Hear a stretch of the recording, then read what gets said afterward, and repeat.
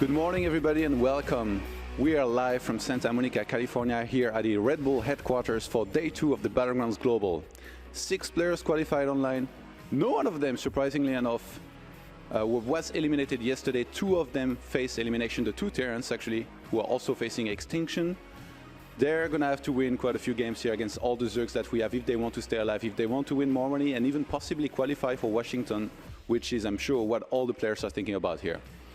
Our first 2 casters today here are going to be Nathanias and Roddy, who I'm sure are going to explain everything clearly to you guys. Guys, take it away. Thank you very much, Johan, and I'm not sure we're going to do that, but we are going to try. Of course, things can get a little complicated over here at the Battlegrounds Global, but we had a lovely day yesterday, Nate. I really think Friday was awesome. We saw a lot of good series, and I think today is just going to be more of the same, but hopefully even better. Yeah, I was really impressed by some of the results that we had yesterday, especially some of the ZVT. My favorite was Impact series against Polt. Almost made him look like child's play with how well he executed his control and his micro in that series. Of course, this is the Battlegrounds Global, one of many stops that Red Bull has had for the Battlegrounds series in 2014. We've had quite a few prior to this, and we've got quite a few more coming up. Yep, we're a little more than halfway through, so we just can take a look at the entire 2014 plan of the Red Bull Battlegrounds. And you guys can see that everything eventually leads up to that grand final that is happening on September 20 to the 21st in Washington, D.C. later this year. But however, to make it to Washington, you're going to have to win one of the qualifiers, or you have to be the finalist or runner-up from last year. As you guys can see, so far we know 5 of the 8 players that will be participating in the grand final. All 5 names are phenomenal. Parting and SOS were the winner and runner-up of last year. Scarlet was able to win the Battlegrounds North America. Red Bull's very own Bomber was able to win in Atlanta, so that's of course awesome, and it makes it a little extra fun for all the Red Bull folks. And Trap got invited because he won MLG Anaheim, which was a wildcard qualifier. Now, we wrapped up the qualifiers of the Battlegrounds Global, and currently going on is Battlegrounds Global. So at the end of this weekend, we will know our 6th player to make it to Washington, D.C. That's right. We had a couple of very grueling online qualifiers to get to this stage. A lot of players taken out. Unfortunately, some players weren't able to make it, but we've had one hell of a tournament so far. And if you guys are wondering and saying, hey, what's this with lives? What's this with extinction? Well, we've had a pretty cool tournament format if you're just tuning into Battlegrounds for the first time. And to put it simply, every player started off with 3 lives. Every player was forced to issue 1 challenge every day. Now, of course, when someone was eliminated, everyone will also issue a challenge today, unless they're eliminated before they can issue a challenge. But if you lose a challenge, you lose 1 of your lives. And if you get challenged or you challenge someone else and you win that best of 3, you get $100 guaranteed. So if you get picked on and you can beat back all the bullies, you're going to make a little bit of extra coin. Yep, if you actually make extra money, then, I mean, if you get picked up on by a lot, you're going to make some extra bucks. That's nice. That's a nice little addition from the last Battlegrounds. Either way, everybody's still alive, like Johan already said. At the end of the day, we are going to give away, again, at least $2,400. And then, hey, we play 6 best of 3s, so that's 6 times $100. So in grand total, we give away $3,000. And of course, we will do the same thing tomorrow. And when we do it tomorrow, Nate, that means at the end of the day, there's only 1 player left. So he will get $3,000. And of course, that also prestigious ticket to Washington, D.C. later this year.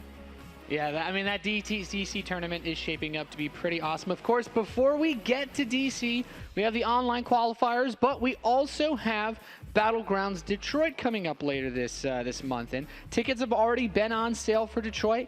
Already able to purchase seats. I think we're actually getting towards the end of when you can purchase 3-day passes for the event as well. That is correct, Nate. Today and tomorrow are going to be the last 2 days where you can pick up your 3-day pass for Detroit. So if you have plans of going to Detroit, the Battlegrounds in Detroit, which is happening just a couple of weeks from now, and you don't want to go for just an afternoon or just for 1 day, but you want to go all 3 days, the 3-day pass will stop selling tomorrow because we sold quite a few of them already, and we want to make sure that everybody who buys the ticket can actually make it into the event. So if you want to have a 3-day pass, you're going to have to pick it up today or tomorrow. And of course, you guys can find all the information in regards to that at battlegrounds.redbull.com.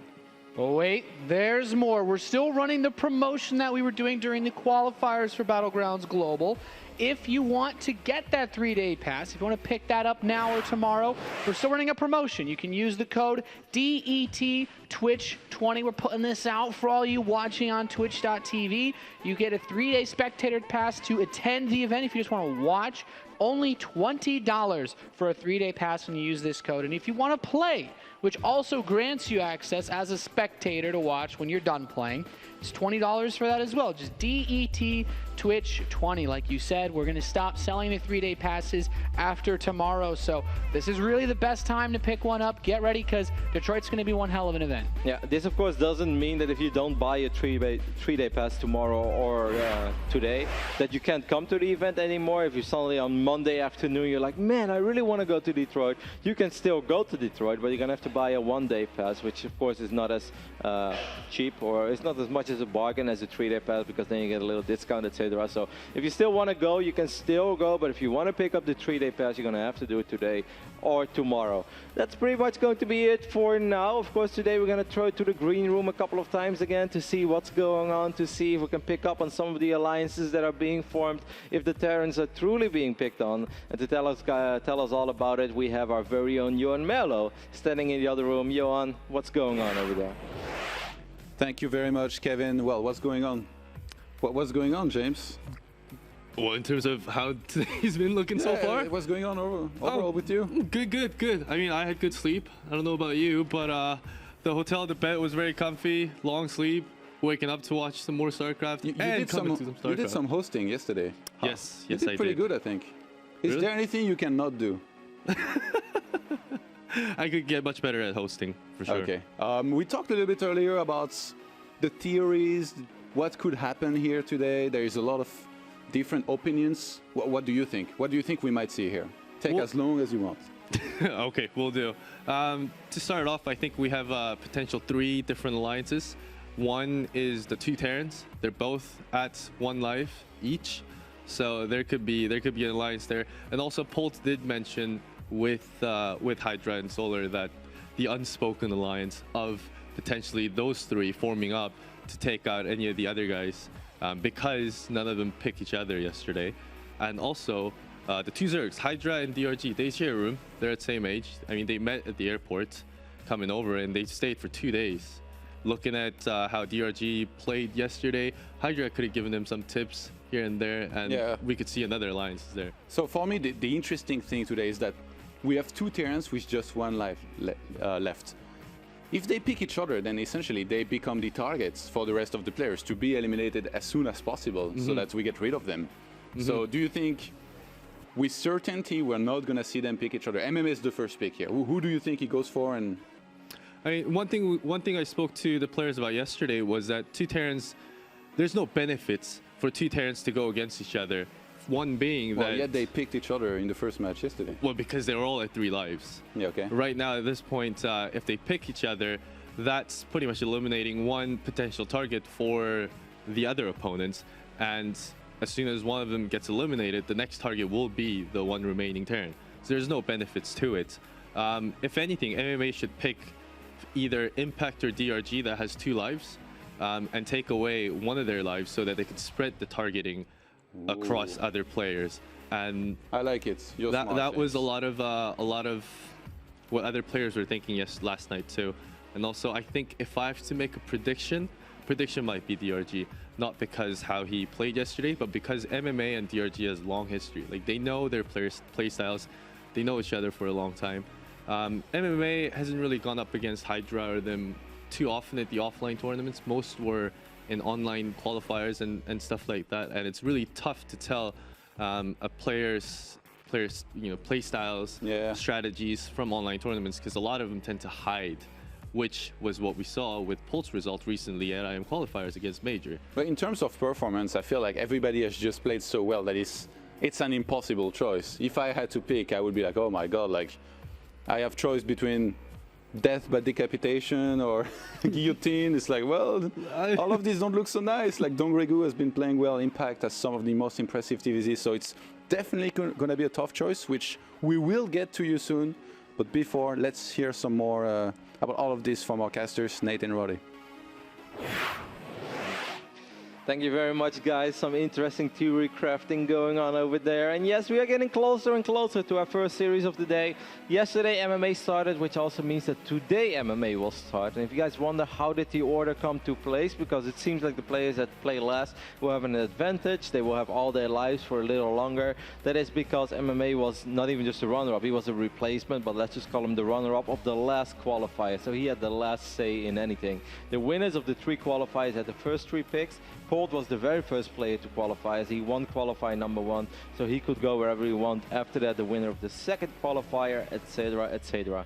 So we've been talking a lot about the lives. We've pretty much already told you guys what the standings are, but we can take a look at the scorecard, which is essentially our bracket of this tournament.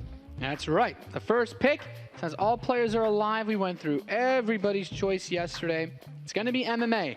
He has to pick one of these remaining players. I have to say, Kev, I actually really like James's logic. Yep. If you can take another life off of DRG or Impact, suddenly someone like Polt or Hydra or Solar, they're going to say, maybe I want to eliminate them. Yeah, exactly. And I mean, just look at it this way. I think the other really good point is if MMA picked Polt and one of them was gone, like, whoever survives is immediately the target for everybody else. Yeah, I really don't think it makes a lot of sense for MMA to pick Polt. Not only because he would eliminate his only other Terran brother in the tournament, but above all, is he really going to make it throughout the day with, you know, none of the Zergs picking on him? I think if he wants to make it through the day, he's going to have to win a ZVT anyway. Yeah. And I would probably go with DongRaeGu, not because I think his ZVT is weak, but Impact looked so incredibly scary yesterday. Impact played against Polt, correct? In that series where he played against Polt. He just looked phenomenal. His middle-list caress, his middle-list control, everything from top to bottom was just top-notch. So I'm not sure if I want to go up against Impact. Of course, Hydra and Solar, they both still look very healthy, and above all, you know, most of the time there's a reason why a player still has 3 lives, because the rest respects them, the rest knows that they are incredibly good, and that you rather avoid them at least for as long as you possibly can, till you can pocket some extra money, and then you're like, all right, well, if I want to go to DC, I'm going to have to beat them eventually. But just like with the appetite, Nate, you want to save the best for last, and maybe that's how they feel about Solar and Hydra. Yeah, I think that makes sense. The way I see it is, especially if MMA were to lose whatever match he challenges, the players with 1 life left, you know, if Polt ends up being the only player with 1 life left after this first match, or MMA, if he were to pick Polt and defeat him, you basically become the Iron Man, right? You're going to get picked almost every match I would expect for the rest of the day. You basically got to go full puck and just grind it out, beating people left and right. Otherwise, that's it. You're done. Which does mean that you're going to finish the day with 500 or 600 extra dollars in your pocket, but that doesn't mean that it's going to be any easier. However, that is going to be pretty much it. As soon as James and MMA are ready, we can go ahead and throw it to them, and then we can hear from MMA who he is going to pick. You know, Nate, in the craziest of circumstances, he picks Solar, he wins. Then the second player of the day, who is DongRaeGu, picks Solar and he wins, and then Polt picks Solar and he wins, and then suddenly Solar is out. But I have a hard time imagining a world where we are going to see that. That doesn't seem like a realistic scenario at all. Solar and Hydra are looking like the 2 players that are going to be able to make it to day 3 for sure. But before we get into that in first match, we get in that process. If you're just tuning in, if you're saying, oh man, I was busy yesterday, I had work, something crazy was going on, you were busy winning StarCraft games, we've got a recap video covering everything that happened in yesterday's first Battlegrounds matches. So just have a look-see, and hopefully you guys enjoy the matches from yesterday.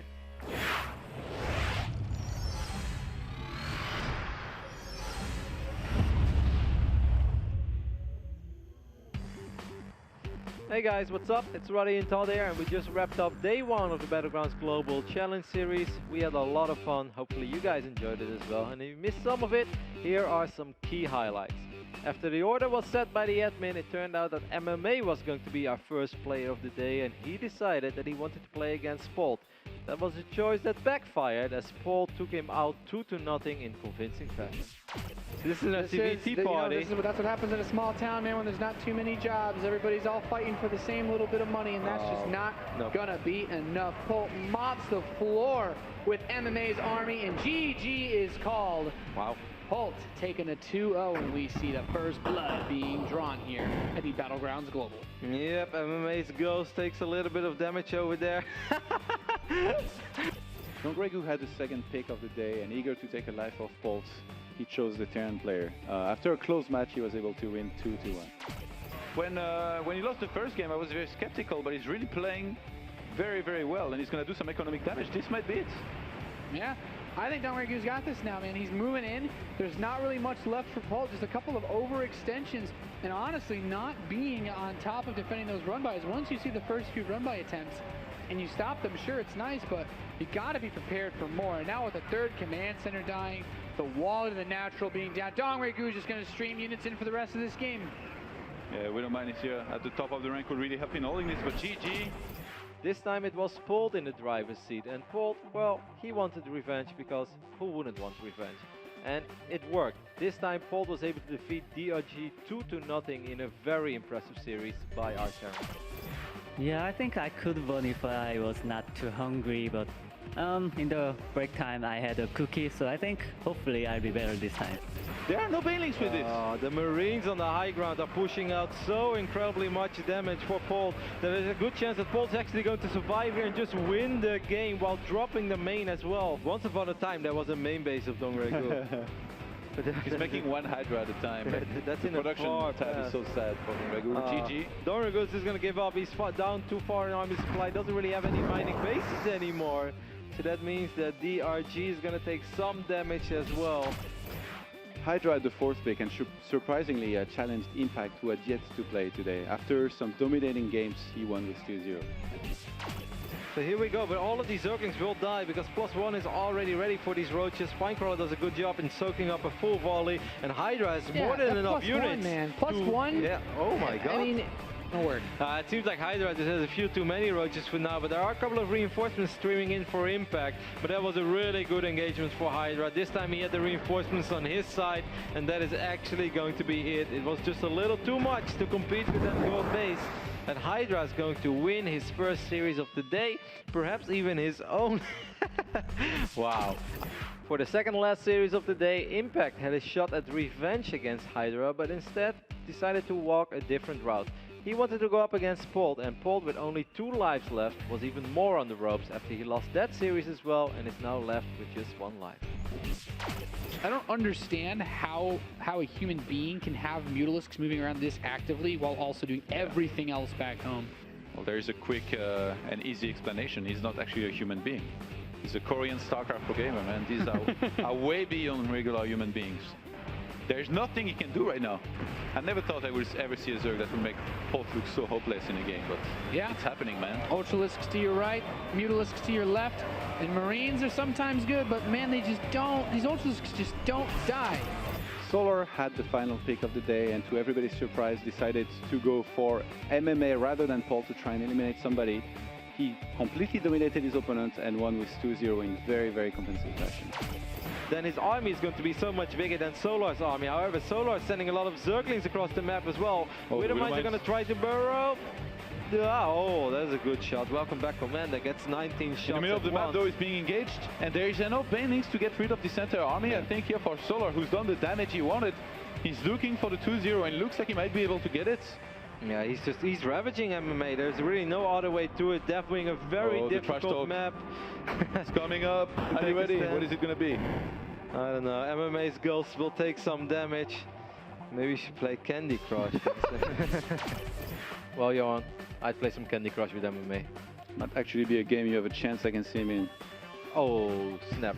Well, guys, that's going to be it for day 1. Thanks for watching, and see you again soon.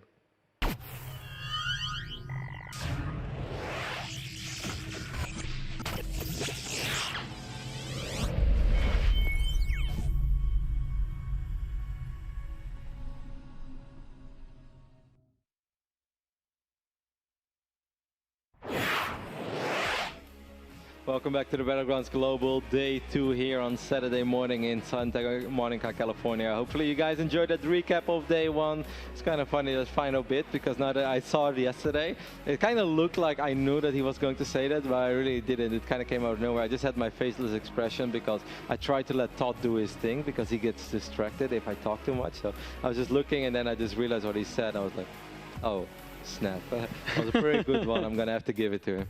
Man, I think the only thing I think I have enough expertise in related to StarCraft that I could try to beat the Koreans in might be Nexus Wars. I've dumped enough of my life in it. That's all I got. That's all I got, man. These custom maps. I don't know if I have anything at all. I have an admiration, perhaps more for them than they would ever have the other way around.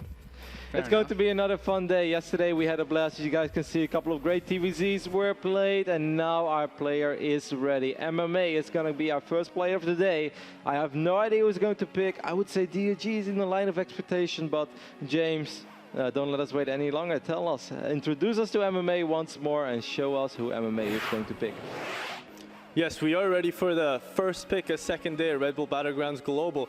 Will this be the apparent fall of Master of Marine and Marauders? MMA. 안녕하세요. 안녕하세요. 이제 해병 불고 무료선 지뢰 조합으로 아니지 지뢰는 없었죠. 자연하겠든 그때는 참 잘하셨는데 어제는 시리즈는 고사하고 한 세트도 못 따셨습니다. 어떻게 된 건가요? MMA, you're known for being master of Marine Marauder and Medivacs back in the days of Wings of Liberty. You used to be so good versus Zerg. Yesterday, you didn't win a single series, let alone a set. What happened? 좀 유럽에서 2달 동안 생활하면서 좀 대회를 많이 다녔어요. 근데 준비가 안 된 상태에서 대회를 많이 다녀서 제대로 된 연습 없이 다녔기 때문에 좀 대회 성적이 안 좋았던 것 같아요. 이번도 그렇고 그래서 좀 실패한 2달 동안의 대회인 것 같아요. I was at Team House in Europe for the last 2 months. Unfortunately, I guess I didn't prep enough before coming over to Europe. So I participated in a lot of tournaments, online ones, offline ones. None of them really went as I expected. And even coming over here, I'm not showing as good of a result as I should have. And I think that's what's causing it. So I gotta step up my game for today. 그럼 오늘은 어떻게? 오늘은 이제 적어도 한 세트는 따셔야죠. 그리고 문성원 선수 이름에 걸만한 한 시리즈도 따셔야죠. 오늘 이제 어느 정도 밤에 준비를 하셨습니까? Today you have to win at least one set. I mean, for being MMA, hell, you should win one series at the very minimum at Red Bull Battlegrounds. So what's your mentality for coming in today? 참 어제도 1승도 못 따서 좀 많이 아쉬웠는데 오늘은 1승은 꼭 따고 싶네요. The goal for today is to win one set. I'm not giving myself a high expectation. I think this is more than manageable. So I think I can do this one set. 그럼 이번 레드불 배틀그라운드 때 테란들이 못 하고 있는데 Terrans are very struggling, as you might have seen in the day one's results or in the VODs or the live stream. What do you think is causing it? 왜 테란들이 이렇게 표적이 되고 이렇게 헤매고 있다고 생각하십니까? 저랑 폴트 선수가 잘 못하는 것 같고요. 좀 저도 정말 아쉬운 게 연습 제대로 좀 해왔으면 좋은 성적 낼 수 있었을 것 같은데 정말 시간이 없어가지고 너무너무 아쉽네요. 결과에 대해서. I think Terrans are doing bad because it's just Polt and I are just not doing as well as we should be. I'm kicking myself in the bum for not prepping enough, and it's really disappointing, to be honest. 그러면은 경기 뭐 일단 선수 정하고 하기 전에 최성우 선수한테 같은 테란으로서 뭐 팁이라도 하나 남겨주시죠. As a Terran companion, you know, give Polt maybe what you thought about yesterday's his matches, and maybe give a little tip or two. 팁은 없고요. 단두뇌 매치를 신청하겠습니다.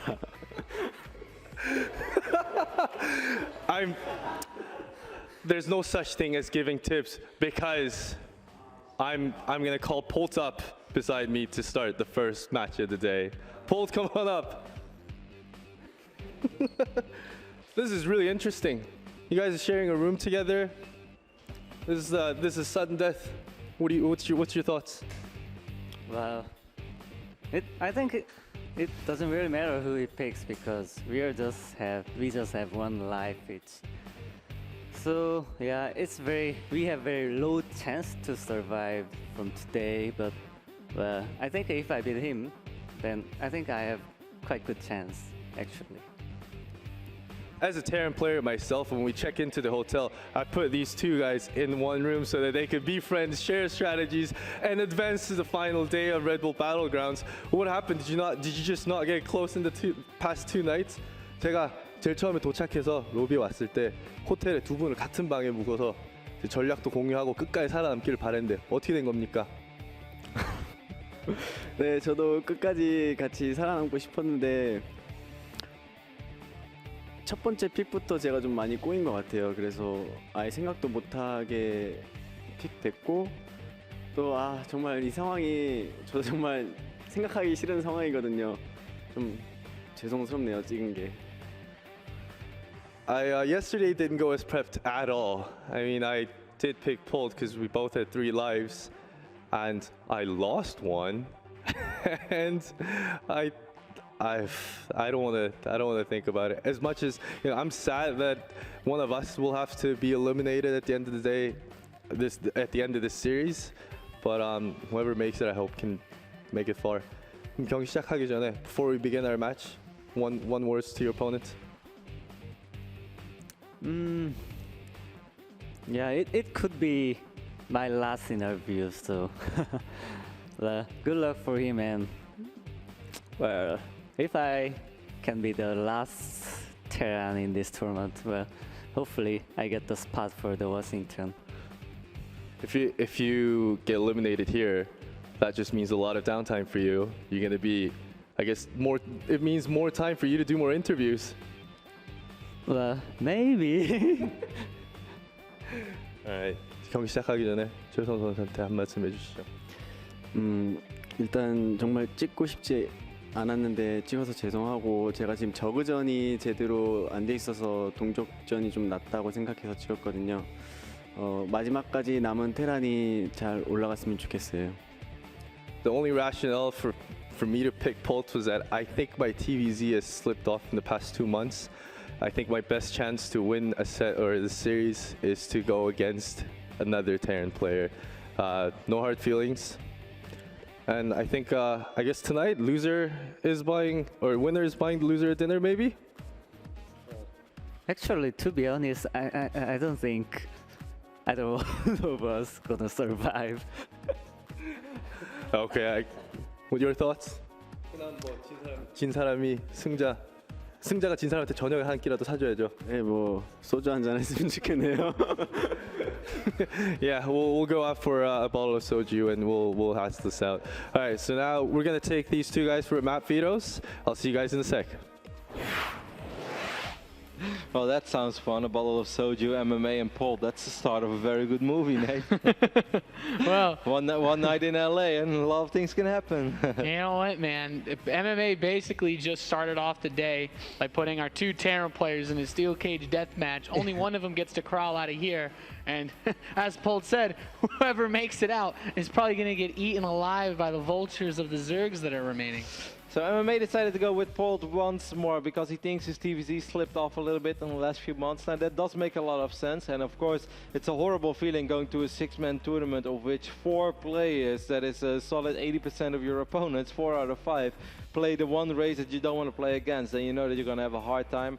I'm still a little bit surprised because his series against Polt didn't really go exactly the way either, like I think he would have wanted to yesterday. And above all, I do not think that his TVT has looked that phenomenal over the last few months. Polt had a pretty clean 2-0 over him yesterday. You know, MMA is a good player, sure.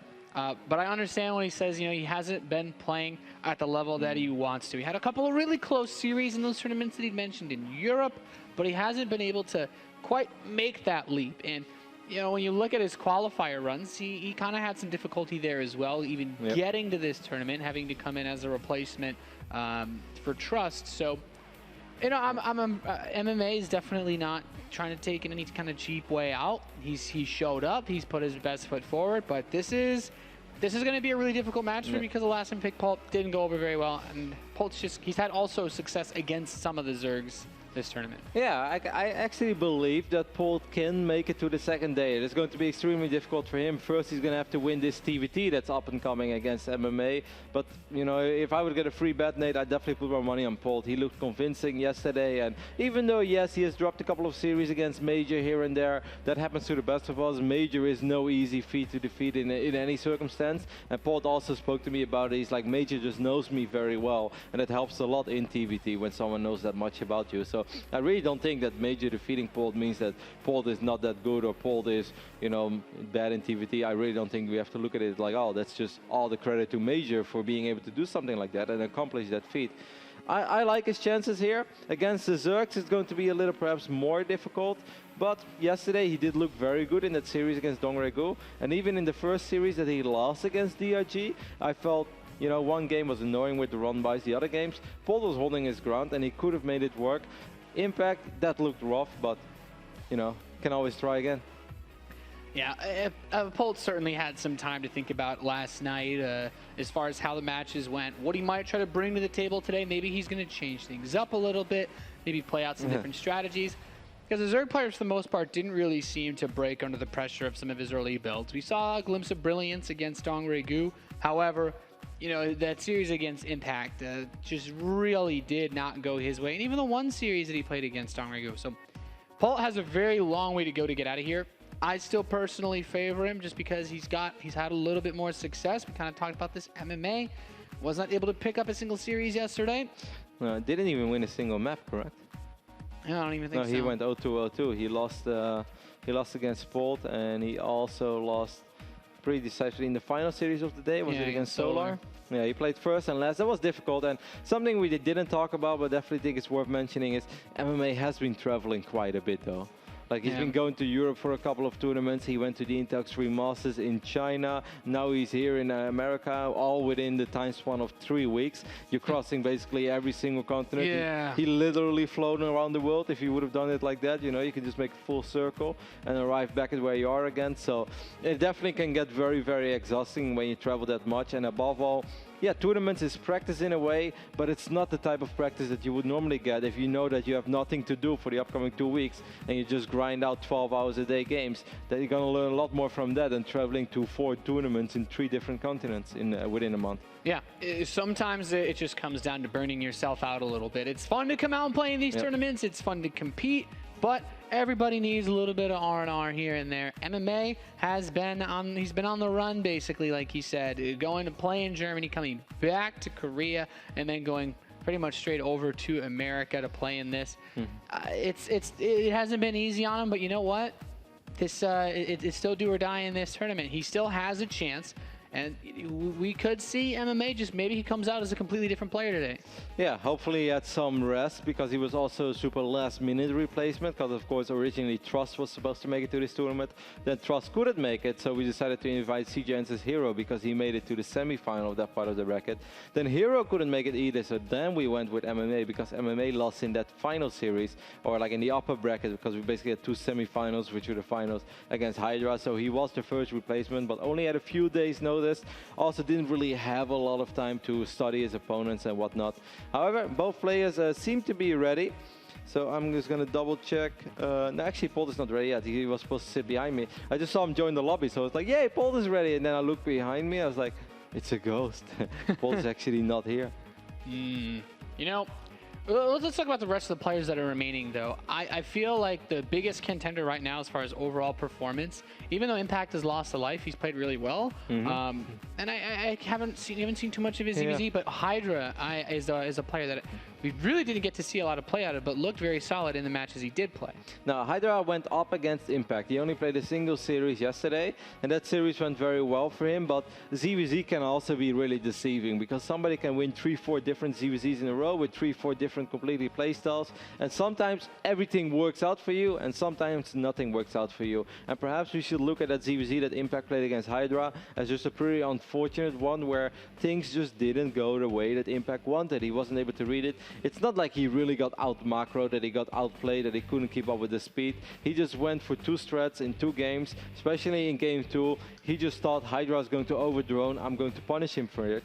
However, Hydra did not overdrone. Hydra made a lot of roaches, and then suddenly when you cancel your layer and you run in with a bunch of Zerglings and slow roaches against speed roaches in +1, you're like, well, I didn't really expect it. But that doesn't mean that you're not good enough. That doesn't mean that you can't compete with him. It's just wrong strategy at the wrong time. However, everything can be different today, Nate. Yeah, so sometimes things just go wrong with the strategies that you pick or the build orders. It can happen in StarCraft too, but you know, that's also the mark of a player that is of the top caliber, that you can either get yourself in a position where you can pick a build order that crushes your opponent so easily, or that you're good enough to find a way to make it work anyway. In Impact, he was, I would say, a bit stubborn in the ZVZ that he played yesterday against Hydra, but I'm interested to see because I still think that whoever loses this next series, whoever wins as the only remaining Terran, as the only player with 1 life left, becomes a really big target for elimination because with 2 players being eliminated, that's an extra couple $100 that are going to get thrown into the prize pool for everybody else that survives today. That is correct, Nate. Now we're really pretty much good to go, guys. I'm sorry that it's taken a while, but we are almost good to go for game number 1 on Overgrowth. Just making sure that everyone who's supposed to be in the lobby is in the lobby. Of course, we're providing a French stream as well. We might be providing an additional stream, just double checking to make sure if he's allowed to play, because before you know it, Nate, they're going to say terrible, terrible things, and we're going to have to rehost the game, and it would be terrible. It would be sad for you, it would be sad for me, it would be sad for the players. So I just want to make sure that we're good to go. All right. Well, yep, just making sure everything is cool. But the first map of this best of 3 is going to be played out on Overgrowth. And the maps that we saw in yesterday's series between Polt and MMA, I believe we had, was it King Sejong Station and Merry-Go-Round, Roddy? I think were the 2 maps. King Sejong Station and Merry-Go-Round with the TVT yesterday? Yes, that is correct. Merry-Go-Round was a pretty good game. King Sejong was a little one-sided. Yeah, those Hellions came in and just roasted all those Marines. So we haven't seen Overgrowth just yet. This is a map where we've seen Polt break out some very aggressive strategies. I think one of the especially builds used against Bomber in the finals for the Battlegrounds Atlanta, very fast tank push. Maybe we'll see something like that from Polt. He's not afraid to get aggressive even off 1 base. No, Polt is not afraid to get aggressive. His TVT has been a little all over the place over the last few months, so every now and then it feels like it's in place.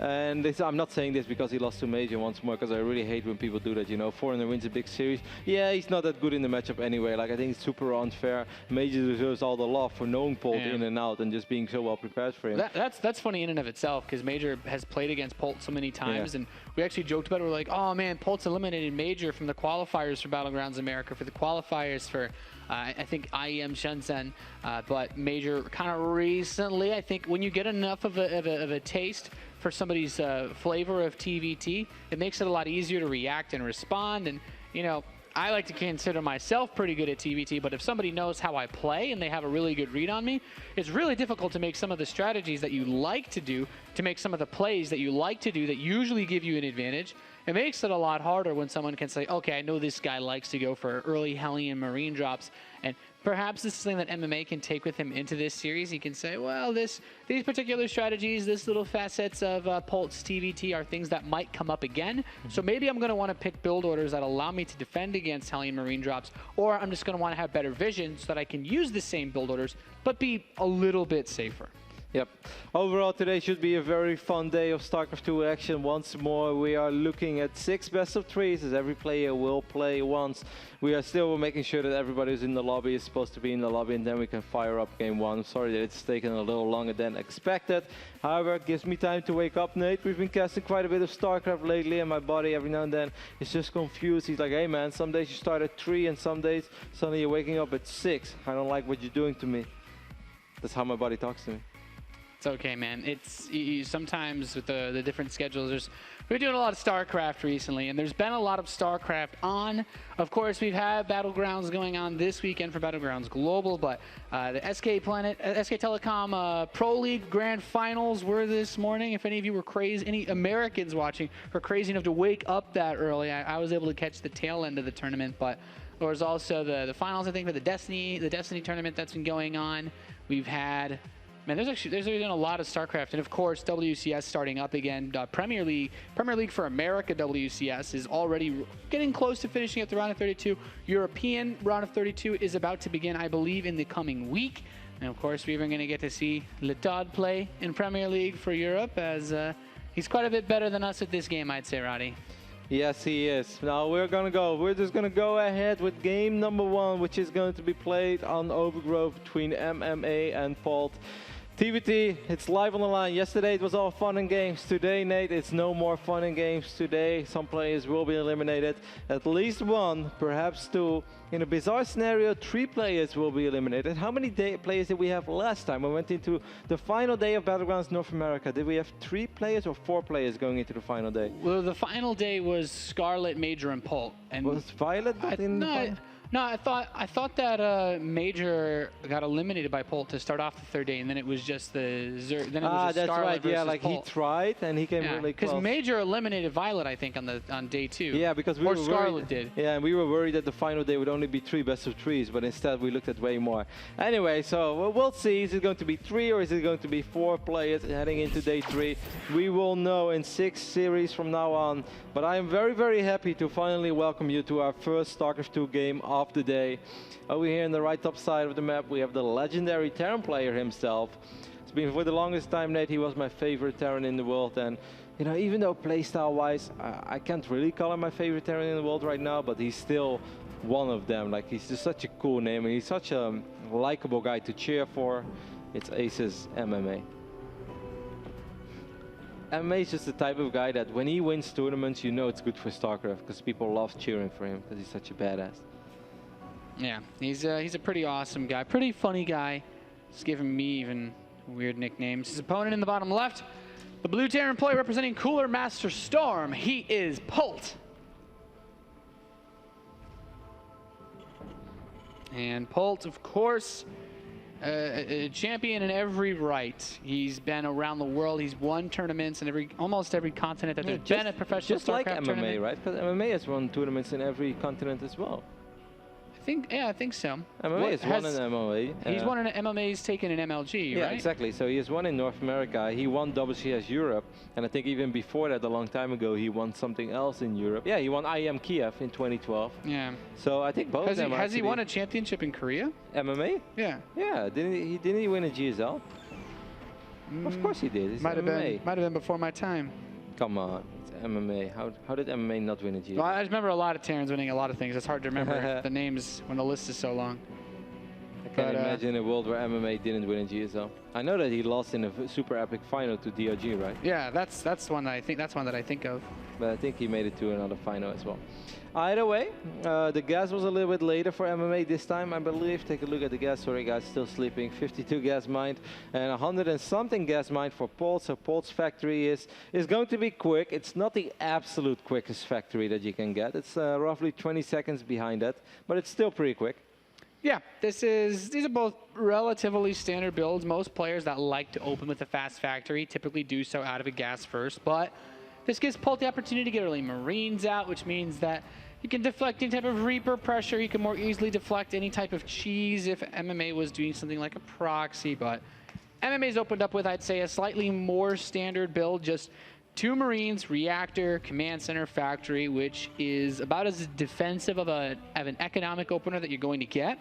This will still give him the option to go into something like 2-base Cloak Banshee if he really wants.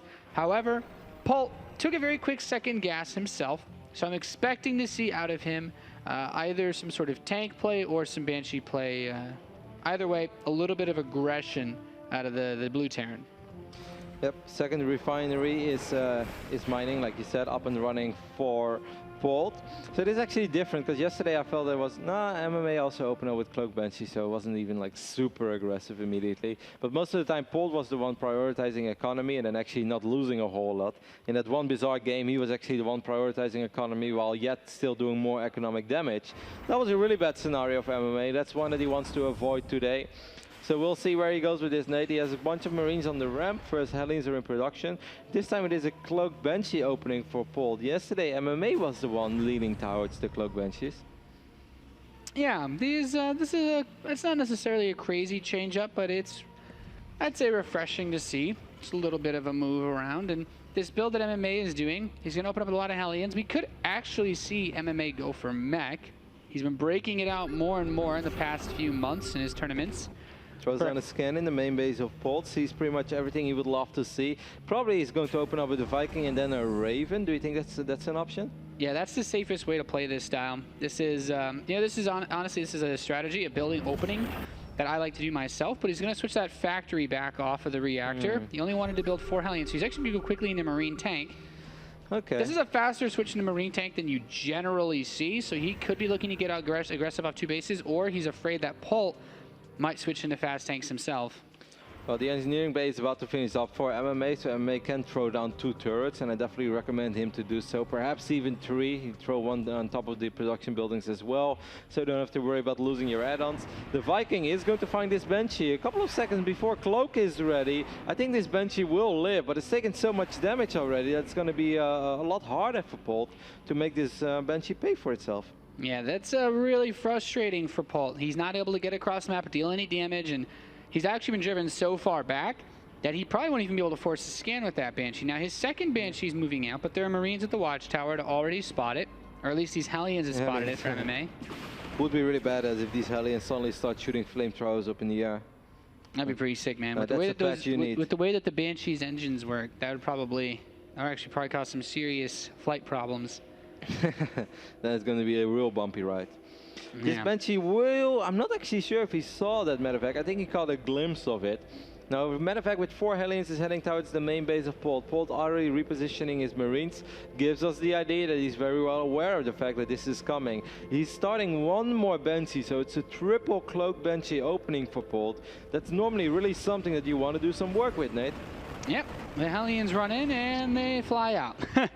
Marines perfectly positioned to defend against this attack from MMA.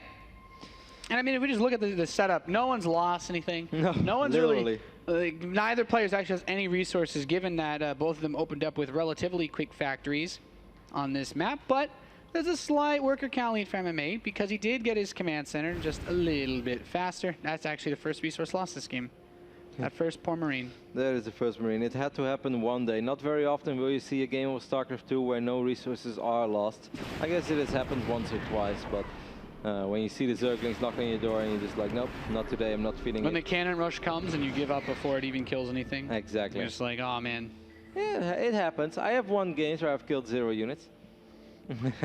Either way, here's that Cloak Banshee of Polt. This one is going to try to do a little more work than the other one in the natural that got shot down. He gets a couple of SCVs for his efforts. We're going to take a look at MMA's Vision, who's forced to burn a scan as well.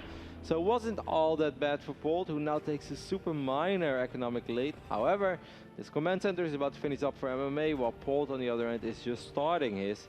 So you could still say that MMA, despite having less workers now, is in a good economic position.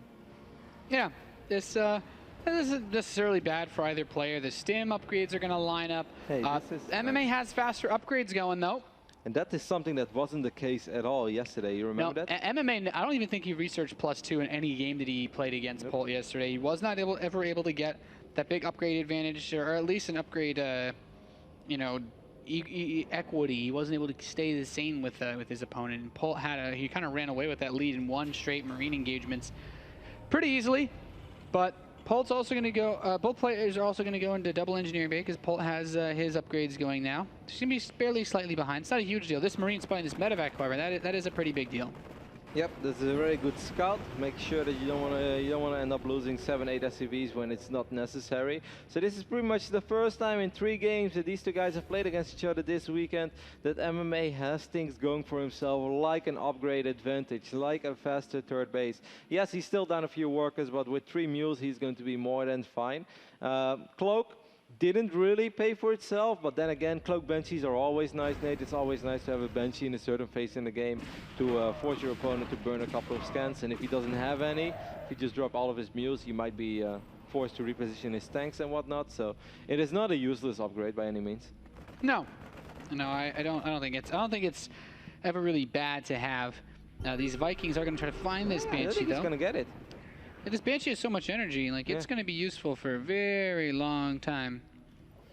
Now, tank positioning is of course extremely important in this matchup. Yesterday, I really felt we saw Polt outmaneuver MMA a little bit when he got that perfect siege up on merry-go-round at the bottom of MMA's natural ramp. This time, however, MMA wants to be the aggressor. He's moving out. The unit count shows us 6 tanks for Polt, 5 for MMA. Marine count is pretty much even. Upgrades, I think by the time they fight, it should be pretty much even. So MMA has to be careful as well, though, Nate, that he doesn't overextend himself. Yeah, I mean, catching his third command center is going to be nice, but then he has to worry about the flank that Polt can bring, because Polt... It's a lot of Marines, though, that start working on his orbital command, and Polt is so far out of position that he's going to be forced to pull the SCVs. He will save the orbital for now. That's good. Yeah, that's actually really big, because Polt is going for a counterattack. There's not really a lot here for MMA, and his tanks are not sieged. So with combat shields, even upgrades, these Marines are going to be able to blast through for now. And with these tanks in the back, I'm a little bit concerned. It's kind of like a weird dance where one of these players has the opportunity to flank the other, but it just depends on which one of them is going to be the most stubborn with holding the siege up position. I mean, Polt, if he would have had an extra medevac, I think he would have flown everything into the main base immediately. But with only 2 medevacs, that was a very hard call to make.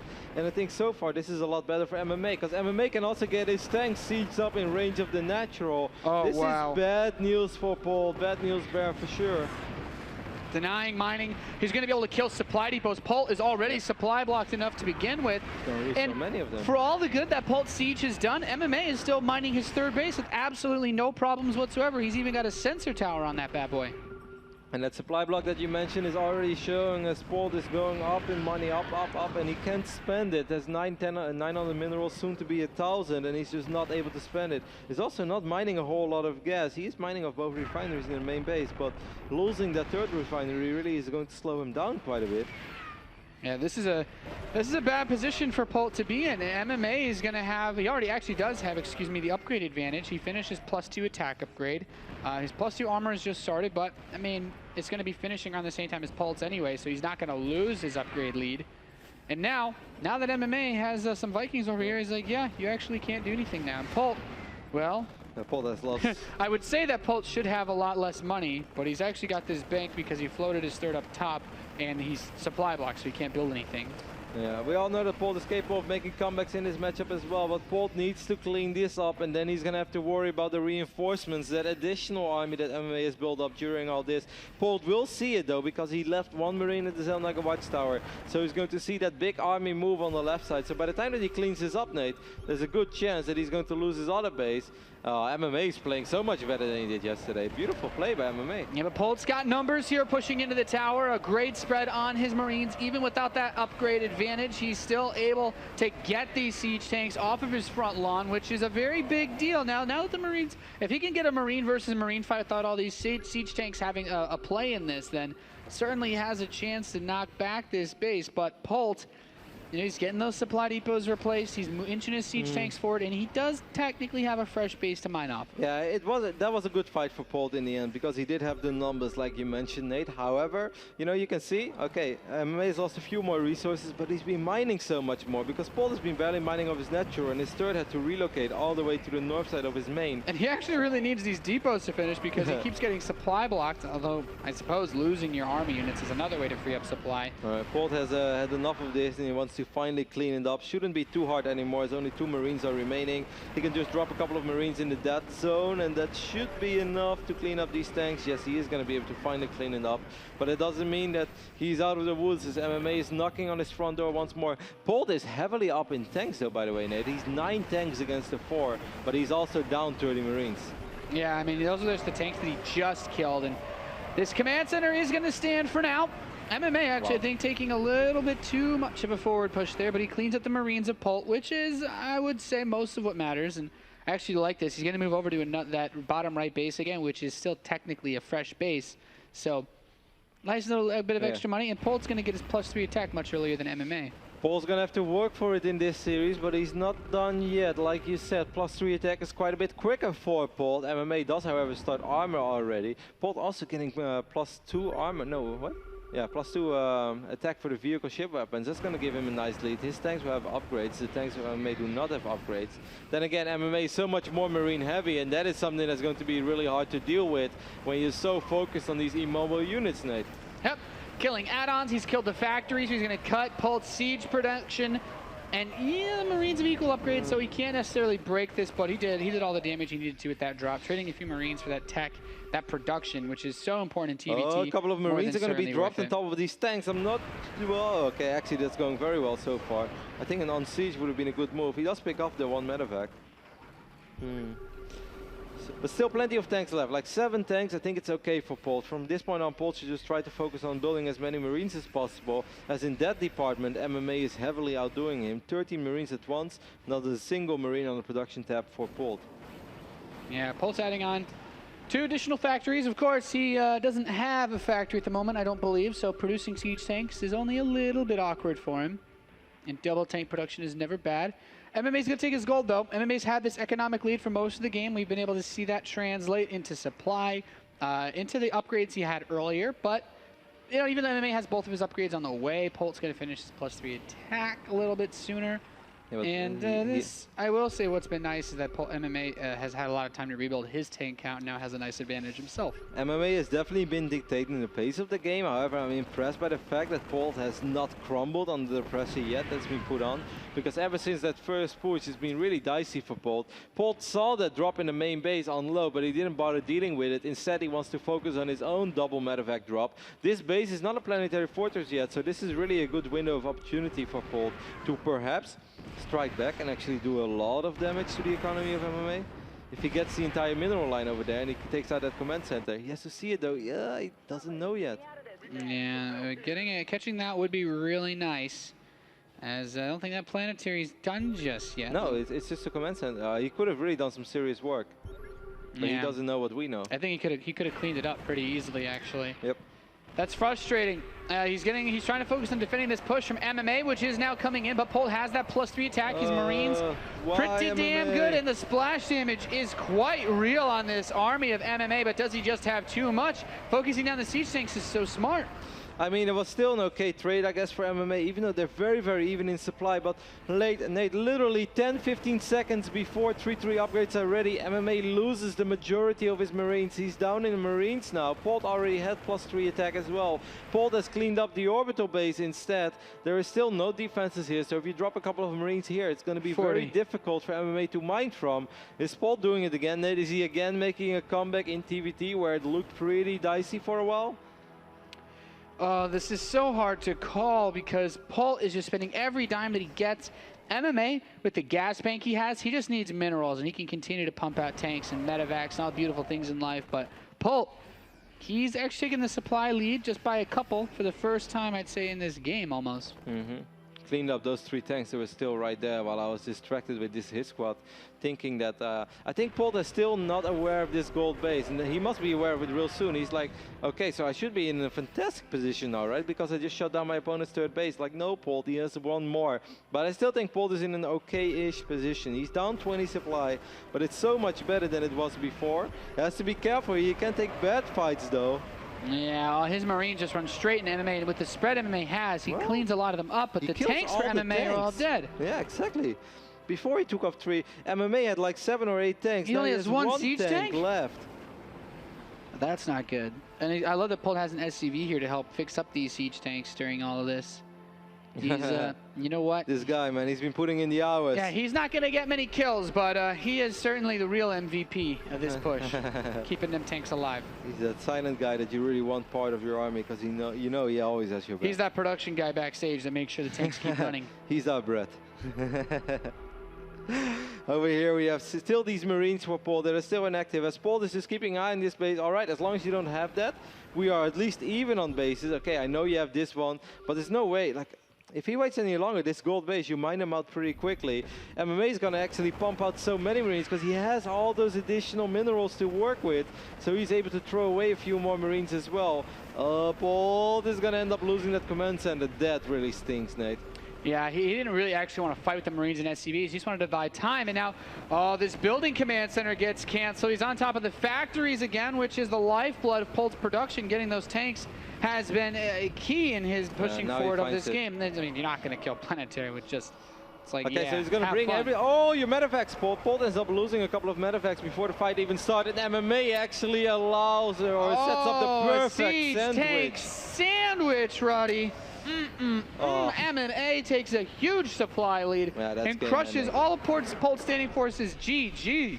that was really sick because Polt was setting up the sandwich. He's like, all right, I lost that base, but at least I'm just going to retreat with everything and I will be able to intercept your forces and I'll send the units that I had at home and I will retreat my other forces so I can sandwich this army. But MMA instead said, nah, you don't have enough to fight this side, and instead he kills the bottom and then he sandwiches the rest of MMA's army, or from Polt's army, because MMA pulled his forces as well from the right top side. That was a sick move. I love Marine Tank TVT. It's, you know, it's fun to watch. Personally, it's my favorite way to play the matchup. You get into these engagements where it's all about the positioning, right? If those Marines just go a couple steps forward, all of a sudden they all die.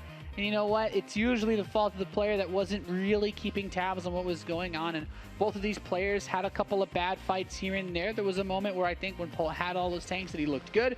But that gold base, man, we talked about it. He could have ran those 16 Marines and he could have killed it. You know, it's like, oh, but the planetary fortress was 10 seconds from finishing.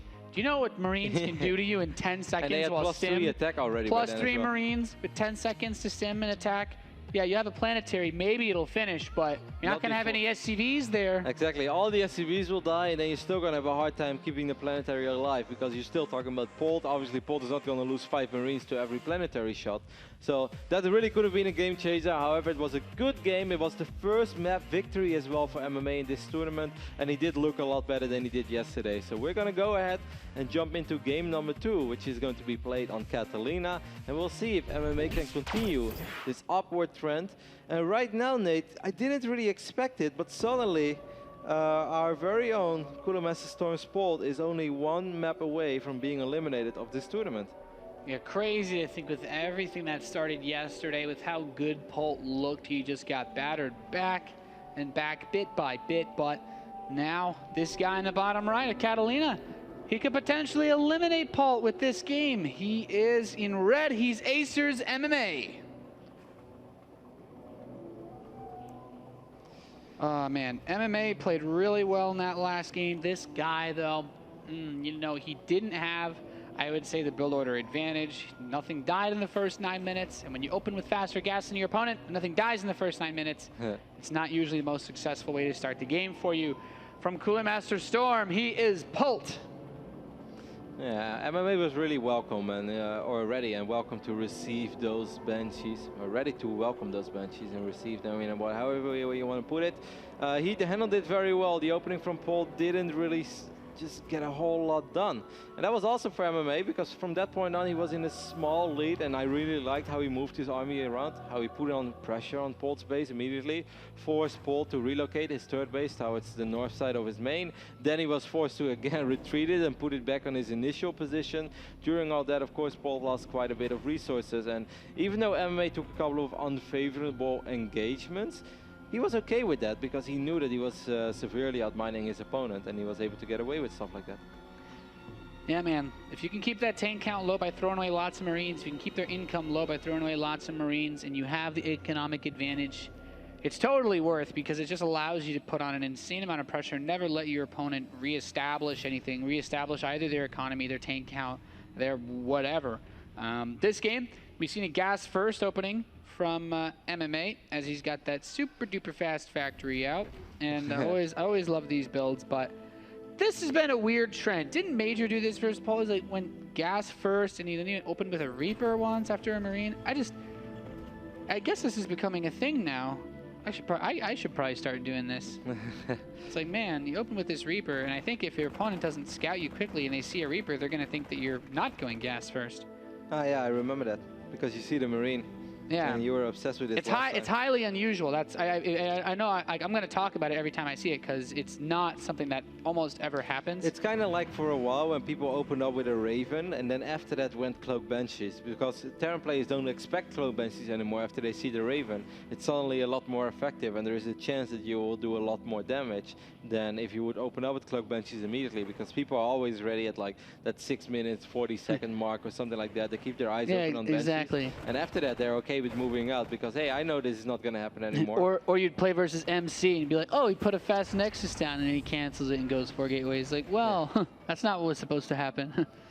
Exactly. So we'll see where MMA takes this. He has a tech lab. He could still go for a quick Banshee opening as well. But I personally don't like Banshees that much in Catalina, and I don't think he's going to do it. But we'll see where he actually takes it. Yeah, the Reaper Hellion pressure is nice. Almost actually kills a unit. That would have been pretty big for this early in the game. But MMA looks like he just wants to, go Banshee again.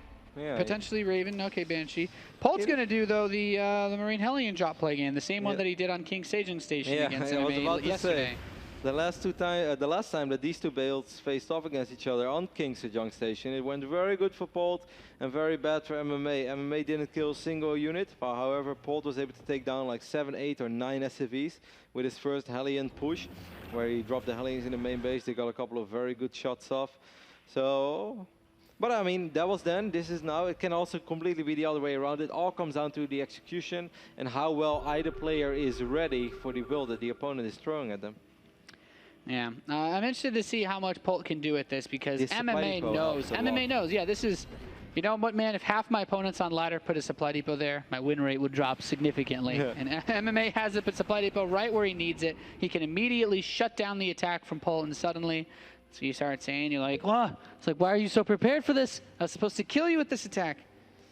Of course, he did see, he saw a little bit. He saw the one refiner. He didn't actually get the second one. Polt is still going to try to push his luck. One of the Marines is revealed. The Hellions are going to stream up the mineral line on the north side. They pick up that SCV that was building the command center, but Polt has to be very careful how he wants to control his Hellions, as he's actually going to lose all 3 of them immediately. He does still have these Marines with that medevac, so he could maybe do a little bit of work with that. But he has to be so careful now, because if he ends up losing these Marines, then he doesn't really have a whole lot at home to deal with the counterattack. Yeah, that's actually a really good point.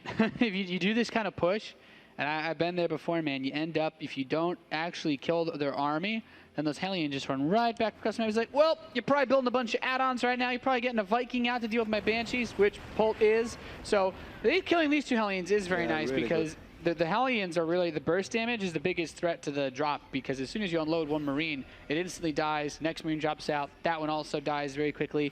So this allows Polt to stay aggressive in MMA. The last thing you want to do is keep that Banshee at home when you'd rather be killing sweet workers. I think his Reaper's running back into the main, though. Yeah, that's really nice for Polt, that he doesn't have to worry about these 2 Hellions anymore. Yeah, there is one that's to worry about, but not the other one, or the other 2, I should say. So that's going to make his life a little bit easier. He still has his medevac active above all as well. He knows about Banshees, though. He saw the Banshee with his Marine. He knows that it's an option, but that's why he threw down a missile turret. He has his command center finishing up. I think even a tiny bit behind the one of MMA, but in the end of the day, everything is still relatively even. So it could have been a disaster for Polt, and it didn't turn into one yet. Yeah, this game is, you know, it's like you cut enough of your own economy to make an early push, and then your opponent takes just a little bit of a hit, even though they expanded earlier, and it ends up that you're both pretty much damn even. The worker count is the same. Both players are now floating over to their natural expansions. The only thing that Polt really has going for him. Actually, I'd say MMA has the 2 additional barracks much more quickly than Polt has any extra infrastructure. But that's also because Polt has, I think he has like a good number of siege tanks. Now, last game, MMA went immediately into double engineering bay. However, at the back of openings like this, you often see them go 1 eBay, get both upgrades, and then by the time that the second upgrade is ready, they start the second one. I would really love to see MMA prioritize upgrades a little bit more, like he did in the last game, perhaps. Because this is the only game that he has won so far against Polt. And I know, Nate, you often say this, so now it sounds like I'm repeating you, but upgrades in TVT, if there's any matchup where upgrades are important, it's just these Marines shooting at each other. It makes a world of difference. Yeah. Trust me, you play enough TVT and you learn, you're like, oh, I've got +1 attack, he's got 1/1 armor. It's not that big of a deal. It's like, no, that +1 armor upgrade will actually, Tyrannosaurus wreck you in a straight up engagement with stim and combat shields. Even if you have everything even, just 1 upgrade in TVT has huge implications on the outcome of all battles. So you really want to be careful. You don't want to take engagements until you're either very quickly getting an upgrade lead, or if upgrades are even and you know that your opponent isn't about to have a lead himself. But Polt's been doing a really good job. MMA as well of building up a good siege tank count, which is your natural way to deny any fast pressure, because the last thing you want to do is try to drop onto a player that has well-spread siege tanks, because then they're just going to crush all your forces. I like this. You just boost the speed medevac into MMA's base with nothing in it just to see what's going on. Wanted to drop Billy the Marine, though. You could have dropped up Billy and dropped him in the main, see if Billy could see something. Billy wouldn't have been able to check out, man. Yeah, Billy would sightsee. Billy comes in peace, they know that. He would every like now and jump. then. He would jump off the cliff Reaper style with an explosion behind him. Once more, it's kind of a slow opening to this game. Of course, Polt did try to make something happen with those Hellions and Marines, and MMA on the other end with his Cloak Banshees, but not a whole lot has died yet. This time, this Cloak Banshee has gathered up a crazy amount of energy, by the way, so waiting until it runs out of energy is definitely not an option. I don't think we have a Raven, correct? There is a Raven, but it's for MMA. So there's no Raven on the side of Polt. Polt, if you scan, you better be damn sure that you kill it, because this Banshee has energy for days. This map has so much space behind the natural expansion to just hide. Oh, and at the same time, MMA is using this to distract Polt, and he's going to march across the map. It's such an even game, though, that it's really hard to imagine a world where this is going to be successful, but he could just set up the contain, and that is so far what it looks like he wants to do. Yep. Third command center is on the way for Polt. MMA's has been done for a little bit. He's turning it into an orbital command. For all the love that we gave CM Storm Polt yesterday, Nate, he's on the ropes now a little bit. MMA didn't play fantastic StarCraft yesterday, but today he just looks a whole lot better. This Banshee has picked up 8 kills during all this, and he has this soft contain. It's not a hard one. It doesn't put crazy pressure. He could drop an auto turret or a Seeker Missile, yeah? Double Seeker Missile will kill the tank, but look at this. The hottest... Wow. Oh, the Vikings, though. That actually cost him more resources than the tank would have. And look at this Cloak Banshee by MMA, still doing work in the main base, will eventually get picked up, but not before taking down 11 SCVs and also 2 Marines in the process. He's going to give up on the contain for now. I kind of like that contain. I was digging it. I mean, now that he killed the Vikings, he could actually just slow push into him. There's not much high ground vision. Polt has a lot of Marines and siege tanks, but it's also important to consider that if he had tried to charge into that, MMA had his combat shields much sooner. Both players are even on upgrades. Quick point out, the +2 has just started for MMA. Polt doesn't have his armory yet, which complicates things a little bit. I have to ask you this, Nate, as a non-Terran player, I'm not exactly sure why would MMA give up now. Is it just that the reinforcement distance is too long and that he's afraid he's going to lose everything? I feel like if you put yourself in such a strong defensive position and you just rally all your reinforcements to this location, why wouldn't you do that? I think it's because MMA was taking his third base at the time. He's really worried that Polt might load up a bunch of his medevacs and either try to flank him or something, since maybe he didn't have any scans at the moment. There's a couple reasons why you would do it, but if you sit outside your opponent's base for too long, then you know they could be setting up a medevac drop behind your army and then hit you from a couple different angles. You know, as a Terran player, it's important to always have your army moving, unless you have like a true like kung fu death grip on your opponents. Usually third base, but outside the natural, it's a pretty awkward place to siege up this late in the game. Alrighty, and it is a large map, of course, and so there's a lot of space for Polt to drop. I understand it now, it all makes a lot of sense. MMA just making sure that he doesn't overstay his welcome, and he did get his base up a bit MMA's before third Polt. base, However, he's just now going to see this massive army of Polt, and this time Polt is the one that's going to siege up in a good position. Now this could be a fantastic pickup. Is he going to get the orbital? He should be able to get it. Command center is burning, it's gone, and that is a huge pickup for Polt. However, MMA does not want to let this army leave. I think if Polt can escape with these siege tanks, then he had... Oh, actually kills all these SCVs too. That's incredible. If Polt escapes with these siege tanks, I'd love to see him just pick all those tanks up in his medevacs and just boost the hell out of there. Those tanks getting out of here would be like the ultimate tragedy for MMA, because he really needs to get his money's worth out of losing that third. He's actually just going to go for a counterattack. Yeah, that's not a bad idea either, because this base is relatively exposed. There is there are 17 Marines defending this base. 17 Marines, of course, are not going to do well against the overwhelming amount of Marines that MMA over here has. There's no high ground. There's no average. Really nice, actually, use of these siege tanks to pick these forces off for MMA. And this third base of Polt, he's getting right up on top of it. He really wants to actually kill the command center, though. Yeah, he has 64 Marines against the 46 off Polt. Upgrade-wise, there's a small advantage for MMA, but it shouldn't last too long. Actually, it's going to last for a solid 80 seconds. What an excellent decision there by MMA. What great crisis management by him, Nate. Uh-oh, he's going to pick up everything. Yeah, this actually is really smart, because there's nothing in the main base for Polt. These tanks can siege the low ground. And those Marines, man, when they stim, if they can kill some of these add-ons, if they can even just kill the starport straight up, he's like, no more medevacs for you, brah. Absolutely fantastic counterattack by MMA. Polt might be able to clean this up eventually, but he's already going to take so much damage from this. He has lost his third orbital. He has lost so many of the SUVs that he had over here.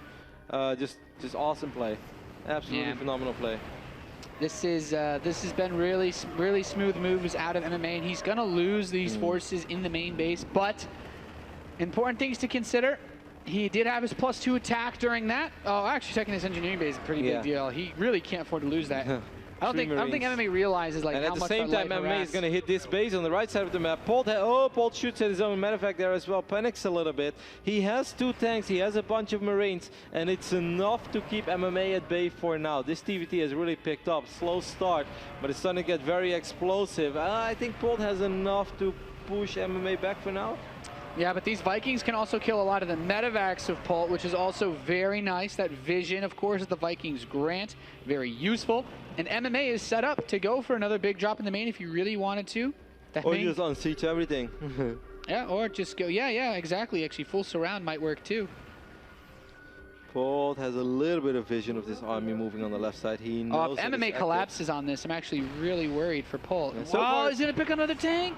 Every tank is so important in this stage. The 2 Vikings are worth their weight in gold, and I can imagine. You know what? That secret missile on those Vikings at the beginning of the game has actually had a stupidly large influence on the outcome of this match. I feel like the air vision, the air superiority for MMA with just those first 2 Vikings has paid for itself like an absurd amount of times. Finally, he will get the Vikings, so that's going to make Polt's life a little bit easier. But again, he lost a couple of SCVs. Again, MMA was able to get a few Marines behind the mineral lines. MMA has to be careful. You don't want to lose. Well, actually, oh wow, the siege tank survives. I do think you want to repair it right now if you're Polt. MMA has played very well today so far, Nate. Much better than we saw yesterday. He's going to unsiege his tanks. He's going to siege a little closer, and we'll be able to pick up another tank of Polt's supply. He's isolating the third base from the natural, and now reinforcing is going to be so much difficult. Polt has to do something. He's going to step forward, picks off a couple of the siege tanks. He gets all of them, but the rest of the army was in from the right side, and now Polt, his third base is forfeit. MMA getting on top of the command center. There's only 1 orbital command remaining for Polt. He's down 40 supply. It looks like the CM Storm Terran is on the brink of being eliminated here from the Battlegrounds Global. Roddy, I think MMA's done it. I think he has. Just a fantastic counterattack by MMA when it looked like Polt had a phenomenal position on his third base, when it looked like Polt was in the driver's seat after he killed that Orbitor and after he killed all those SCVs. I'm sorry, Nate. I can't finish my train of thought when I see that. I heard spectator passes just went on sale for DC. Ouch. Poor Polt. He came so close already multiple times to making it to Battlegrounds DC. I don't think you can say that. However, it does make me happy in a way that we see MMA play so much better than he did yesterday, because yesterday was just not the MMA that looked like he was going to have a whole lot of chance over here, but this was a much better series game. What a great counterattack. Really just, you know, when you see good TVT, you don't need to be a Terran player to spot it. It was great army movement. The way that he dealt with the early aggression, he had the supply depot in a position that allowed him to defend an attack that, you know, honestly kind of just wrecked him in the first series of the day yesterday, where he wasn't quite prepared for it. So he made a few adjustments to his play to handle the way that the Polt was going to bring the TVT forward, and then his mid-game decision-making was just perfect. I love using the double secret missile to pick off a single siege tank when you're going for a light contain. And then he didn't get the tank, but he killed those Vikings, and the 2 Vikings that MMA had were actually like incredibly instrumental to all of the pressure that he brought for the rest of the game. Yep. Even like in the left bottom side of the map as well, where he didn't have the Vikings, where he did have that medevac, immediately on seizes. As soon as he thought like, okay, I think Polt is occupied with whatever is going on the north side of the map, he unseizes his tanks just barely in the range of the tanks of Polt, but then he uses the medevac to grant vision, and he picked off, I think in this game, easily 4, 5, maybe even 6 tanks just by repositioning his tanks and having air vision. It's just really well done. Excellent execution. He never made a mistake, never sent the tanks in too close, that Polt was actually able to fire them as well. This is the MMA that we want to see.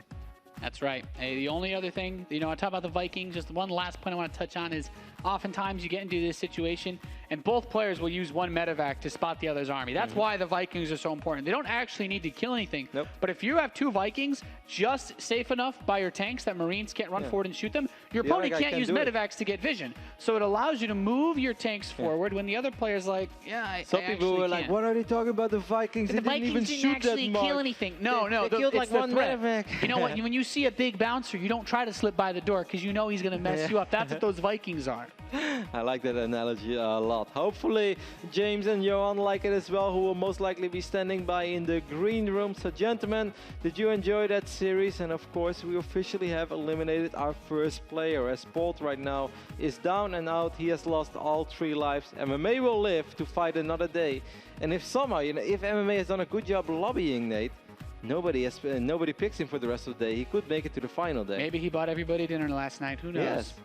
Alrighty, well, let's just go ahead and throw it to Todd and see what is up with Johan. How are you enjoying yourself? Thanks, guys. I'm enjoying these games quite a bit here. A nice TVT to start the day off. I don't think too many people expected it. James did have his own theory. We're here with Solar as well. How are you enjoying this tournament, Solar? Yesterday, actually, you didn't play any game until you finally had to pick someone in the last match. Then you won. Do you think today is going to go the same for you? Maybe another players are skilled to me, so they didn't think me. Today also same with yesterday, I think. So do you have a message for the players? Should they be scared of you? If you don't wanna lose your life, don't think me. You like that, James? Yeah, it's a change of strategy. I mean, you were saying, don't pick me because I love you, and now you changed your strategy to, if you value your life, it's not smart to pick me. So I think interesting turn of mentality from yesterday to today.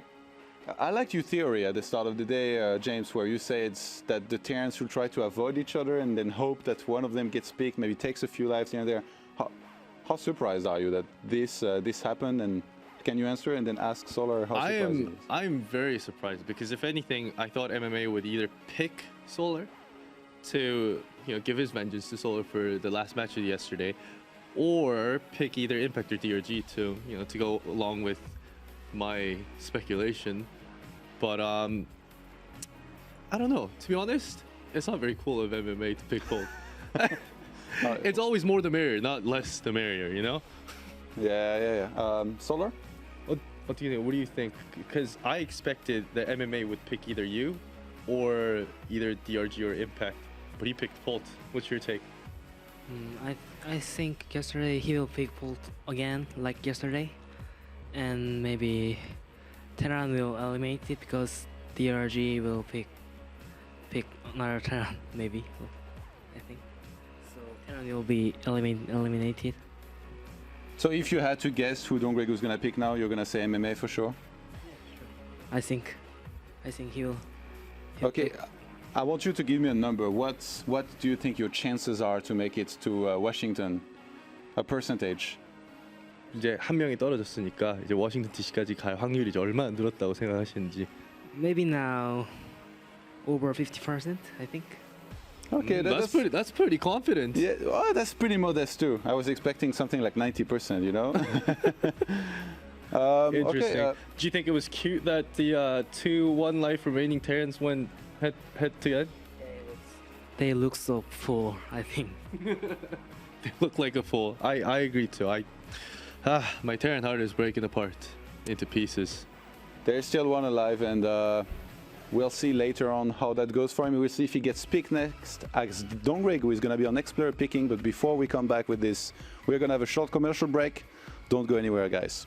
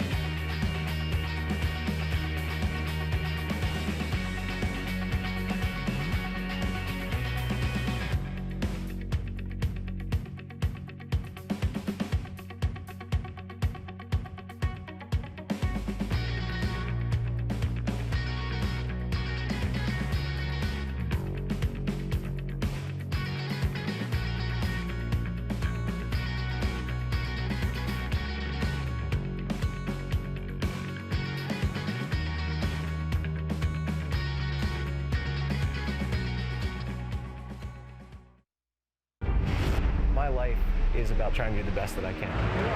If the best that I can is by having fun, by doing a few things that are a little reckless, a little crazy, then we're going to keep doing that. Just get paid to go around and just make awesome videos? You gotta put your life on the line. Let's go. This is my life. That's my day to day. And this is my story. You can't ever stop what makes you who you are. The Red Bull Signature Series continues to bring you the best collection of action sports events from around the planet. Huge flip out of Jeff! In store for the rest of 2014 will be some of the best of the series competitions, featuring the top athletes in the world pushing their limits. In Rampage, freeride mountain biking's elite return to the picturesque landscape of Virgin, Utah, in some of the most brutal conditions ever navigated on two wheels. Red Bull Rampage is just the pinnacle of freeride mountain biking. And the winter slopes of Whistler become the summer home to Joyride, the slopestyle event of the year. The course where every single feature is incredibly trickable, and there's close to a dozen of these features.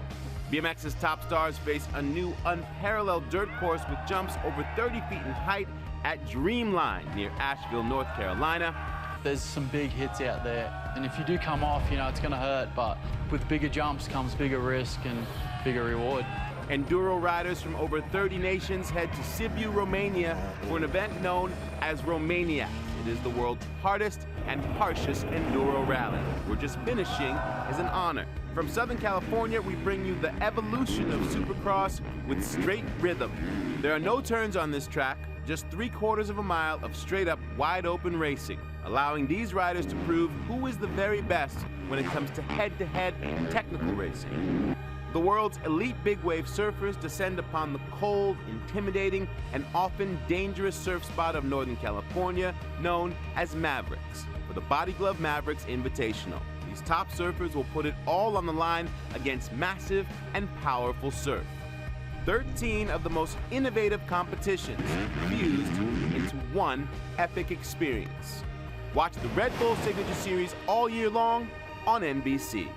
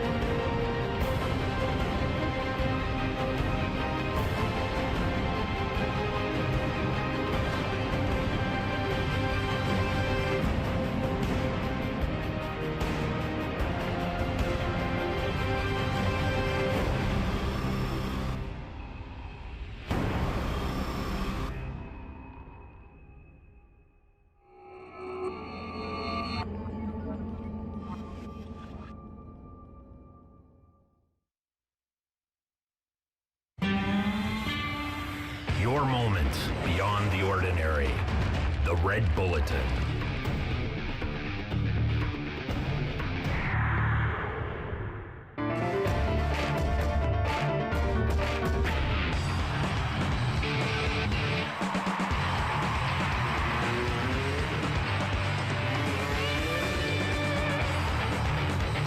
The Red Bulletin, as magazine, app, or e-edition.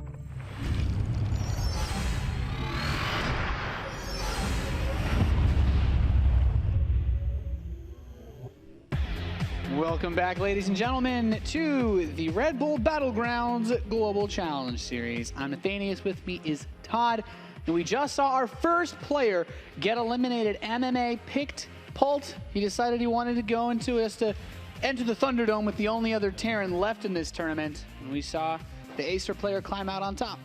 Where Where's the brotherhood at with the Terrans, man? What is up with that? How do you feel about this? You know, is it standard or? I feel like with all the other Zergs, with how these guys have played versus the Zerg players over the first day, they realized, like, you know what? These guys might just be too good for us to handle. It's like the only way to do it is for them to just cannibalize each other at this point.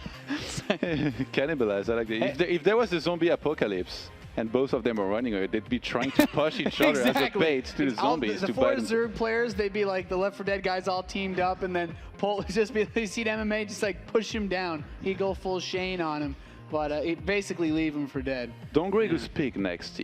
If we look at all the potential picks here, he could take 4 different players. He's, I believe, 2-0 against Impact in series, 3-0 against Hydra in series, 0-3 against Solar in series. So I feel like it's very unlikely he will pick Solar. Then there is MMA, a very, very old rivalry. Back in the days, they played each other in a GSTL as the last match. Quite a few times they were the ace for their team back then. Everybody was watching the team league very carefully. They knew that DongRaeGu and MMA were the bigger names on their team, Slayers and MVP, and we had a lot of epic series and games between them. So maybe we might see that. We didn't see it yesterday. DongRaeGu played twice against Polt, not MMA. It would be a cool series. The only matches that DongRaeGu has played, you're right, he picked to play against Polt in the second series of the day. Then Polt picked him. We didn't see DongRaeGu play for the rest of the day. And he did actually have to win quite a few ZVZs in his Global Battlegrounds qualifying bracket to get here. So we know he's good in the matchup, but the ZVT, you know, he won one, he lost one, a bit back and forth. However, the other Zerg players look so scary. I wouldn't be surprised to see him pick a Terran player. I'm curious to see. I know you guys are curious to see. We've been seeing some of your tweets with the hashtag Battlegrounds, and of course, hitting us up at Red Bull Esports. It's always cool to have your feedback. Sometimes we get some pretty funny messages. People taking screen caps of those defeat, the little extra graphics we have. Always cool to see. Yeah, always nice. All right, well, it seems that DongRaeGu is just about ready to make his first pick. We've got James, the translator, over there with him to find out who our second series of the day is going to be. All right, let's find out who our second match will begin with. There we go. I got DongRaeGu here. Hi, DongRaeGu. I'm good. Yeah, how's your sleep last night? Yeah, sure. Good? Yeah. So at the beginning of the day, when we opened, I speculated that MMA might pick you because you guys have a long history together. You kind of know each other's play style, and you also went 1-1 against the Terran yesterday, although it was Polt. Were you surprised that you weren't picked, or what's your take on MMA selection? I'm gonna pick some surprise person. Yeah. 그 문성원 선수의 픽에 대해서 어떻게 생각하시나요? I think MMA just can defeat Zerg, I think. Yeah, so he picked Polt. So even though you guys have long history, 문성원 선수랑 오래전부터 경기를 해오면서 서로 스타일도 잘 알고 이렇게 자주 만나봤지만 you think MMA backed out because he got scared. 쫄아서 박소 선수 선택하지 않았다. 그렇게 생각하신 건가요? Yeah, absolutely. I like the confidence. So then does that mean the rivalry has turned into an alliance now that MMA didn't pick you, or because you absolutely believe and that you're certain that MMA avoided you because he didn't want to play against Zerg, you think there's not going to be any alliance whatsoever? 이제 무서워서 뺀 것 같다라고 하셨는데 문성원 선수랑 이제 그러니까 문성원 선수랑 이제 뭔가 이렇게 동맹이 생기는지 아니면은 그냥 뭐 쫄아서 뺀 건데 뭐 동맹 같은 거 뭐 그런 거 어딨냐? 동맹이라기보다 그냥 신경을 안 써도 조금 있으면 알아서 그냥 사라져 버릴 것만 같아서 네 그렇게 생각하고 있어요. I'm not really thinking about the alliance or non-alliance. Rivalry is a rivalry. So not trying to think about it because he'll eventually get knocked out in a near future. Does that mean, is that a hint for picking MMA for the next round? 이게 이제 문성원 선수를 뽑겠다는 예언인가요? Can be. Yeah. And give us a little hint on your next opponent. He doesn't wear glasses. Doesn't wear glasses. a lot of Korean pro gamers wear glasses, so I think I only see. Well, I guess MMA doesn't wear glasses, and also Hydra. Without further ado, let's announce the second pick of the day. I'm gonna call another Dong Hydra. 신동원 선수. Another Dong. As you guys know, the term Dong in StarCraft scene is referred to evil genius J-Dong. DongRaeGu, in his alias, he's got Dong in it. Hydra's real name is 신동원, so he's got Dong also in his name, and it's Dong1. 안녕하세요. Hi. 오늘은 좀 일찍 경기를 하게 되셨는데 어떻게 뭐 기분이 어떠세요? What do you feel? How do you feel that this is you actually end up playing much earlier today? 그냥 똑같은데요. Yeah, it's the same. I mean, I was gonna play next series anyway because Polt got knocked out. 야, 그럼 동래구 선수가 이제 신동원 선수 뽑았는데 박소 선수가 신동원 선수 뽑았는데 같은 동을 가진 사람으로서 경기 시작 전에 왜 뽑았냐고 한번 따질 기회를 한번 드리겠습니다. DongRaeGu picked you for having the same Dong in your name, Hydra. So let's shoot some fires at DongRaeGu for picking you. 어차피 해야 되기 때문에 그냥 특별히 뽑을 수호도 특별히 이유가 있어서 뽑은 건 아닌 것 같고 그냥 어차피 한 번씩 다 해야 되기 때문에 별 생각은 없어요. It was gonna come regardless. So, because the format is that everyone will most likely play against each other once at the very least. So, no feelings, no thoughts. 그러면 딱히 신동원 선수를 뽑은 이유는? So, why'd you pick Hydra? Just equality of life. Okay, quality of life, I guess. I'm gonna take these two guys for map vetoes. I'll see you guys in a sec. Thanks, James, for that. Honestly, the banner's been pretty good between the Korean players this weekend, I have to say. Some interesting words, of course. I guess the equality life, a dong for a dong, I suppose, is what he's going for with this. I don't even know what to say. DongRaeGu is the one that said it. He's a dong for a dong, said by DongRaeGu in 2014. Hey, that's what he asked for. But it's not a knife for a knife, it's a dong for a dong now. I thought he might pick MMA just because the whole ZVT thing going on. Yeah. He's got one life. But you were telling me, I know you're a very committed, dedicated StarCraft 2 commentator. You've got some cool stats as to why DongRaeGu may have picked Hydra for something other than his name. Yeah, the stats are here. DongRaeGu is 3-0 in series and 5-0 in maps. So I guess they played 2 best of ones, but 5-0 in maps. Surely you remember a bunch of those. You probably remember that he never lost to him before.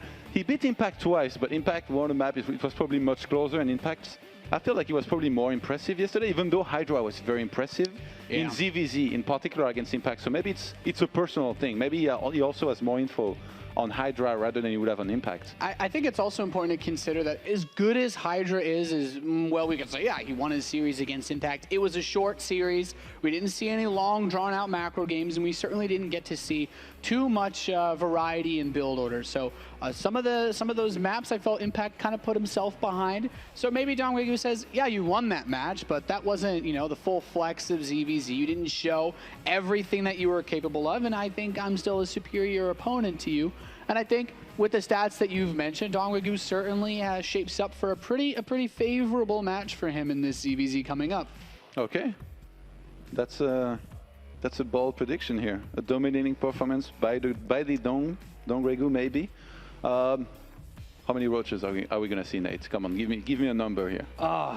You can't see roaches. So if each player usually maxes out with about 45 roaches, and the game is typically over by the time that one player has lost all the roaches and remaxed, and both players usually get that chance just with slightly less. I'm gonna say like maybe 300 roaches in a good game. You know what? I didn't think you actually would go for a series answer. Congratulations, you've impressed me here. If it was me playing, I'd say 7 roaches. The other guy wouldn't have time to build any. Although I'd win before, or I'd probably, would he lose before? Oh, okay. Yeah, I wasn't sure lose. I would either win or lose before he got. All right. Yeah, these players being 5-0 in maps against a player like this for DongRaeGu, it's going to be a tremendous advantage. Like when you go up against somebody who you've never lost to before, you you can kind of anticipate you're going to have some kind of mental advantage. Your opponent's probably going to be thinking, oh God, I've never beat this guy before. And they play at a very high level, so they have to somehow not to let that cloud their judgment too much. For DongRaeGu, the tricky part is not going to be underestimating Hydra, and for Hydra, it's going to be to forget about those previous games in the sense that, I mean, he's not particularly the underdog either against DongRaeGu. He has some 6 ZVZ. And also remember what happened in previous games, because he's going to have to do better than what he did before when he lost the times that he faced DongRaeGu.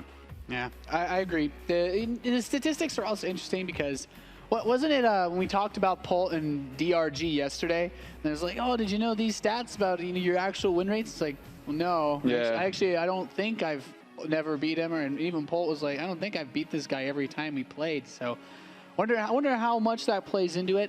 If he surely, does he carry a chip on his shoulders? Like, I've never beat DRG, or is he like, oh, you know, like a lot of those games were close. I don't think these games are very old, so surely they can. I remember would have played in where Pro League most likely. Yeah. I don't think there's many other opportunities for them to play except potentially GSL. I don't think they know the exact stats against each other, but they have an idea of like who's won before. Yeah. And in this case, it's DongRaeGu that's always done well against Hydra.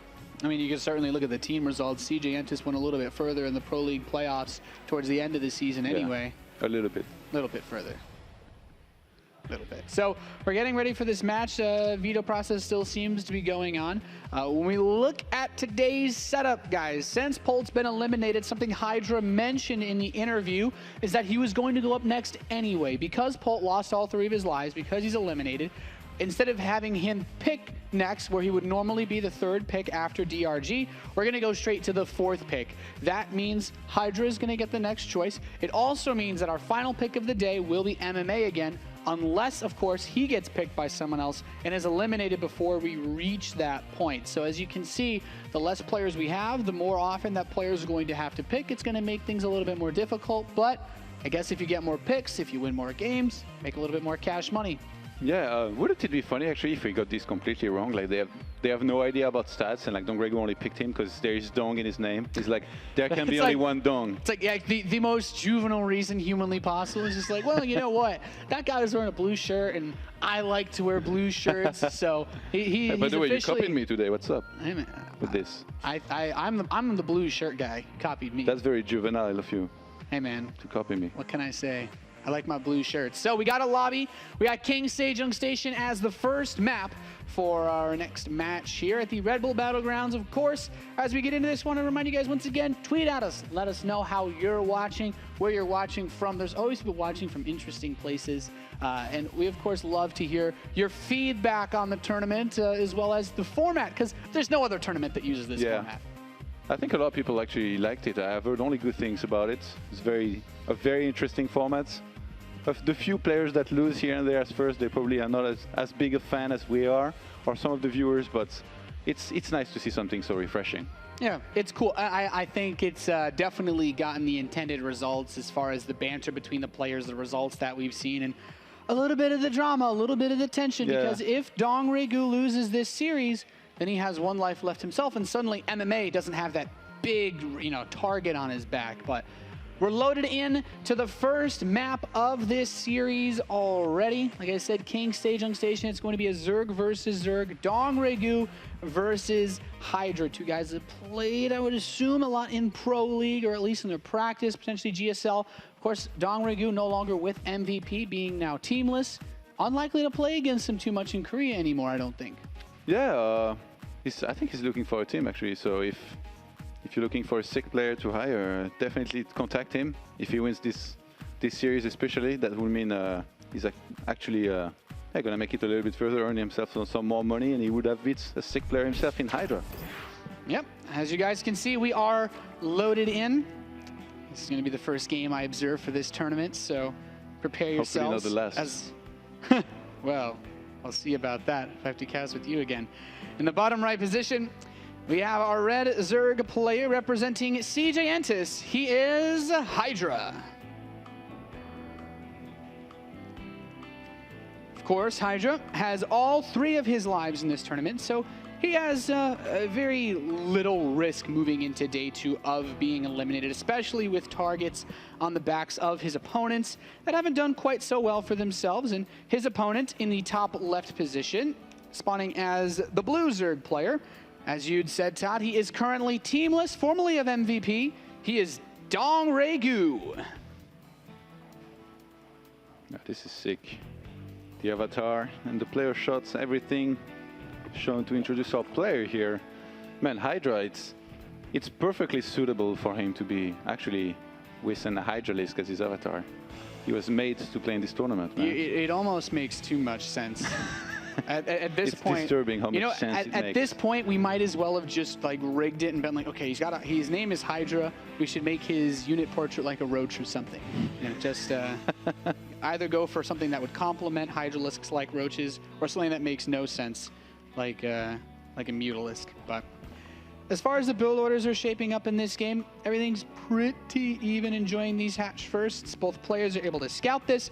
Now, in a Zerg versus Zerg, when you scout a hatch first, especially on a map with such a direct air path as King Staging Station, you can also say to yourself, my opponent's queen is going to come out so late that I can still get into the main base to scout the gas, which is also very important in this matchup. You want to know if you're going to face early Zergling speed or not. If it's a pool first, usually that queen is out in time to deflect an early scout. And Hydra being the player that's open to gas this game, well, it's very, very nice that DongRaeGu gets to see this. I feel like ZVZ is a matchup that really like kind of was made, you know, for DongRaeGu. Like the ZVT has probably always been the matchup he's worked in the most and done very well in. That's made him famous. But ZVZ, like he likes to be aggressive. He likes to make units early on, and he just does so well with it. So now in ZVZ, he's probably going to be much lower in terms of economy at many points in the game compared to where he would be versus Terran, but he does very well in those situations. He's known for his micro, for his decisions with small pack of units, and I feel like that's what ZVZ is about a lot of the time. Yeah, he's got some links parked where this third base is, and it does come out a lot of these crazy decisions. Hydra wants to use his faster gas, and because he knows that there's no third base, so this Overlord should die. No. Wow, barely I'm a little bit escaping surprised that DongRaeGu goes gasless, by the way. Because like for me, he's really that Zerg that if he gets speed early on, he can make so much happen. He's so good in his decision making. And now we see actually Hydra. Oh my God, he's starting a lot of Zerglings. I thought he was going to go for a third base here for a second, and this is seen by DongRaeGu too. Yeah, DongRaeGu knows that there's no third hatchery, though. The Zerglings did kind of show for Hydra early on that he wanted to take that base, but I think DongRaeGu's caught in a little bit of a whiff. He's got a creep tumor on the way. He needs this creep tumor so that he can get a full wall off. He has his spine crawler coming in, but this is still going to be very difficult to stop. His Overlord sees the Zerglings coming. He knows that Hydra is on his way to his base, and this is certainly by no means an easy attack to hold off. Double Evolution Chamber, Roach Horn, Spine. He's got the Queens trying to block, but there's a lot of surface area to hit some of these buildings. Yeah, he can actually re-wall off behind this with another queen. Maybe he's going to go for another Evo.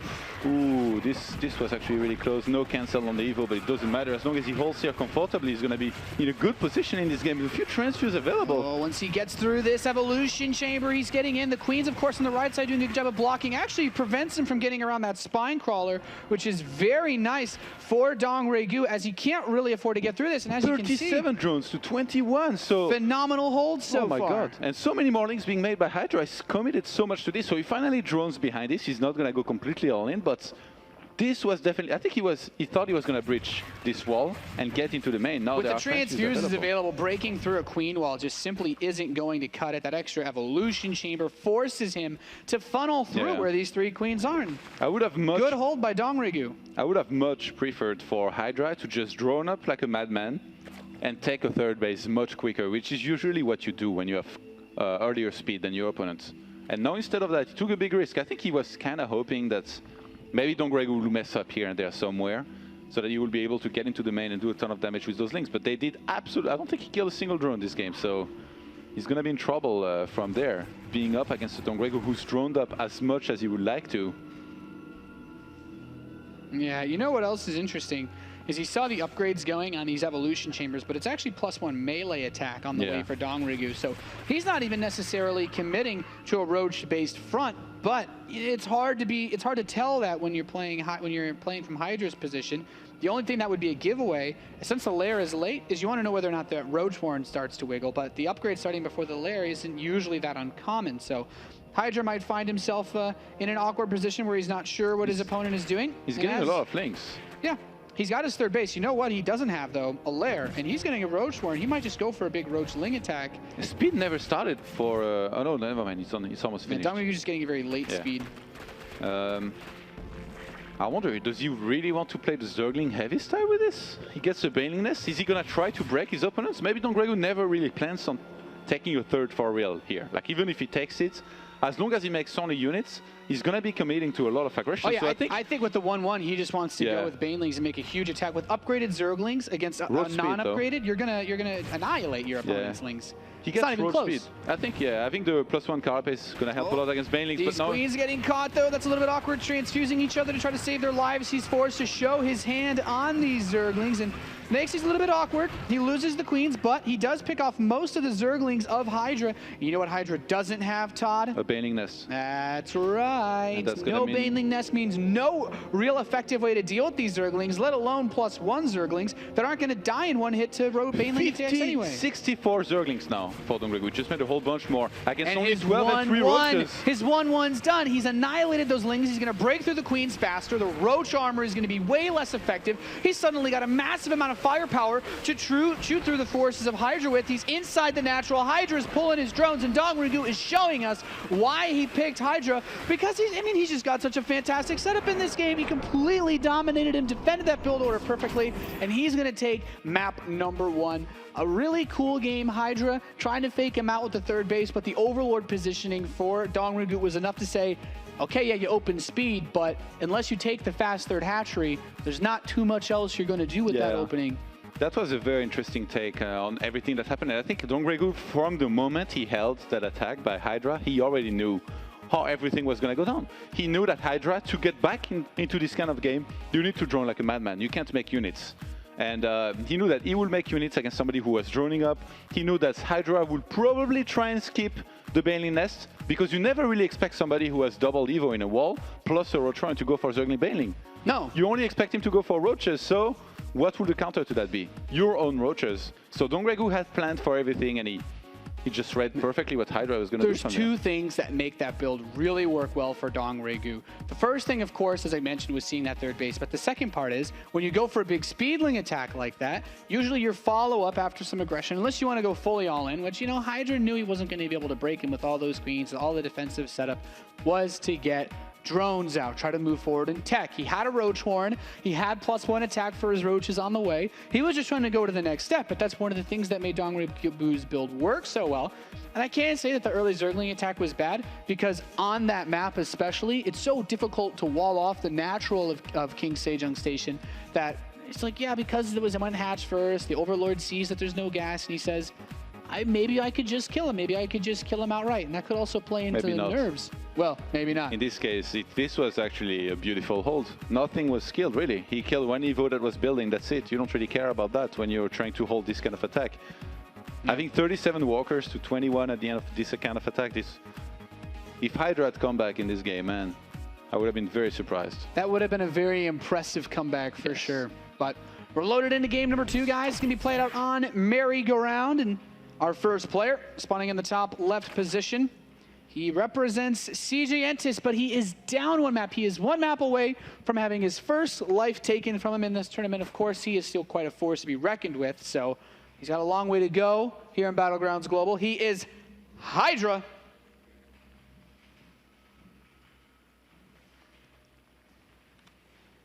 Definitely was not able to make that early aggression work the way that he wanted to. And his opponent, who has opened up with Yoan, I'd say this is a pretty quick spawning pool. He's currently teamless. He is DongRaeGu. A Dong for a Dong. Playing a little bit of mind games here versus Hydra.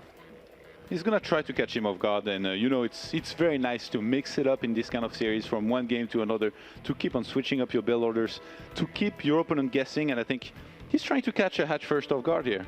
Yeah. You think Hydra is going to hatch first? Well, both players went hatch first in the last game. Hydra maybe says, he's going hatch first. Okay, you played standard the last map. Maybe I can get away with this. One thing that works in Hydra's favor, I don't really know if I can say works in his favor because the build orders still don't match up, but the Overlord for him went first straight over to his base. So what's very important is that he can see this ramp. So as soon as any units try to move across, as soon as those Zerglings come out for DRG, he's going to know. And maybe he has to cancel his hatchery, maybe he doesn't, but whatever he decides to do, now he sees what's coming and he has the most amount of time that he could possibly get to prepare for this attack. I think if his Overlord goes to the other base in the bottom right, where DongRaeGu's first Overlord went, then he finds himself in a hell of a lot of trouble. Well, what do you need to hold this? Like it will take. I feel like a big mistake from DongRaeGu. If you want to hold your natural, you have to pull drones, but that spawning pool is too I don't late. think you shouldn't ever try to hold the natural. I think in this situation, No, you should just cancel. Try to make maybe a spine in the back of your mineral line walled off. You know, sort of walled off. But I think the pool is just so the thing late. is, if the Zerglings run into the mineral line, the drones, the drones have more hit points than Zerglings. Like he gets too close and he can sandwich him, he can kill a lot. But what DRG wants to do is pull these workers away so that he can continue to deny mining. And Double that's what allows him, extractor because trick, he's by the rallied way. a lot of lings across the map. Yeah, double extractor trick. So he was able to make that queen as well. So DongRaeGu is going to have some injects to work with. He's going against the drones now. So much damage was taken from Hydra, and he never really attacked with his drones. Hydra's in a really bad spot. He's making 6 lings, but DongRaeGu has committed so many Zerglings to this, 10? With all these drones are bunched up, like, it's like the Kamehameha of drones, how Oh, the drones are stuck. A lot of them were stuck behind at first during this fight, so even if he holds here, he's going to lose so many these of them. lings, which was kind of okay, but so many workers have died this game, and with 12 drones to 8, you know, Johan, I'm not a Zerg player. I can't say that I really do know crazy amount about ZVZ, but it's a lot of workers that not really a recoverable position, and suddenly, youch! That Hydra, man, he's Losing not his pristine first life. anymore. That Hydra doesn't look too fresh anymore. No. All your plays up. These are awesome. Well, you know what? There were 2 hatcheries left there, so that's a nice pickup. He gets a 2 hatch bonus on that game. You're such a nerd, Nate. I love it. What can I say? Always the best jokes. He's assimilated Hydra's forces into the swarm with that one. Good game by DRG. He smelled blood in the water, went for a fast attack, and it paid off big dividends for him. I think we had a pretty good impression of why DongRaeGu hasn't really lost any matches to Hydra. He just, everything that he made, every decision he made, even though we still didn't see long games, was just so crisp, so smooth. Yeah. DongRaeGu was never rattled or in an uncomfortable position at any point in that series. The thing is, he didn't just play better, he also won the mind games like quite much. Like in the first game, even before he saw the attack coming, it really felt like he already kind of had an idea, you know? Yeah, as soon as he finished that evolution chamber wall and started the +1 melee, I'm just thinking, this doesn't build in the roaches, and roaches are your standard mid game, so it kind of had to be a big attack. But I mean, even before that, like he knew there was going to be some kind of ling attack, or at least he was preparing a minimum. He made the spine, then he made the roach run. He saw how fast the drone went to the 3rd base on the first map, but his Overlord, like, it didn't see a hatchery, so he's like, well... I feel like these all-ins, they don't really work anymore. People have just got so good at walling off on time and making sure they're ready for this kind of attack when it comes. They just don't work except when I play versus them on ladder. So I don't like playing Zerg.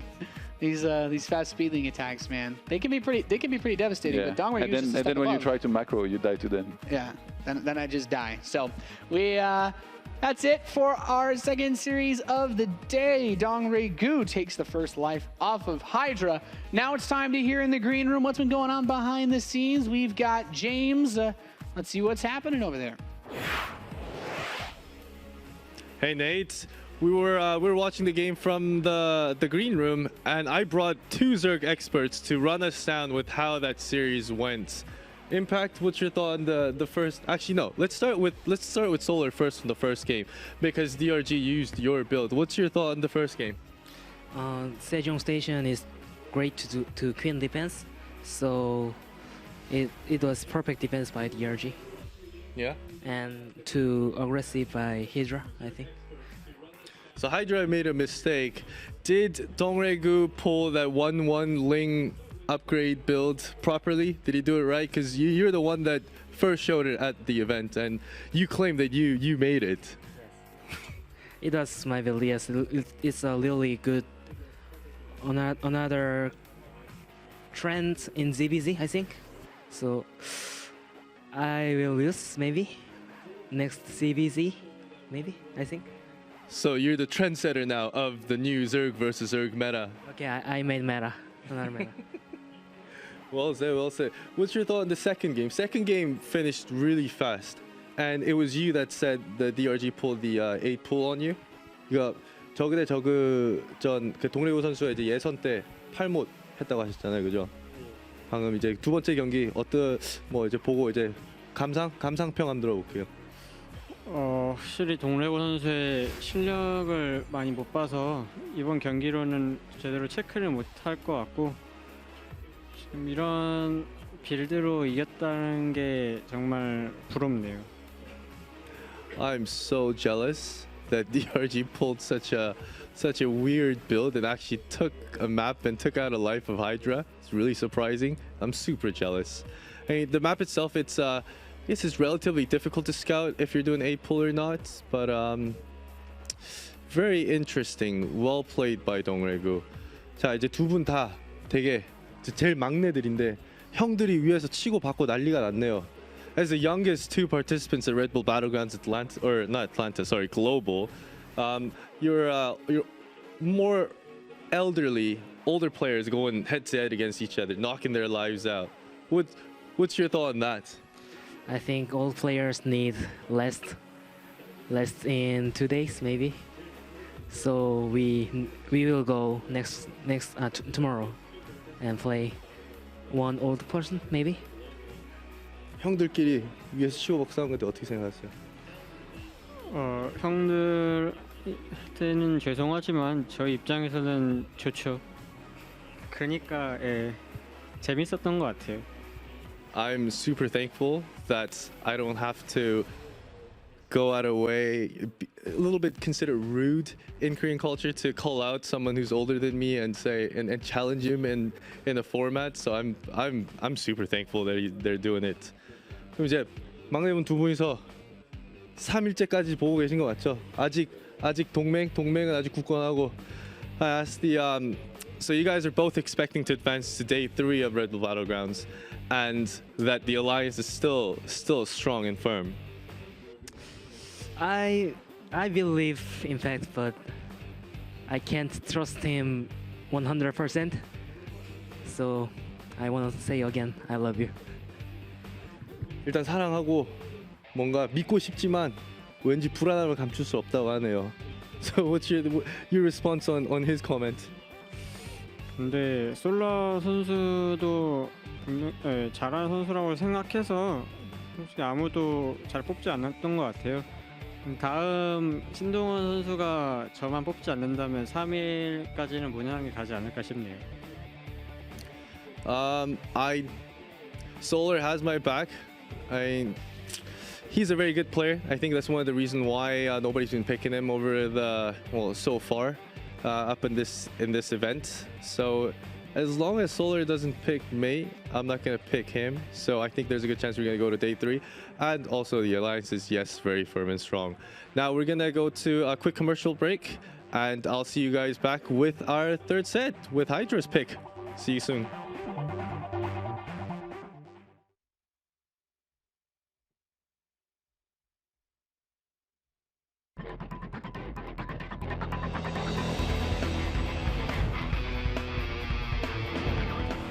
Playing your favorite game and you just had one of those great gaming moments and want to share it with your friends. Well, now you can with Shadowplay. Shadowplay is the easiest way to capture game footage or broadcast your game on Twitch. It runs in the background so you never miss those moments. And because it's hardware accelerated, game performance stays great. To enable Shadowplay, open GeForce Experience and click on the Shadowplay button. Flip on the switch and you're ready to go.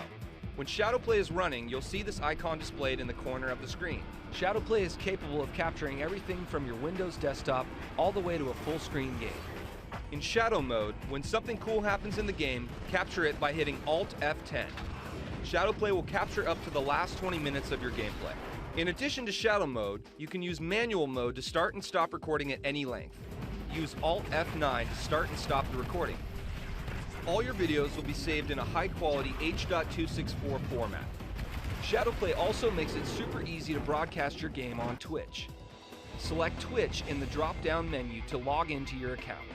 Once in-game, press Alt F8 to start and stop broadcasting. Once you enable Shadowplay, you'll never miss your greatest gaming moments.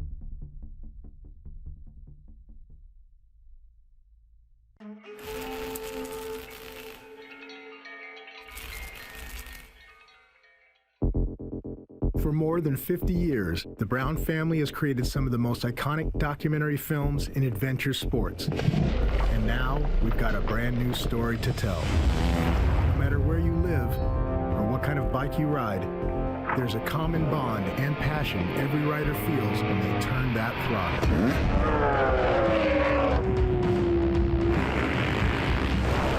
It doesn't matter if you're a big time dude or the average Joe, your love is in that bike. My only memories are racing a motorcycle. I don't remember anything else. Every time that I'm riding, if I'm not pushing it, I'm not having that much fun. If I wasn't here doing this right now, I'd be somewhere else frustrated. Hands down, in my opinion, this is the gnarliest sport in the world.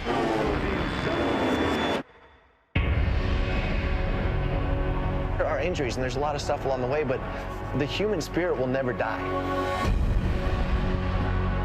The hero in my life is a motorcycle. It's given me a passport to travel around the world and to see exotic places. Something about being a true motorcyclist, doing something that you love, and it creates these really good friendships and bonds. The bikes are pieces, but sometimes it feels like it has some life in it.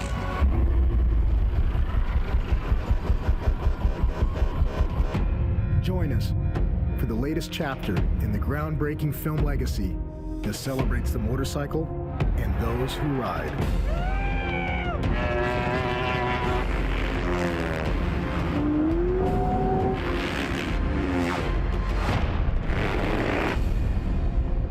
It's a disease, and once you have it, it doesn't leave your body ever.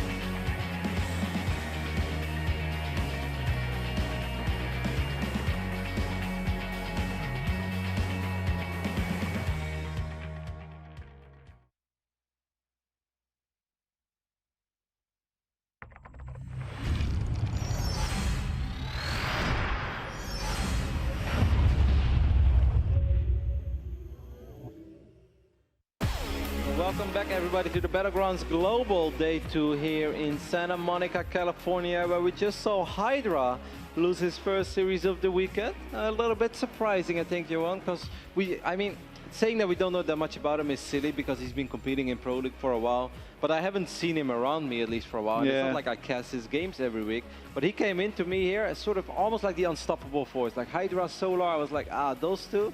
But to see him drop a series and even that easily against DRG surprised me a little bit. It seems that DongRaeGu just has Hydra's number. Like Hydra, if you look at the players left here that he could pick, he has a winning record against everybody. He beat Impact earlier, he beat MMA in the qualifier. So the only player he really struggles against is DongRaeGu. He only played once against Solar, which was 6 months ago. He won that, so I guess it doesn't really matter all that much. So I feel like there is only one player he would not pick here, and that's DongRaeGu. But we've joked around that a dong, a dong for a dong. It's not a knife for a knife. But you know what they often say as well? This happened multiple times in the Battleground so far, that somebody got picked, he lost, he went up next, and he immediately picked the same opponent just because he want to make a statement. Hey, don't mess with me. And yeah, you won that series, but you got lucky. It even happened when Major was against Violet. Violet picked Major, Violet won, Major was up next. Major said, well, I'll go ahead and pick Violet because he picks me, I pick him. And I think this time I'll win, and he did win. So it is possible, but I'd be a tiny bit surprised as well because everything seemed to be so smooth sailing for Hydra. But if he loses our next best of 3, suddenly he's on the verge of being eliminated. I don't think he's 0-7 in maps though against DongRaeGu now. Yeah, it would be surprising. Does it go that far? A dong for a dong. But then it's one hell of a statement. You will be that guy, I'm sure. I would be stubborn enough to go 0-17 and still try. I pick you next with confidence. Alrighty, we see that James is already standing ready on our left, and I can't wait to see who Hydra will pick. So James, take it away. Hi guys, I am with Hydra, Dong won. You lost one series so far. How does it feel to lose one series? 제가 한 세트 내줬는데 어때요? 그냥 좀 아쉽고 아직 그래도 2 목숨 있으니까. Try to think positive because I still have 2 remaining lives. I don't know. What did you expect you're gonna get called up? 이게 뽑힐 거라고 생각했어요. 아까 사실 박수 선수랑 할 때. 그냥 가능성은 있다고 생각했었어요. 그리고 당연히 뭐 원한 대로 진행은 안 됐죠. 네. I knew there was a possibility that DRG might have picked me. Well, the question was that, did you expect to be picked? I don't know if I said it. Anyways, and obviously I said didn't go as you expected. He says, yeah. Why do you think it didn't go as you expected? 왜 원한 대로 경기가 진행이 안 됐다고 생각하시나요? 글쎄 그냥 제가 뭐 처음에 공격 갔던 게 막혀서 좀 말린 감이 있는 것 같아요. I think the first Ling All In, the first set didn't work, and I kind of lost the motivation from that point on. Then is the next series going to be a come at me bro series? 그다음 경기는 이제 들어와 경기가 될 건지 이제 어떤 식으로 누구를 픽할 건지 힌트를 잠깐만 주세요. And also, give us a little hint on who your next opponent is going to be. 힌트는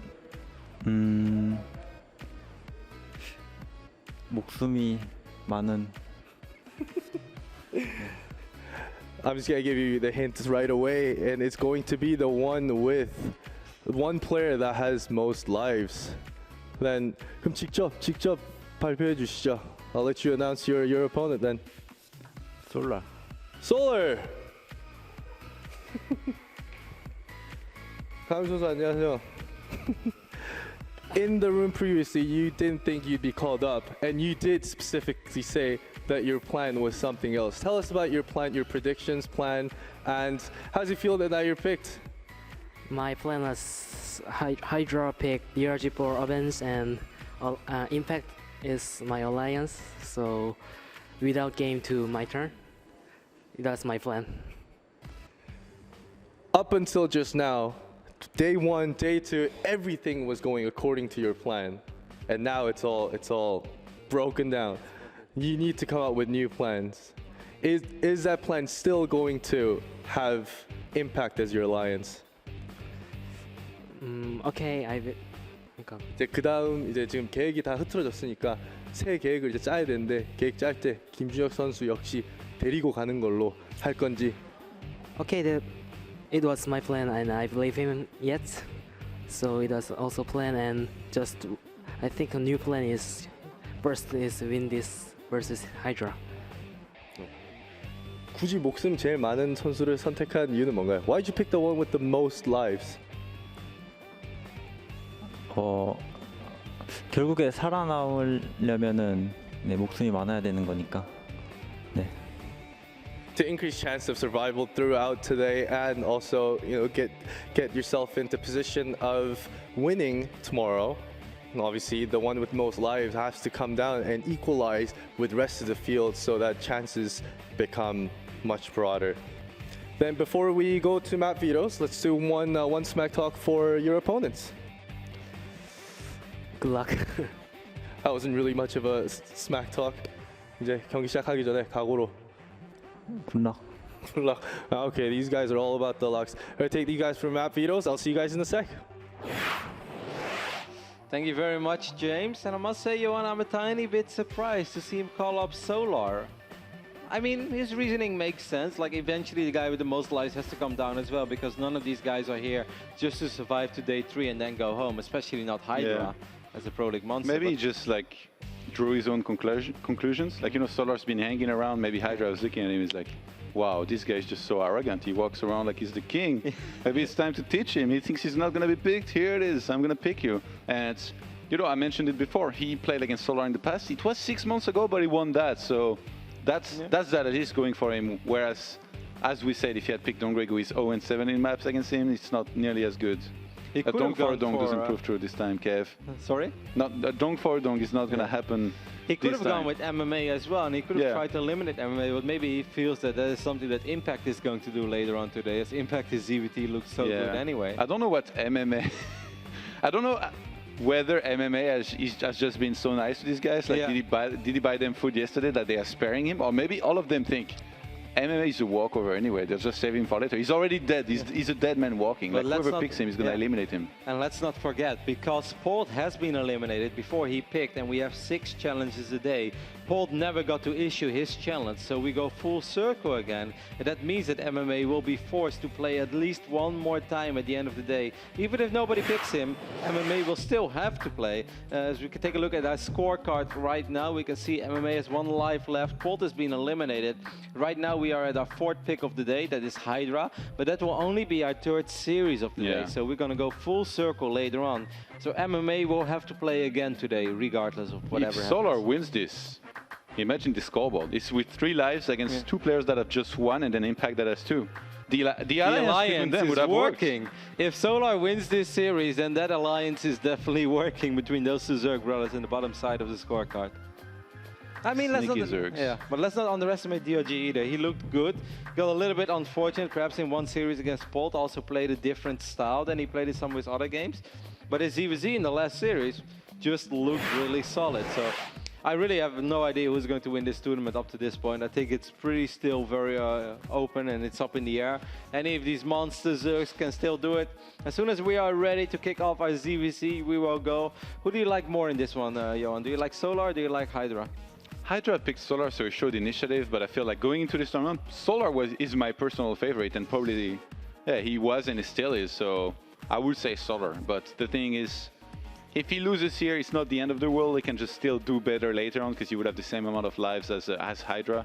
And it's important to win, but not the end of the world if he loses for him. Whereas for Hydra, it's very important for him to win. Like, if he loses here, he's in so much trouble, and his bold move, like the risk that he just took, could just come and bite him in the ass and backfire. And this is sort of a cheesy question, and I think in general it doesn't matter that much, but I still want to ask you. You're a competitive player yourself. If you just end up losing a PvP, or in this case it was a ZVZ, but in your circumstance it would be PvP, and then the next series you're going to have to play is going to be another PvP. Does it mess with your mindset a little bit, especially when you get sort of countered early game, where you try to open up economically? Let's say you would have got 3-gate, 10-gated. Does this influence your playstyle in the next series, or do you say, like, just try to forget about about it and play the opponent, don't play the matchup.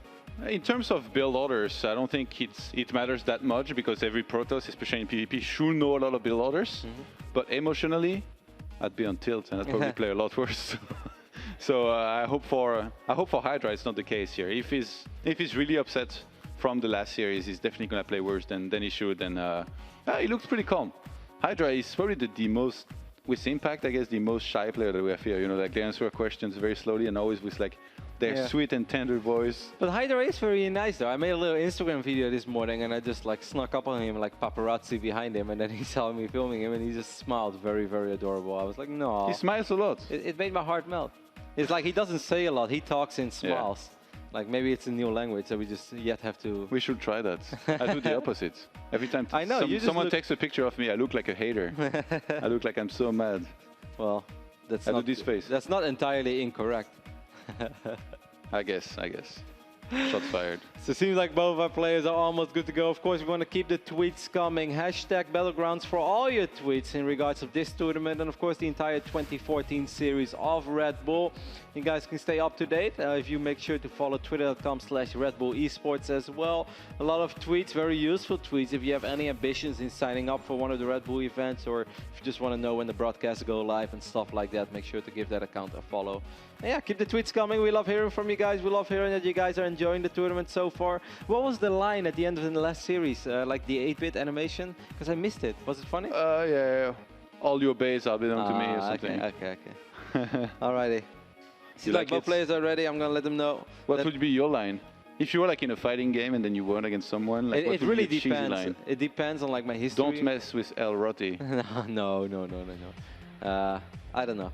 I would probably come up with something very clever related to a Drake song or something like that. Oh god. We started from the bottom and now it's you laying at the bottom.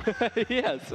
See, you're doing my work. That's horrible. For me. That's so bad. You started from the bottom and you're still there.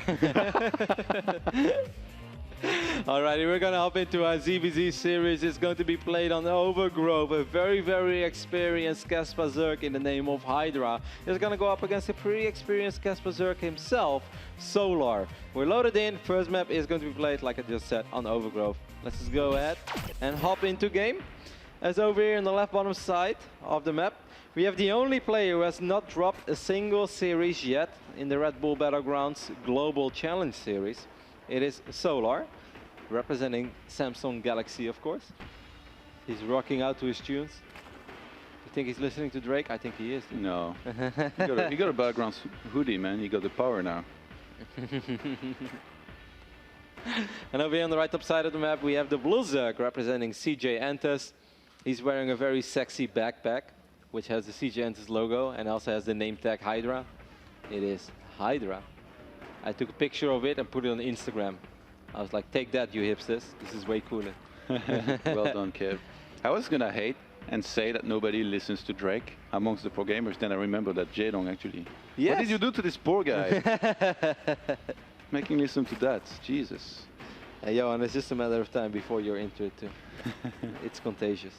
Alrighty, so we see no early pools so far, so that helps a lot. Now, Overgrove is one of the maps where, in general, you often see two styles clashing. Some Zergs prefer the gasless opening, some Zergs prefer to open up with speed.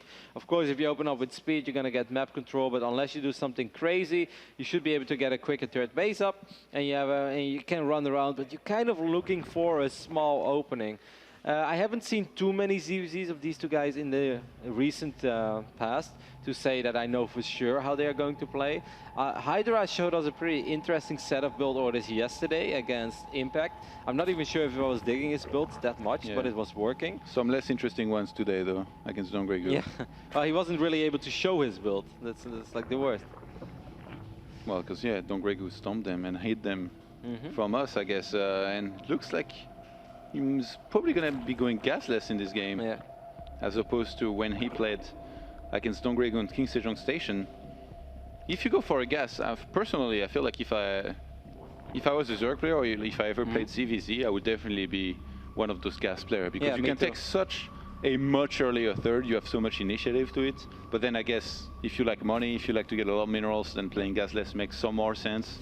Of course, Johan, like you often say, early game, if you do something different, you drizzle all over your own economy. And right now, one drone is already morphed into an extracted. 3 drones are mining gas. So currently, Hydra has 4 drones mining minerals more than his opponent. However, I do agree with you. Whenever I play ZVZ, I often like to be the gas player as well. It just feels like you can do more, you have options, you don't have to go all in, you don't have to do something crazy, but above all you have map presence, you're going to take map control, and every now and then it also makes you so much less predictable, because as a gasless player there's really not too much you can do up to the 6-minute something mark where, okay, you can switch things up, you can go for slow roach push, slow roach bane. Yesterday we did see Hydra research speed on a very interesting moment, so there are definitely still a couple of ways you can do this playing gasless. It's not like set in stone that you're supposed to tech up, go to roaches, and then eventually go up to 3 bases. However, in general, especially early games, especially like between the 5 and 7 minute mark, as a gas player, you have so much more options than you have as a non-gas player. What do you mean whenever you play ZVZ? Oh yeah, that's right. When you stream, you play Zerg as warm-up. Yeah, I actually played quite a... in the, not the last season, but the one before that, I played 400 games of Zerg. It's not too bad. And you brag about it to report us? You're expelled, Roddy, I don't for brag bad about conduct. it. I just felt like I was obligated, so I I'm just played, kidding. I That played a few passion, of the man. others. Back then, I still had it, you know. These days, it's all about the money. All about the money and the fame. So you're not the gas player anymore. See a couple of slow Zerglings from Hydra make their way across the map. Hey, that Cryptumor from Solar, by the way, I guess since he opened gas, he's not really going to have to wall like as tightly. But well, I guess he could just put a building below that edge. It was making me nervous, man, that tumor in the middle. That's how accidents happen. It's like, you know, when you put one of those tricky gateway and pylon in the back of your base, it's like, oh god, this is just waiting for a Zealot to get stuck. Or a Stalker. +1 already on the way for Solo, who fired up a 6-minute hive. So despite the fact that he opened up with speed, he cancelled Zergling speed, by the way, Johan. So I was wondering, like, how is he able to afford all this? How is he able to research +1 missile attacks? So he pretended like he opened up with speed. This is something that Violet does sometimes, and they start researching Zergling speed, but then actually never go with it. Hydra does research Zergling speed once more, is also going up to 3 bases, ironically enough quicker than the player that opened up with gas. What is going on with the quick +1? Oh, 20 links. I'm surprised here. I wonder if he... Nah, this is not for defense, for sure. This is not for defense. Like, this is sort of like these in-between moments that Hydra kind of showed us to us in the day 1 against Impact as well. Against Impact, it worked out okay. But like I said, it's such a unique way of playing ZVZ. I haven't really seen a whole lot of players... Solar takes the gold base. Opening up gasless. Oh man, that's going to be so difficult to defend. Well, oh, and he repositions it as well. He was so excited about taking the gold. Yeah, he's like, I'm going to get the gold! No, man, this is going to be tricky. This is going to be really, really tricky. Solar has so little vision, by the way, close to the base of Hydra. All of these overlords have been chased away. So now, still making links, Hydra. I think he's going to be spotted very soon. That means he's going to have to go now. But speed is not yet finished. He's about to finish in a few seconds here. Solar is still finishes now. He's still completely unaware of the crazy amount of Zerglings that are actually out on the map. As currently we are looking at 50 Zerglings running into the natural soon of Solar. Solar does have 11 roaches. I'm not sure if 11 roaches is enough though. Solar is not walling off. He feels confident enough that he's going to hold with just these roaches. He's trading right now against those links. With reinforcements, he's going to be okay, but he's going to lose quite a few roaches. And above all, will he be able to keep this gold base alive? That is the big question. Like, if he keeps making roaches, he's going to stabilize eventually. I'm surprised that Hydra runs to the natural. I'm not sure if I dig that move. I think Solar, we know what in what unit he believes here, because he made quite a few of those roaches, and he traded decently against those links. Lost the first few of his roaches. Hydra didn't commit all that much to it. It's funny how both players actually have 41 drones. Exactly the same count. Well, and he had 11 roaches. He lost all initial 11 roaches against the 46 Zerglings. 4 drones start here for Solar, so I guess he feels confident enough. And I think he's transferred a bunch to the goal, so his economy is about to completely explode. And if he just make roaches from there, by some miraculous way, Hydra has still not spotted the gold. He's probably a little bit confused now. He's like, what are you going to do on 2 bases? How much lava can you really work with? And if he really thinks he's only on 2 bases, this is kind of bad for Hydra, because now he probably thinks that Solar is about to all-in him, and that he just did a really good job in like taking away 11 roaches from that push. He still made 4 drones though. I'm a little bit surprised. If he expected a 2 base. He's going to make nothing but roaches now. Yeah. He made 4 drones when he wanted the rush, just like you at the roulette table. This is really unfortunate for Hydra. Like Hydra is actually being outmined now while he thinks he's in a good position. He thinks. You think there's no chance he can kind of know somehow now? No, I really think he's unaware. I really think he's misreading the game. He will know in like 45 seconds. Yeah, now he's sending the Overlord over. He's like, this doesn't make sense. Your attack is late. Your attack is slow. I'm supposed to be under pressure. I'm supposed to barely be able to hang in there. And nobody's reclaiming the watchtowers. It's funny in ZVZ how you have like all these overlords everywhere, so you don't even need to do that now. D-base was spotted. Where does he morph an overseer here, though? Over here, right next to the gold base. Well, why does he morph it? Because it goes full HP again by the time it finishes up. So the just to Overlord save an overlord, okay. But the Overseer will live. Traps a Ling. Careful. I've sniped some of my own Colossi trying to target one of those huge Lings. +2 is going to be ahead way in time for Hydra. Excuse me, for Solar. Currently, they're exactly on an even amount of roaches. I think he's going to go for a timing. Yeah, he's probably going to attack when +2 is ready. I'm not sure if I would call it a timing.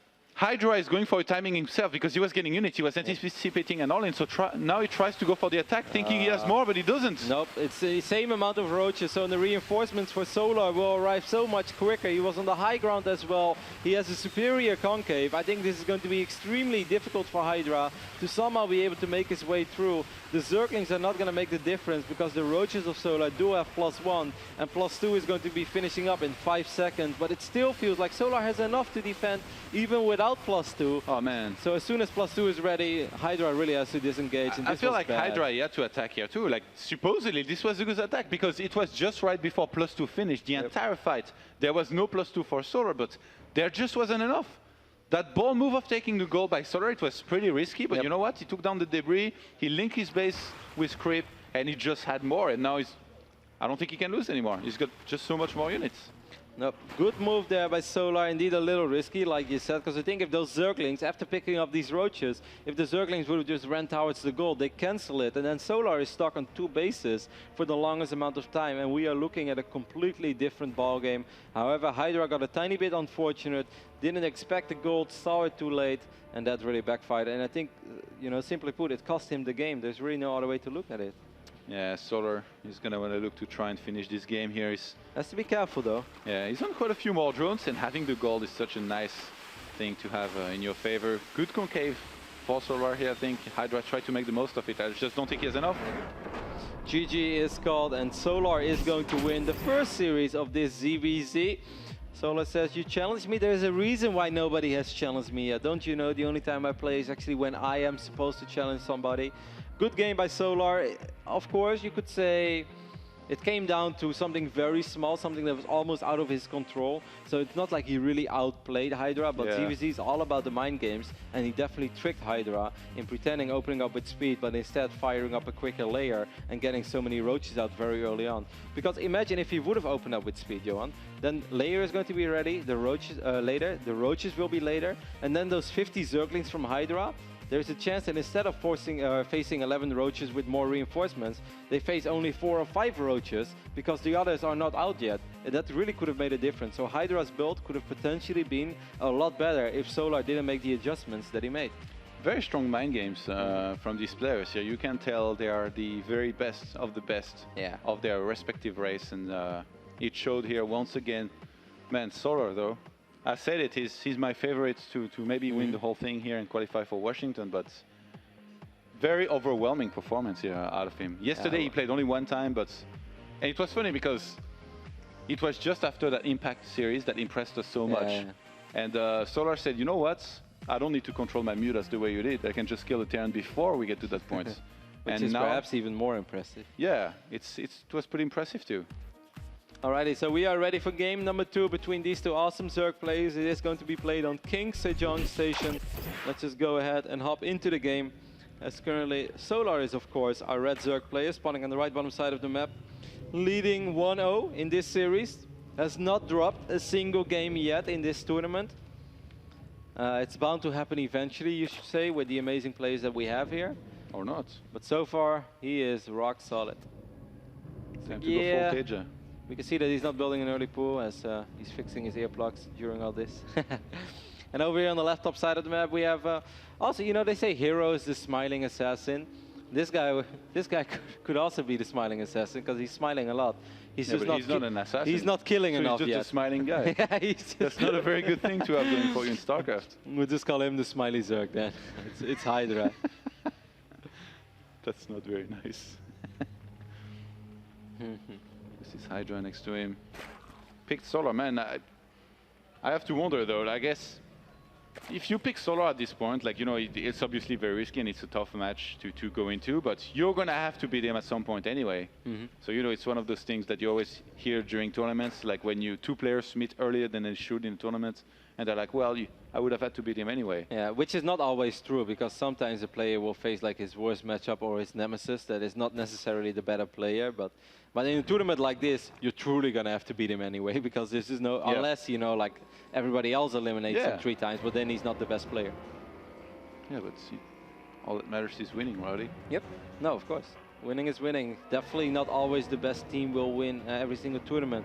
That's why Germany won the last World Cup. Oh my God, I did not see that one coming.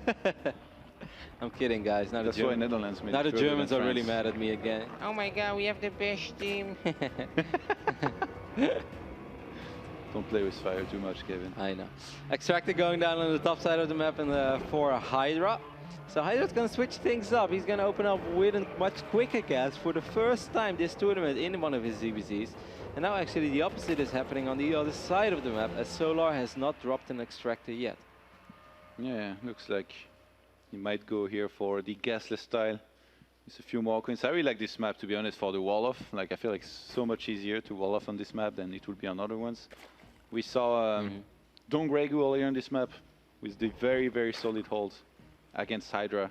Hydra seems to be that Zerg who loves to make Zerglings, though. He's always looking for just any excuse. Yeah. I have yet to see him play a very greedy game. He where just makes like them in drones a different fashion, I would almost say, because the timing when he starts producing those 50 links on Overgrowth after going gasless in the start, that's just really off. I don't see a whole lot of European Zergs busting out that style. It's definitely a mind game-ish type of play.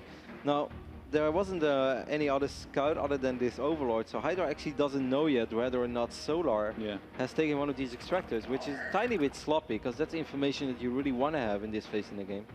There was a joke to be made here when you said he makes links in a different fashion about the fact that he smiles when he makes them, but you didn't go for it, man. I missed it. I'm not truly awake yet. It's been a long week of StarCraft for me, and it's going to be another long week. That passion. So with speed on the way, if Hydra wanted, he could take a much earlier third. This is not going to be denied. This could be a very little important scout for Solar, because now Solar is going to spot this extractor from Hydra. He's like, hey, that's not something you normally do. We already had the spine crawl on the way, but he's going to be more than happy right now with the fact that there is a spine on the way. Has all of his queens on the low ground. It is going to be nothing but drones for Hydra. Yeah, I think we might finally see it. That game where he just drones the taunt, rushes the third base. He has a drone going there right now. Finally, Hydra. Come on, let it out. Let the economic guy in you realize the Hydra, the smiling guy. Solar had an Overlord in a good position though, Yo, and he saw exactly that drone head out. He knows exactly when his opponent went up to 3 bases. Hydra did let Speed finish, so unlike Solar on Overgrowth, we can see Speed is done. He's going to run around with these Zerglings. It's very unlikely that he can kill anything with it. Yeah. But there is a possibility Solar could go for like a lot of links, wait for Speed to finish and then hit, but I just don't think on this map you can pull it off. Even though I guess he has the queens, he could push back some of these Overlords, but yeah, you see he goes for double Ebo, so I think he just delays his third base, make sure he stays ahead in terms of drone count, or at least equal. The only thing I'm a tiny bit surprised by, 2 Zerglings are going to run into the main base. This is a good scout for the sole purpose of, hey, this spawning pool is wiggling. If you're making double Evo and dropping a Roach Warren, do you really need speed? I'm a tiny bit confused by the speed of Solar. Yeah. I don't think it's necessary, because if you focus on the roaches, then you focus on roaches, and most of the time you only make roaches. So why put the gas into your speed upgrade? And now he cancelled this as well. Just didn't really add up, didn't make a lot of sense, unless he had devious intentions, which we will never know about. He knew that those links would come in. Man, I would hate to be a link in ZVZ. They're always they're sacrificed just for a little bit of info, which is important, but imagine, like, you're just the scout that's supposed to die after you scout That's something. how much you are worth to me. Run It's into like that base and die. Just tell me what you saw. It's like, but Overseer. Not yet. later in the game they'll be there, so you have to die. Now Hydra is making a bunch of Zerglings. 20, man, he just can't help it. Yeah. I know I have to drone, but sorry, I can't. So this is a really important phase in the game because they're kind of even on economy, but Hydra could have had an economic lead, but instead, guys, he's focusing on Zerglings. He wants to cancel on that third base or some kind of run by. But I don't think it's going to work, Johan, because there are already quite a few roaches out on the map. We have 10 of them. He's checking the wall. I think he might be planning something like some sort of a run by in the main and natural, and same time a cancel on the third. Or maybe, maybe he knows the attack is headed his way, or like he could catch roaches in the middle of the map. But yeah, run by here would be really good. If he gets into the main and natural at the same time in the middle lines with some links and attack the third base at the same time with some more, he could do a ton of damage. I think he's just going to see where the units are. Okay, he sees them on the ramp, so he's going to go for the hatchery. If he wants to get it, he's going to lose a lot of Zerglings in the process, but he's not going to go for it because the drones can actually push the Zerglings a little bit away as well. So that would have meant even less surface area for these Zerglings to attack. I think it's a good move there by Hydra to disengage. You much rather keep your Zerglings alive and save them for a rainy day and then try it again later on. Lots of roaches being made out of both players right now, with actually Hydra being behind in terms of walkers. So Solar has droned up as well as he would have liked to. Those links were made and didn't do anything. So again, Hydra, he couldn't help it. He made too many links and he's only making units right now. Man, how much? He has so much more army supply, I think. What's the army supply for him? Oh my God, I didn't think it was going to be that much. 86 to 57. Yeah. You need this kind of a numbers advantage, though, if you want to run across the map, especially if you're down in upgrades. Right now, they're even. Gets a couple of Zerglings, that's really nice. It's so important for Solar that he keeps a close eye. Oh, this changeling sees a lot of units being made. I think this is all in here. Yeah. And those upgrades from Solar, they're not going to finish on time. Exactly. Like, if Hydra doesn't get a whole lot done, right now they're even on upgrades, but if this attack just trades even, that's really bad for Hydra because he focused so much on all these units, doesn't have additional upgrades on the way. It's 101 army supply against 83. Very, very important moment for Hydra. Of course, the reinforcements for Solar will arrive so much quicker. Hydra is supply block at 150. Solar is catching up. He has the Queens in support with some transfuses, Kevin. Yeah, I kind of like Solar's position. He has the Spine Crawler helping out as well. And this army of Hydra doesn't really feel bigger to me. It doesn't feel as huge as it has to be to straight up win the game. You could say he's almost winning the Roach skirmish, but the reinforcements from Solar should allow him to stabilize. Still has this Spine Crawler pushing out quite a bit of damage. More Roaches are streaming in.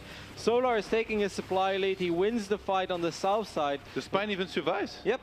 All he has to do is just defend. Like, if he hangs in there a little bit long, he's going to have an armor upgrade. Just try pushing out as many roaches as possible. He has a better economy as well. If Solar holds here, there is +2 on the way, by the way, he's going to have Carapace here in a second, so that's going to help as well. Those links don't really do anything here. They are just at the front to tank, but in terms of roaches, Solar is just that far ahead that he's going to start chasing his opponent down. And as soon Hydra as he has starts droning behind this, but he's going to get counter-attack, surely. Good that Contaminate being used there is going to slow +2 down a little bit, but I don't think it's going to make the difference. Solar should smell blood now. He didn't lose any drones at all in that defense. He had more workers all along. He has better upgrades. If Solar just grabs all of his units, control F2, and keeps reducing roaches, I think he can win. Don't encourage them to use F2, man. Hey, it's a good upgrade. Just good. Or just group everything manually. He's making some drones now. I really thought that he was going to try to close it out from here. Just get pure roach and keep on attacking across the map. But maybe he lost a few queens here and there. How many queens? Yeah, that is a good point. He did lose queens. He probably reproduced 1 or 2, but he did lose a few. And his injects were probably not like super on the money during that fight. So he takes the middle base. Can the Overlord of Hydra see that? There's an Overlord nearby. No, I don't think so. Yeah, so right now Hydra is probably being paranoid. He's like, oh God, I'm about to be attacked. So he tries to squeeze a few drones in here and there. In terms of upgrades, he's actually about to have his own +2 finishing.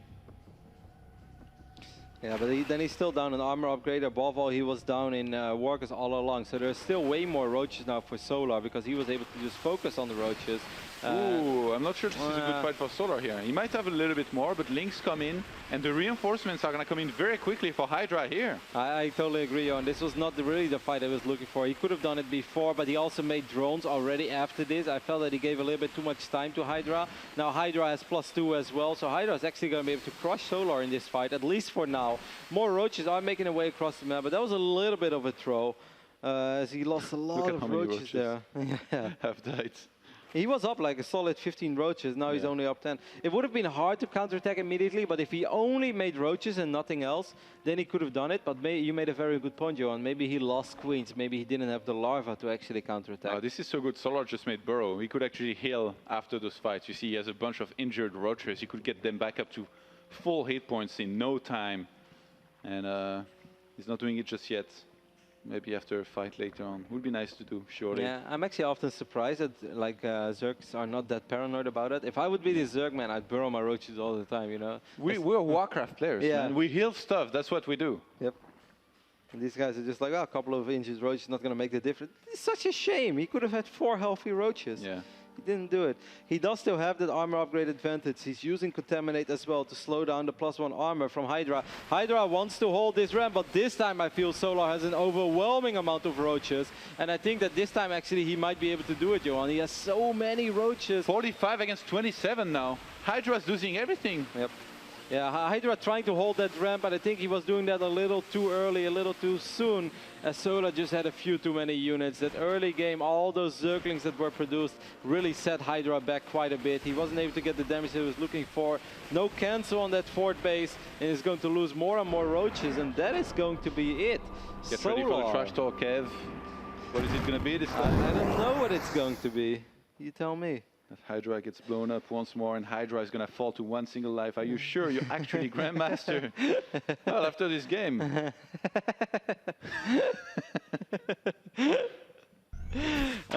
Well, if he's not sure, I'm pretty sure Hydra is. However, the Zerg player from Samsung Galaxy will still be the only player in the Red Bull Battlegrounds Global to have not dropped a single map, a single series, you name it, he doesn't drop things, Johan. I feel like at this point, Solar is just so good that if everybody pick him from now, all the players are going to be losing, throwing their lives away. Yeah, we'll be done at day 2.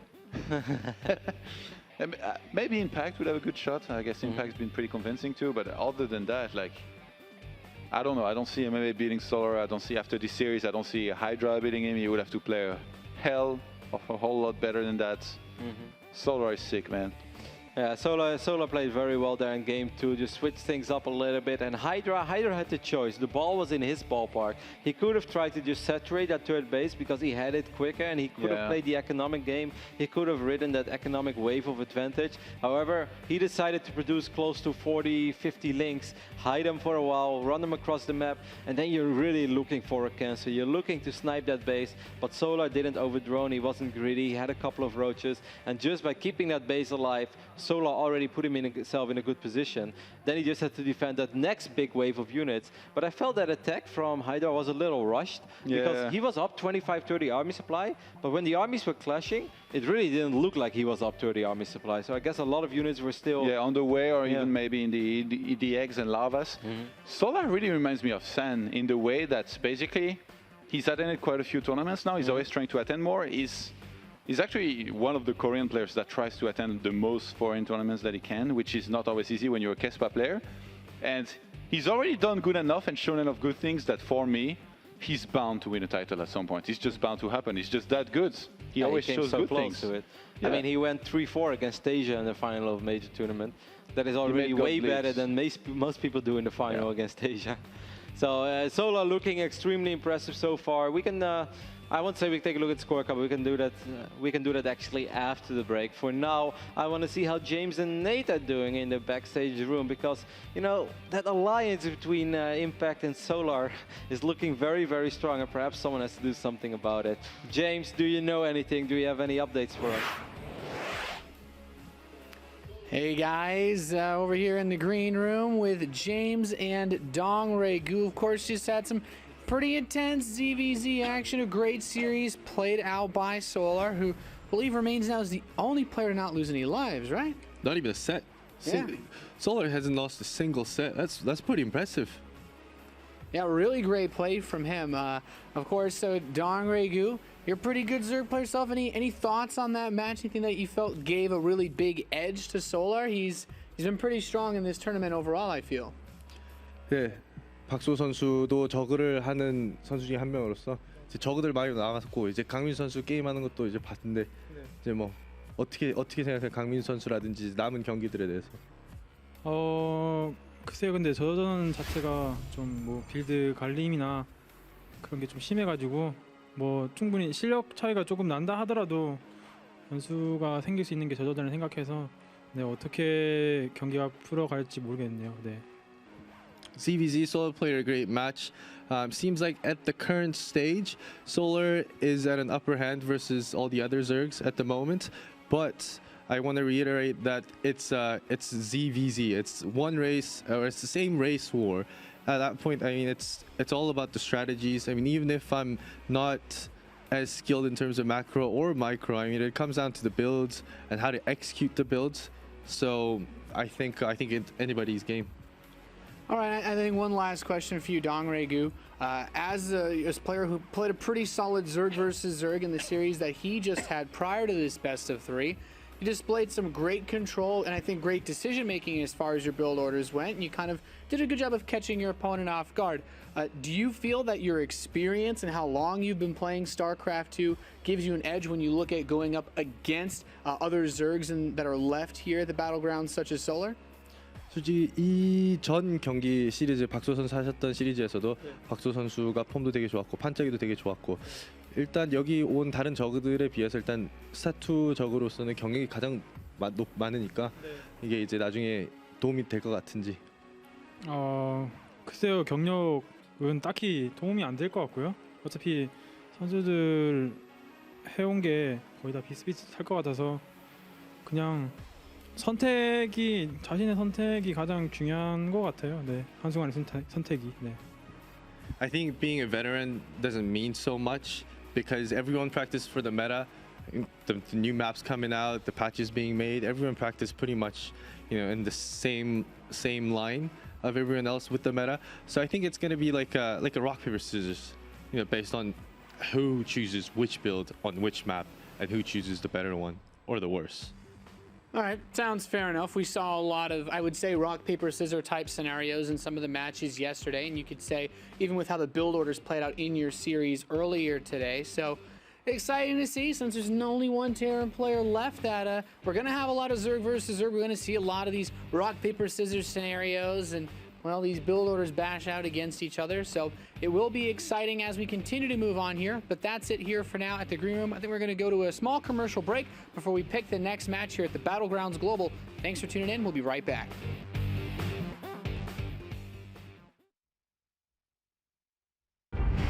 My life is about trying to do the best that I can. The best that I can is by having fun, by doing a few things that are a little reckless, a little crazy. We're going to keep doing that. Paid to go around and just make awesome videos? You gotta put your life on the line. Let's go. This is my life. That's my day to day. And this is my story. You can't ever stop what makes you who you are. The Red Bull Signature Series continues to bring you the best collection of action sports events from around the planet. Huge flip out of Jeff! In store for the rest of 2014 will be some of the best of the series competitions, featuring the top athletes in the world pushing their limits. In Rampage, Freeride Mountain Biking's elite return to the picturesque landscape of Virgin, Utah, in some of the most brutal conditions ever navigated on 2 wheels. Red Bull Rampage is just the pinnacle of freeride mountain biking. And the winter slopes of Whistler become the summer home to Joyride, the slopestyle event of the year. The course where every single feature is incredibly trickable, and there's close to a dozen of these features. BMX's top stars face a new unparalleled dirt course with jumps over 30 feet in height at Dreamline near Asheville, North Carolina. There's some big hits out there, and if you do come off, it's going to hurt, but with bigger jumps comes bigger risk and bigger reward. Enduro riders from over 30 nations head to Sibiu, Romania for an event known as Romaniac. It is the world's hardest and harshest enduro rally, where just finishing is an honor. From Southern California, we bring you the evolution of Supercross with straight rhythm. There are no turns on this track, just 3/4 of a mile of straight-up, wide-open racing, allowing these riders to prove who is the very best when it comes to head-to-head technical racing. The world's elite big wave surfers descend upon the cold, intimidating, and often dangerous surf spot of Northern California, known as Mavericks, for the Body Glove Mavericks Invitational. These These top surfers will put it all on the line against massive and powerful surf. 13 of the most innovative competitions fused into one epic experience. Watch the Red Bull Signature Series all year long on NBC.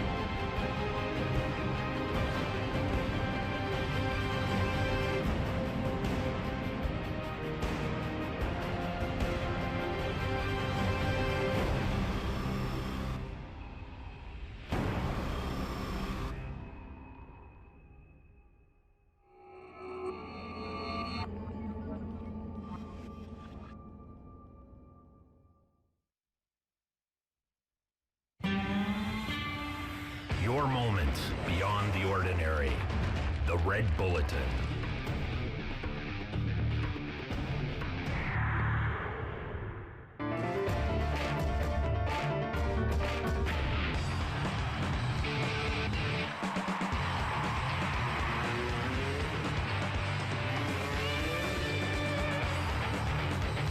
The Red Bulletin, as magazine, app, or e-edition.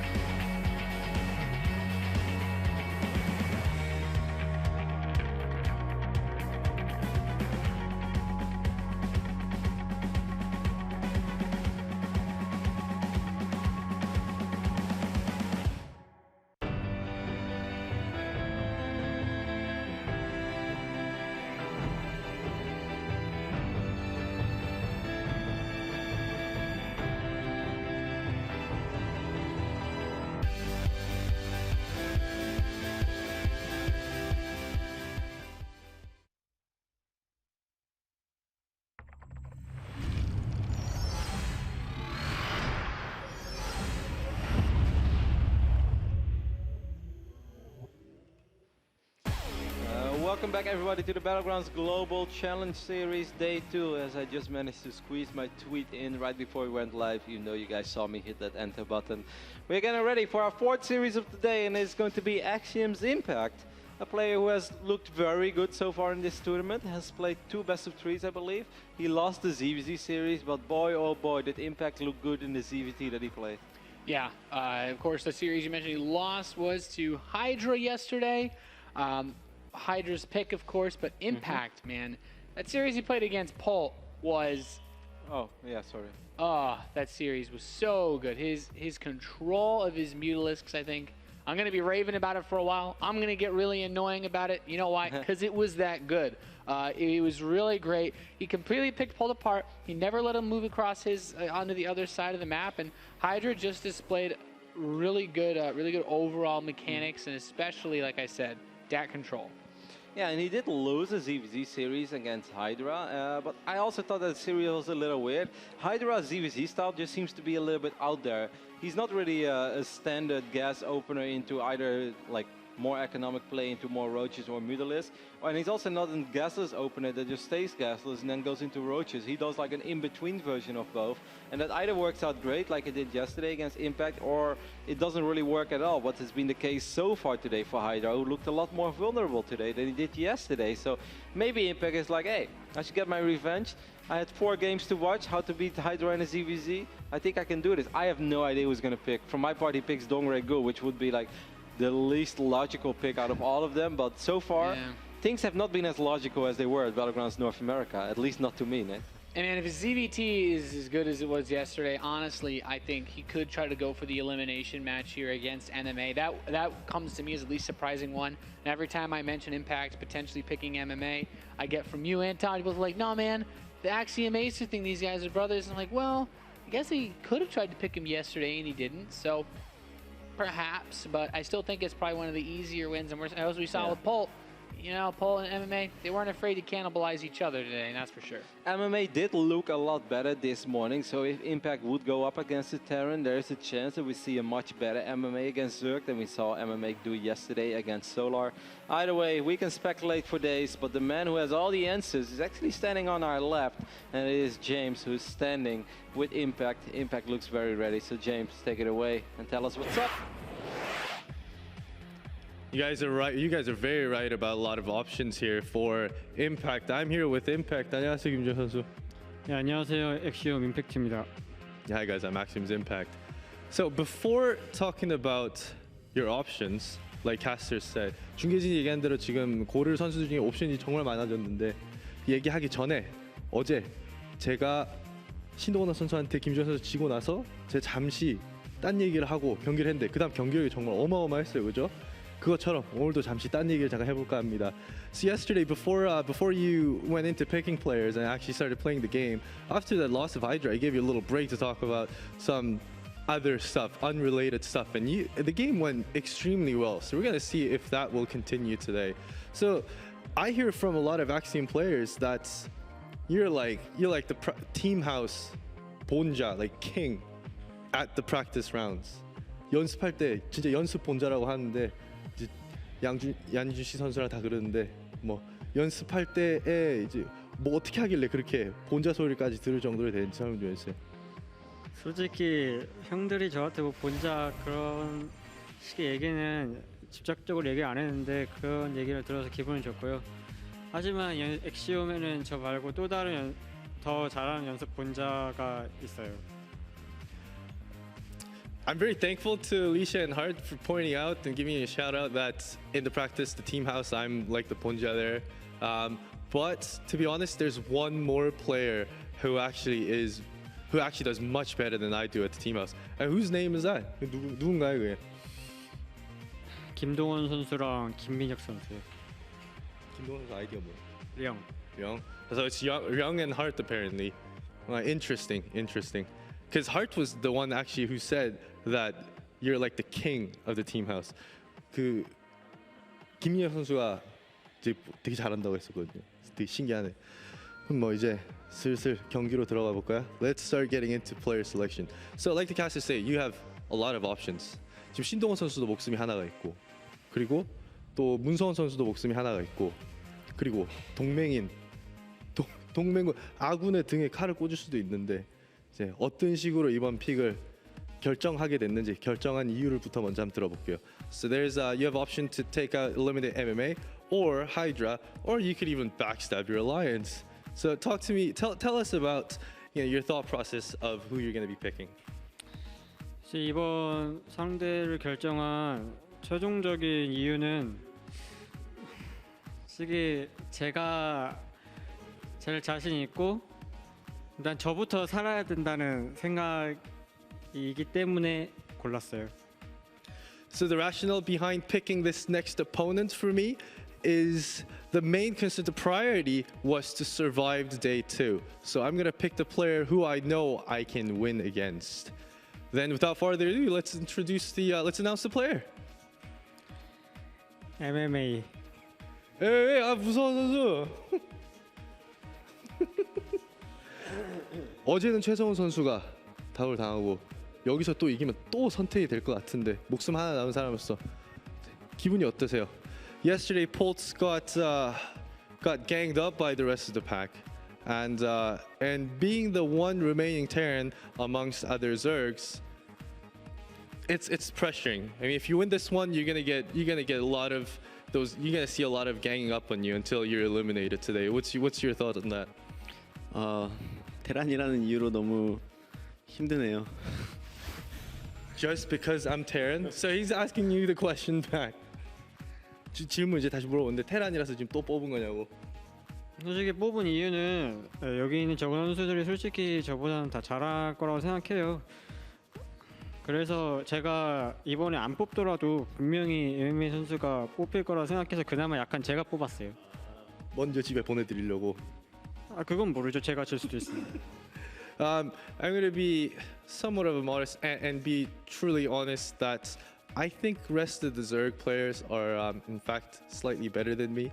So and I'm much more comfortable going up against Terran. So I picked MMA to maybe send them home, or maybe I'll be the one that has the life on the line. 그럼 경기 시작하기 전에 마지막으로 각오 한 마디씩 다지고 시작할게요. One word to your opponents before we begin our map vetoes. 임팩트 선수 말이 뒤로 가면은 누군가 저를 먹기 때문에 먼저 먹겠다는 말 같은데 잃을 거 없는 자의 무서움을 보여주겠습니다. So the rationale of Impact sounds like he's picking me because someone else will, and someone else will definitely win against me. So I'll show you what the person that has nothing to lose has got to offer. 저 같은 경우에도 저그보다는 테란전의 승률이 더 좋기 때문에 이번에도 어제와 같은 경기력 보여드리겠습니다. Don't you worry, MMA, because my ZVT has much higher win rate. I'm going to take these two guys backstage for the map vetoes. I'll see you guys in a sec.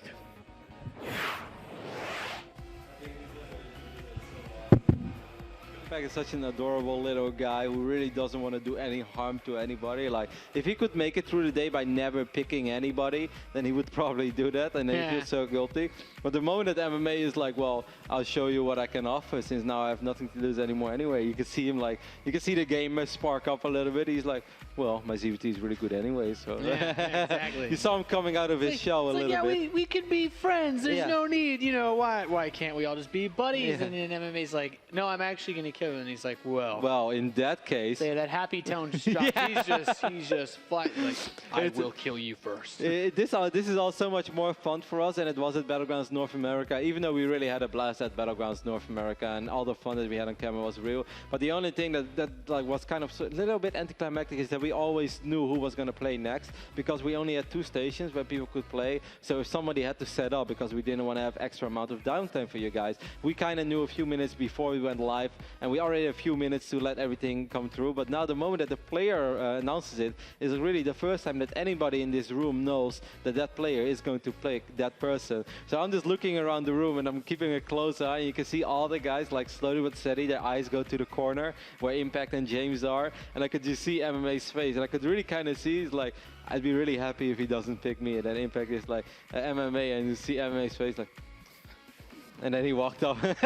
He's like, again. When you've only got one life, the last thing you don't want to get picked. It's as simple as that. I played good this morning, and I'm enjoying. I'm probably feeling a little better, but I would still enjoy it if nobody just picks me today, and I can just continuously get better over the weekend. Day one, okay, MMA was not very good, but this happens to the best of us. You might get tired, especially MMA travels so much. It's very possible that you can't always bring your A+ game. However, today against Polt, he looked so much better than he did yesterday. I felt like I didn't even do him justice this morning, but how well I really thought he played, because I was not even feeling that good this morning. I was a little tired, so I think MMA is more tired than I am.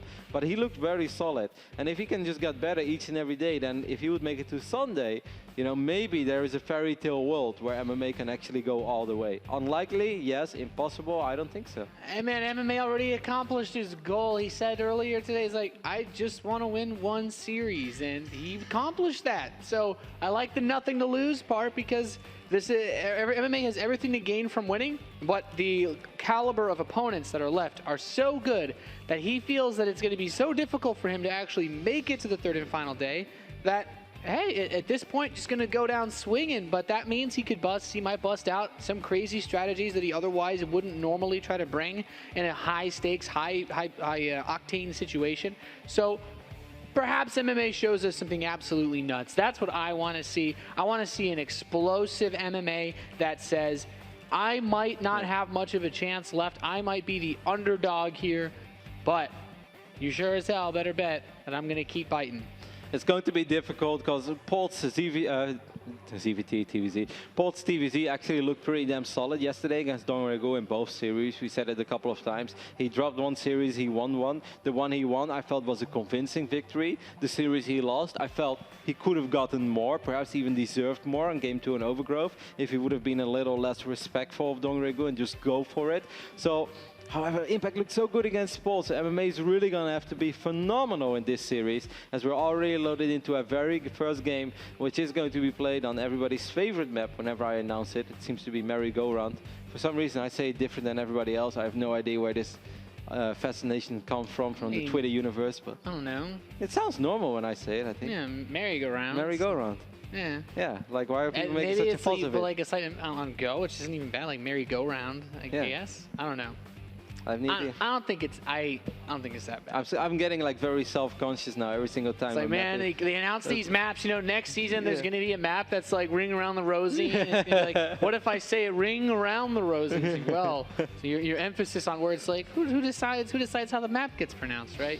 Either way, we have a pause basically at the very beginning, so we're not purposely stalling here to wait to get into the game, but basically just making sure that both players' setups on the PCs are working fine, and then we'll get into the game, of course, as nothing has actually happened yet. Nope, just Impact seemed to have no sound, and of course having sound in StarCraft 2 is pretty useful. That's pretty important. You know, I tell you what, man, even when I have sound and I'm playing Zerg, it's like I hear an alert, I'm like, oh, I'm being attacked, and then I look at my main base, I'm like, I don't think I only wanted to have 7 drones mining. I realized that 8 Marines showed up. I think without sound, that gets a little bit more difficult. MMA is ready. Seems like Impact is ready as well, so we can just go ahead and hop into the game and introduce our players.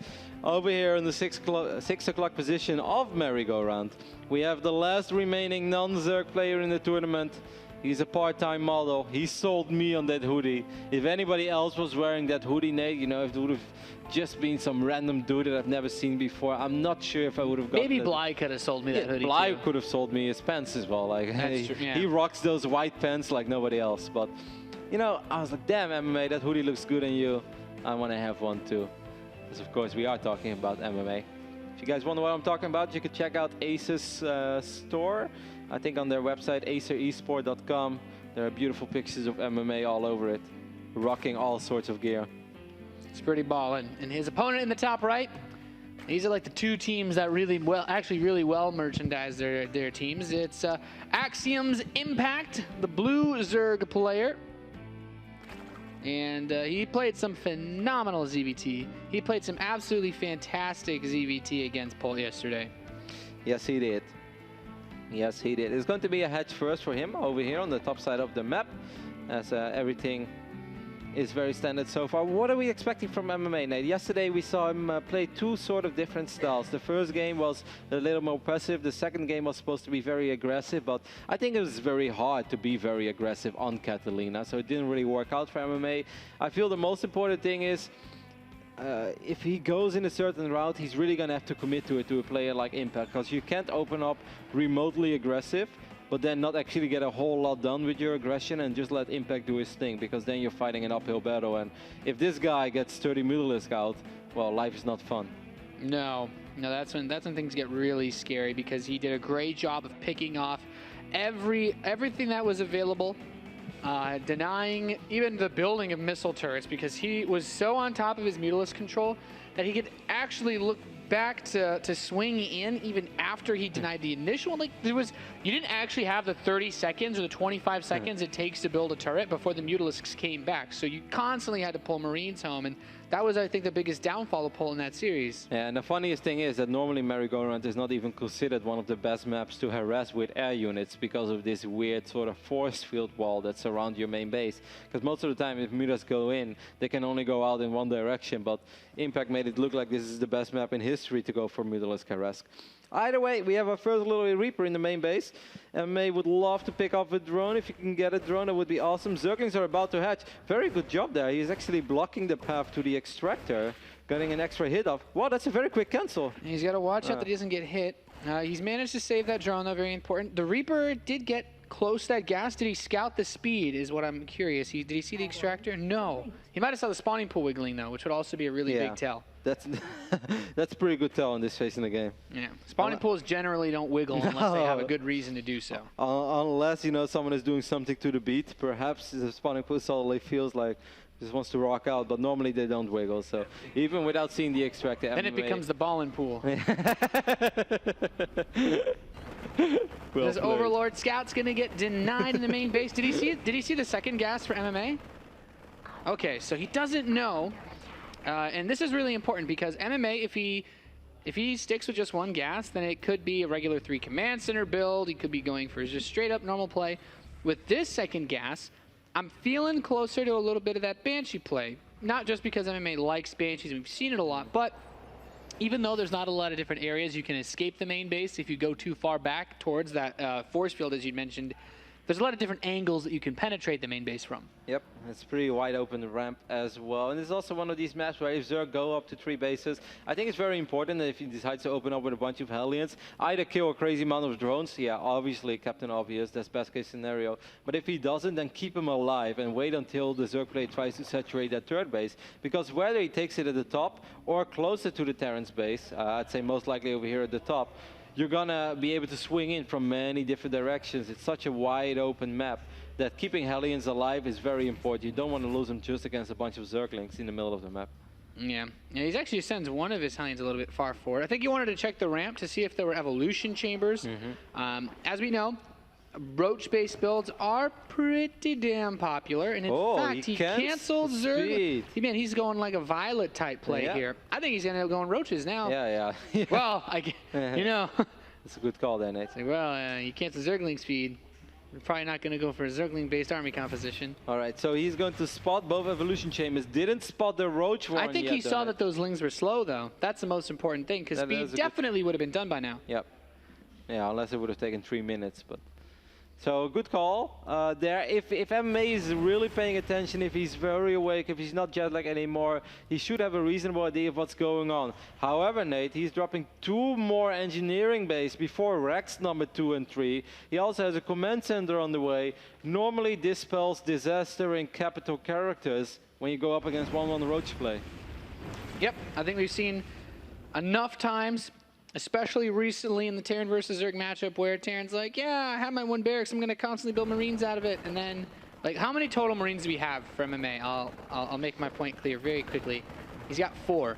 So by the time that 1-1 Roach upgrade completes, it takes, what, 25 seconds to build another Marine? He's gonna get up to like 8 or 9 Marines by the time that this push actually hits. The most important thing does not work. These Banshees need to do, I say Banshees need to do damage, but they need to actually also start hitting these Roaches as fast as possible. Yep. Picking up the Queens could help a tiny bit. That oh wow, why did he lift that Spore? What? Yeah. Oh, now he's, well, I guess that couldn't defend these drones anyway, but that was awkward. Is there a sport in the natural? There is not. And is there an overseer on this side of the map? I guess there is one, yeah, coming in from the south side. Still though, these aliens definitely doing a little bit of work. Right now, the roach count is not spectacularly high yet, surprisingly. I feel like Impact's given up on being able to kill MMA, but yeah, I don't think he had to. Where are your Marines at, bro? He had a few. Yeah, he's got. Oh, they chased an Overlord. These roaches could actually walk into the natural and kill a lot of workers. It's only 8 roaches, but they could still be devastating. Armory is going down as well. Their upgrades are on the way. Of course, for MMA, they're kind of quick because he went for the quick. This can actually sort of work out well for MMA, which is super surprisingly because it looked so bad for him. It looked really, really dicey. I really like this. I really, really like this because MMA basically gets away with opening up double engineering bay, 3 command center. It's like, well, yeah, in most Terran plays you can get away with that, but these roach pushes, man, they kill people pretty easily all the time. If he would have just produced roaches, even of just 40 drones, and he would have had 20 roaches like a minute ago knocking on the front door of MMA, I really don't see a world where MMA defends without losing 30, 40 SCVs. Yeah, I don't see a world. I don't see MMA making it past 2 minutes after that attack. But full stims his army. He's like, gotta kill the Overlord as fast as possible, and that's nice because it delays that third base. And the roach play, generally speaking, is all about delaying the third. Like this 1-1 roach opening is supposed to buy time to delay the third just long enough that the 2-2 roach Hydra attack actually wins the game. And that's usually, when I play versus this style, that's usually what the Zerg player is trying to do. But there's actually no Hydras on the map yet. And MMA is ready to move forward and clean up some creep. Yeah, with 11 roaches, he's going to have to be actually a little bit careful. The Banshees will take a little bit of damage immediately. It would be awesome if he could snipe that overseer. Wow, he's getting the queens, though. Those queens walked so far forward to kill the Banshees that they all died. And that is a huge loss. That's the end of all creep spread at this point in the game for Impact and MMA. That went so well for him. Whoa. Did he? Why does he get... Kev, he's getting building armor before his +2 armor. I'm not sure he intended to do that. I like building armor. I don't like it that much. Perhaps he is... I have no logical explanation for this. Maybe he knows I really like building armor. Yeah. I don't think it's going to help unless he's going to rush out some planetaries up front to defend his third base. It helps with bunkers as well, no? Yeah, it helps at bunkers, but he doesn't have bunkers either. Well, like, if he's just very worried, cause like MMA is not really a tank player, so if he's gonna defend against crazy monsters of roaches and hydras, he will most likely throw down like 4 or 5 bunkers, much rather than having double factory building tank. Armor gives you +2 armor to buildings, whereas the +2 armor would only give him 1 additional armor on his bio. So, in a weird kind of way, what you're saying makes a lot of sense. He just doesn't have any bunkers, and he's way out on the map. Has he started any yet? No, Is he building barracks at the front of his... Well, I guess those will have extra armor too, but... Make it more complicated. not quite the wall you usually expect. A couple of roaches tried to be annoying and pick off a few SCVs. Will succeed in doing so, but they will also die as there are a few Marines and Stim Marauders. At the same time, these 2 Banshees have been wreaking havoc all over the map ever since pretty much the moment they have spawned. These really excellent Banshee control. Quite the dynamic duo, right? Yeah. Man, those twin sisters. 13 drones have gone down throughout the game. They've been pushing out a lot of damage on the roaches as well. Have been dictating, picking up the queens even. So the still Hydra is on the way. Like MMA really needs something soon to defend against all these roaches and Hydras. Like bio is phenomenal. Don't get me wrong, guys, but it's 1-1 in bio right now against 2-2. Okay, he can't. Did he? No, he has building armor. I was like, did he cancel it? But he let it finish. No, it finished. I think he queued up his. I think he queued it up on accident behind it. So +2 armor is on the way now, but I mean, building armor is usually not bad. Like if he had bunkers, it would actually be more cost effective than +2 armor. Because he's not a tank player, like we know that. No, I love actually playing without tanks versus Roach Hydra. If you can get maxed out like MMA is right now. Like, you can actually just win a straight-up head-on engagement against Roach Hydra with a good spread. It seems like MMA has done a good enough job in slowing the economy down of Impact to make this attack hit so much later than he would normally love it to hit. If MMA can spread out well enough that all of his Marines can shoot at once, then he actually should be able to take a straight-up fight. Yeah, I'm a tiny bit worried that the fact that he doesn't have +2 armor. Yeah. It's like these Hydras the will do a upgrades lot definitely of damage. help. Yeah, Hydras, they deal crazy amounts of damage as is. 2 Hellions are going to try to run by, get denied. Big medevac pickup. Well, Impact definitely saw that. Now he knows that he can kill the third base, most likely. This is a weird call by MMA. He might be able to snipe the Hive, and that of course means no Vipers for the longest amount of time. MMA throws down a scan, but he has to worry about this army. How's he going to defend against his army? There are overseers here as well, so Widow Mines just alone won't do the job. Impact sent back quite a few units, but I don't think that's enough. I don't think he can snipe all these medevacts with just those few roaches and Hydralisks. You are making a mistake there, Impact. This is a few too many bio units to just fight like that. Yep, MMA's trying to save that third base back home as well. And I mean, hey, it'd be actually pretty difficult to snipe that command center now that it is building armor. And he's doing it as well. MMA's going to clean up these roaches. He's going to pick up these queens. And at the same time, his drop in the main base was still trading very efficiently as well. GG is called an MMA off the back of some relentless harassment with his Banshees dictating the map as well, with the Hellions picking up the queens. Picks up a pretty easy game number 1 victory. Yeah, that was some very sweet, crisp play from MMA to kick this series off, especially with 1 life left. Man, he's got so much further to go in this tournament he can't lose more than a single map in a row, basically. Otherwise he's eliminated. So really crazy to think about it, but I like just how much damage those Banshees were able to do. Typically MMA's build that you kind of die to a straight up full-on 1-1 roach, but on the other side of the coin, if you can do enough damage to slow it down, to take the steam out of a push like that, suddenly you see how to make it doable. I still think, you know, like, of course, there's always 2 ways to deal with those Banshees in the main. Either you're going to prioritize focusing on defending those Banshees and replacing the drones that you lose, or you just pump out as many roaches as possible, and then you march across the map. And then the Banshees have to come back anyway, because they have to help out the only 8 Marines that are there to defend against those roaches. Instead, Impact walked across the map with 8 roaches, could have still walked up, could have still killed quite a few SCVs, but didn't do that either. Of course, we have vision, he doesn't.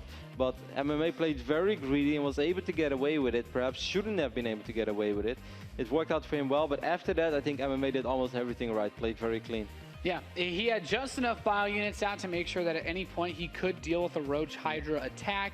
And despite him having that +2 armor delayed, he was still able to take good engagements inside the main base. The drop felt questionable, but Impact's reaction was definitely not ideal. I would definitely think with Roaches and Hydras, you need to keep everything together. Yeah. Like if he sends everything across the map, then I might believe, because then I think that he's completely going to overrun the remaining forces of MMA, and he will clean up. He will clean up the third base. He's going to clean up the natural as well, and then he can always go back home trying to defend his own third base. Yeah, I agree. It becomes very difficult because if you try to fight that army full on and those Marines get clumped up, they're not all able to fire at once. You find yourself basically dying very quickly because the Hydralisks outrange the Marines, and there's not really a crazy amount of Marauders, so those Roaches are going to soak up a lot of the fire from the Marines that can attack. And then things snowball out of control. You start losing your medevacs, and the game just gets really ugly from that point on. But bet number 2 is going to be Nimbus. We haven't seen a Terran versus Zerg on this map, I don't think, yet. No, not in this tournament. We've seen a couple of really good ones, though, over the last few months, and even on few months. Makes it sound like Nimbus is already old. Few weeks, but it's been like every single day there has been StarCraft, so it feels a little longer than just a few weeks. But even in Battlegrounds Atlanta, we had an amazing ZVT on this map. And we're just going to go ahead and hop into game number 2, as MMA is perhaps surprisingly leading 1-0 over Axiom's Impact. That's right. Our Terran player in the top left, he is not going to go down without a fight. Sporting red and representing Team Acer, he is MMA. We haven't seen MMA 2-Rex yet this tournament, Nick. We have not. I feel like MMA is less of a 2-Rexer these days. The only times I've seen him cheese have been Proxy Reaper. Yeah, he did it actually in the qualifiers of the Battlegrounds Global. Yeah, he did it in one of the last tournaments that he played in as well before this, the Gfinity. Oh, really? Yeah, he. On Foxtrot? That was when he Proxy Reapered, but yeah, not 2-Rex. So. No, 2-Rex I can't remember. Proxy Reaper I can definitely remember. He's Proxy Reapered a lot. He Proxy Reapered 2 games against Snoop. Didn't he do it against Hydra on Foxtrot Labs in the qualifier? Yeah, he did it there too. He had the gold base in that basin map as well. I thought he was going to win, but Hydra ZVT actually looked very good in that game. However, Axiom's Impact ZVT looked extremely good too yesterday. Game number 1 against MMA was a rough one, struggled a little bit, had a couple of missed opportunities there. But of course, it's a lot easier for us to point out all those missed opportunities because, hey, RTS without Fog of War is not that difficult, Nate. Yeah, it turns out when you can see everything at once. You understand this game a whole lot better. Yeah, well, at least it makes you look like you do. Yeah. Second barracks. Excuse me, the first barracks is going to finish up reasonably soon. And it looks like it is going to be a regular Reaper opening. Impact, of course. The blue Zerg in the bottom left is Hydralisk. Do you think this tournament is based how it's CJ enters Hydra because every Zerg player has a Hydra next to his name? Not every Zerg player. Sorry? No, DRG has a... The infested Terran. Yeah, DRG and Solar have infested Terrans, I believe. So what does this mean? Does this mean that Impact is somehow related to Hydra? I like to think that they gave the players a choice. I think this is the Illuminati. So it turns out that it's actually the Hydralisk players that have been teaming up against everybody else. Like we never even realized it, but the only reason Polt and MMA didn't work together was because they both didn't have the same unit. Exactly. One was a Marine, the other one was a Ghost. Those things just don't roll together. Yeah. You know, you have It can't be coincidence. No, you have Marine Knight and you have Ghost Knight, but Marines and Ghosts don't party together. No.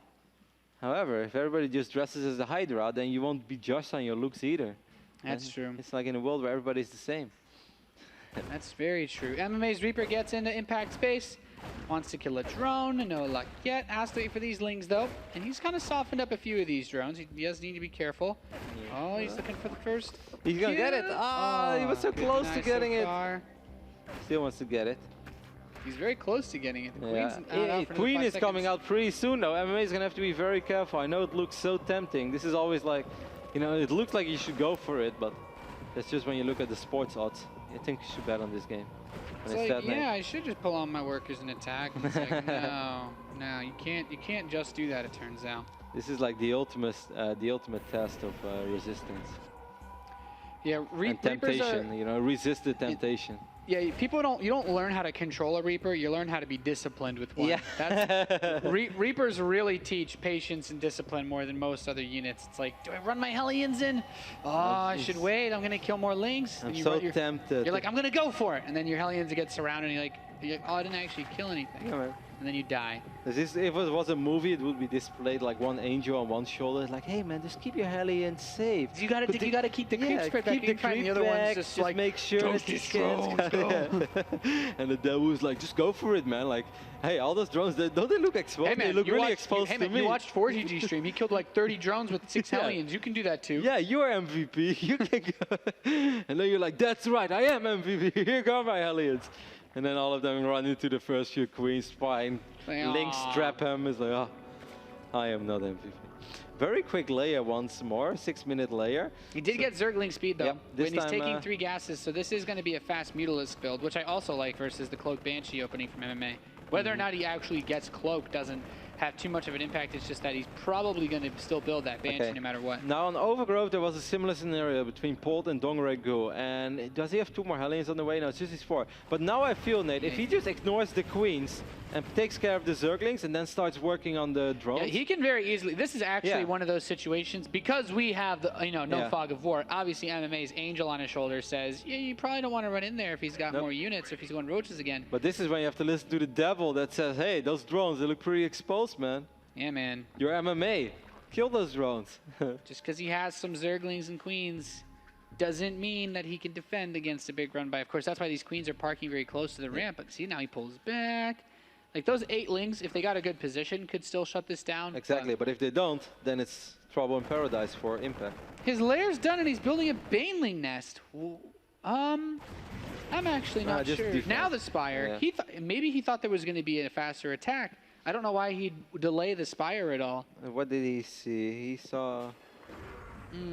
He saw that he knew there was going to be a Banshee coming, so he built a Spore, but he didn't see anything else to suggest that he would have to worry about fast Marine play. That is kind of interesting. Maybe he was afraid there'd be an armory somewhere, and that's why he got the Banelings in case Hellbats came up. I'm not entirely sure, but the important part is he delayed his Spire, and when you're going 2-base Muta, that's kind of what the build is all based around. No, I think you make a perfect point there, Nate. There was a very similar scenario yesterday. I was sitting backstage with the boys, and I was like, huh, why is he making a Baneling nest now? I really didn't see the purpose. And then MMA actually told me it was a different CVD. He's like, worry about Hellbat. I was like, okay. I mean, obviously for us, we see like there's nothing to worry about, so then sometimes we don't even think about it. But that is our bad, because And I mean, eventually he would get the Bailing Nest anywhere, and it's not going to slow his Spire down by all that much. A lot of Zerglings actually just ran across the map, Nate, and the walls were open, so now suddenly MMA has to worry about these Zerglings in his main base. It's not a ridiculous amount. This doesn't really happen. He's doing a lot with this. You know what's most important, though, as I look at this, is MMA's upgrades are so far ahead, he really just needs to stabilize and not lose too much more of these Banelings. That's the power of Banshees right there. As he's going to lose some SCVs back over to his natural. There's still a few tucked in there, though. We have 7, losing 7 SCVs, and above all the SCVs running around. It could have actually been a lot worse. Like, it looks, I know it looks like that was like absolutely horrible for MMA, but that could have been a lot worse. The only thing that's, that reactor, never mind. I don't know. I don't like that. I don't like losing that reactor. He only has 1 reactor in his barracks now. Right. MMA still only has 2 command centers. That also makes this a bit tricky. Yeah, this is like a sort of game where MMA is actually supposed to do a lot of damage in the near future because he doesn't have that 3rd command center. And the last thing you want to worry about is losing SCVs. He can build SCVs 3 at a time. He doesn't have 3 mules to drop. MMA really needs, man, Nimbus looks like such a difficult map when it plays out like this. Yeah. Like, of course, Impact was playing very greedy. He went up to 49 drones of 6 Zerglings and 3 Queens, and he was able to get away with that, then rushed up to Spire. And then the very few units he actually made, or the very first units, he was able to be successful with them. Yeah, the Banshee's gonna run in, just get killed. It's unfortunate there, as the mutas reveal their ugly faces. MMA's still building tanks, by the way. He's pulling a bomber. He's building Marines and tanks off 2 bases. He's getting combat shields. He has no armory. Do you think he's... You know what? This is actually, this looks like it's going to be an all-in push with like 3 siege tanks, because without an armory, without a 3rd command center, there's absolutely no way that MMA does anything else in this game if this push dies without trading more than even. And I mean, no, I 100% agree with you. It looks a little tricky though. If you're Impact and you scout double engineering bay, you don't expect an attack like this to come. However, his creep rate is very good. He's going to see this army knocking on his front door. Now, Bailing speed just finished up. We had 5 Bailings already, 3 more are on the way. If he just gets, 15 Bailings, I know that sounds difficult right now, but I think he's going to have the time for that eventually. He should be more than fine, but he ends up losing a few of them, and the others are morphing a little too close to the rest of the army. MMA splits are going to have to be old school MMA phenomenal if he wants to make this work. Yep, he's got the Hellions up front to soak up some damage as they slowly die out. Even a few SCVs brought forward to repair. That siege tank is the anchor of his defense. He needs to target the Banelings. Doesn't really get all of them, and yeah, he loses his Marines. This push gets completely shut down, and yeah, I really like Impact's position. I think MMA is, I don't know it sounds really weird, but he's kind of dead. Yeah, GG. He had nothing to transition to, didn't have an armory, didn't have a 3rd base, really relied on this push to do a lot of damage. And of course, we have to ask ourselves the question, what happens if the wall is raised? Those Zerglings don't enter the main base, and MMA is not slowed down, and this attack actually hits 30-40 seconds quicker than it did now. Perhaps we're looking at a different game. Creep is not that far spread. There are a few less Banelings, a few less Mutalisks, and maybe MMA has a few more Marines as well, because he won't lose the reactor, has more money to work with. It could have been a different game, but depot being lowered, Zerglings running in, just kind of ruined everything that MMA wanted to do. Yeah, it was weird because he also plays into how fast the 1-1 upgrades were done. Both players had +1 for both attack and armor when MMA's push hit, but about 40 seconds faster was when MMA had his, and that's about the time that he bought with that Zergling run by. So really, it could have been a lot better for MMA. Also, Baneling speed may not have been done. He may not have had as many Banelings. Maybe it was a cool build, It's one of those games where it kind of looked lame and it looked like it was sort of a horrible build for MMA, but it could have been very cool in theory if everything would have lined up the way that he had it in mind. And to play it on that wing, I actually don't mind it that much because it is a pretty difficult map, I think, for Terran. It's so wide open, it's so large. I can imagine it can be very tricky to play against Zerg. So it was sort of just like an ace up his sleeve that unfortunately got stuck on the inner side of his sleeve. Maybe it will come out in game number 3. Yeah, it's a bit unfortunate the way that played out for MMA, as we are now loaded into game number 3 on Deadwing. To decide this series, MMA loses, he will be eliminated from the Battlegrounds Global. And if that would happen, that means that he is the second player, and we will be left with the 4 Zergs that are still in this tournament. As of course, he is our Red Terran player, spawning on the left top side of the map, still representing Acer, has been with Acer for a very long time already. So of course, big shout out to the Acer boys for supporting such an awesome Terran. It is MMA. Yeah, MMA's always been a baller, and this game he's going to proxy something. Could be single barracks, could be double, but yeah. We talked about how much he liked to proxy Reapers. That is correct. Over here on the left bottom side of the map, we have our young Zerg player. The second youngest player in this tournament. I actually thought he was the youngest because he looked so little, shy and adorable. But Solar is actually even younger than him. However, he has an impact with Solar, so he doesn't have to, or an impact. An alliance with Solar, he doesn't have to worry about him. It is Axiom's impact. It's definitely good news for Axiom to see Impact do so well, not only qualify for this tournament, but even at this tournament holding his own, as they had a couple of rough weeks with Ryung and Crank not qualifying for WCS America Premier League Season 3. So this is great.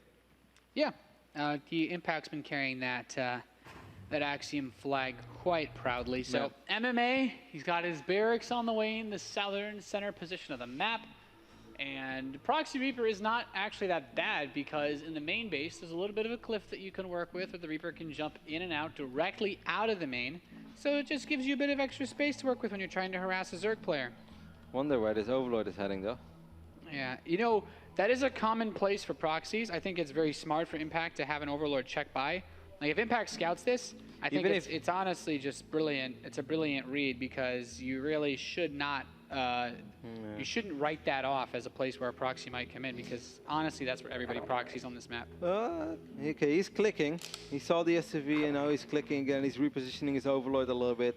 He's going to spot this barracks in the near future. Of course, the spawning pool was down already, so it doesn't change that much. But if now at least he knows. It's always nice to know. It's always nice knowing what to expect before the unit actually shows up in your main. Now is a few extra seconds to think about it all and make sure that he will make all the correct calls. And it's going to be hard for MMA to truly get his money's worth. Also, yeah, I mean, this is not Foxtrot Labs. This is not as good as Foxtrot Lab for Reapers. No, it's certainly not. Even though he has that cliff that he can jump straight into the main base with, he's got to work with a lot. It's going to be tricky, to say the least. But if he can finish that bunker in the natural, I think he gets a lot more utility out of this because the Reaper rush distance to that bunker is very short. So reinforcing and getting units there early on is not too bad. If you can keep 3 Reapers there, man, we know what 3 Reapers can do to Queens normally, but it's a hell of a lot more when you've got an extra 400 hit points behind it. Of course, MMA has to worry about the other side of this story as well, that he doesn't force out too many Zerglings, that then he's going to die on the other side of the map as soon as speed is ready. However, he built his command center on the high ground. I think that's a smart decision. It's probably the best call that he could have made in that regard. So these Reapers are going to try to be as annoying as possible. They will definitely force out a lot of units, but it would be also for MMA if he could make them live a little longer so he can scout with them later on, and above all just be as annoying as possible. Speaking of, quite a few Zerglings won't get this around. Loses the bunker, but since all the Reapers are still alive, I still think this is totally worth. Speed's only halfway done. MMA might not be entirely sure how much time he has left, but I think he's certainly gotten his money's worth. We see the Rex flying home. So, new bunker going this up. is That's actually smart. brilliant. Can't take a third base now. If the Overlord doesn't see that extra bunker, that's actually great, because he's going to think he can catch these Reapers with speed.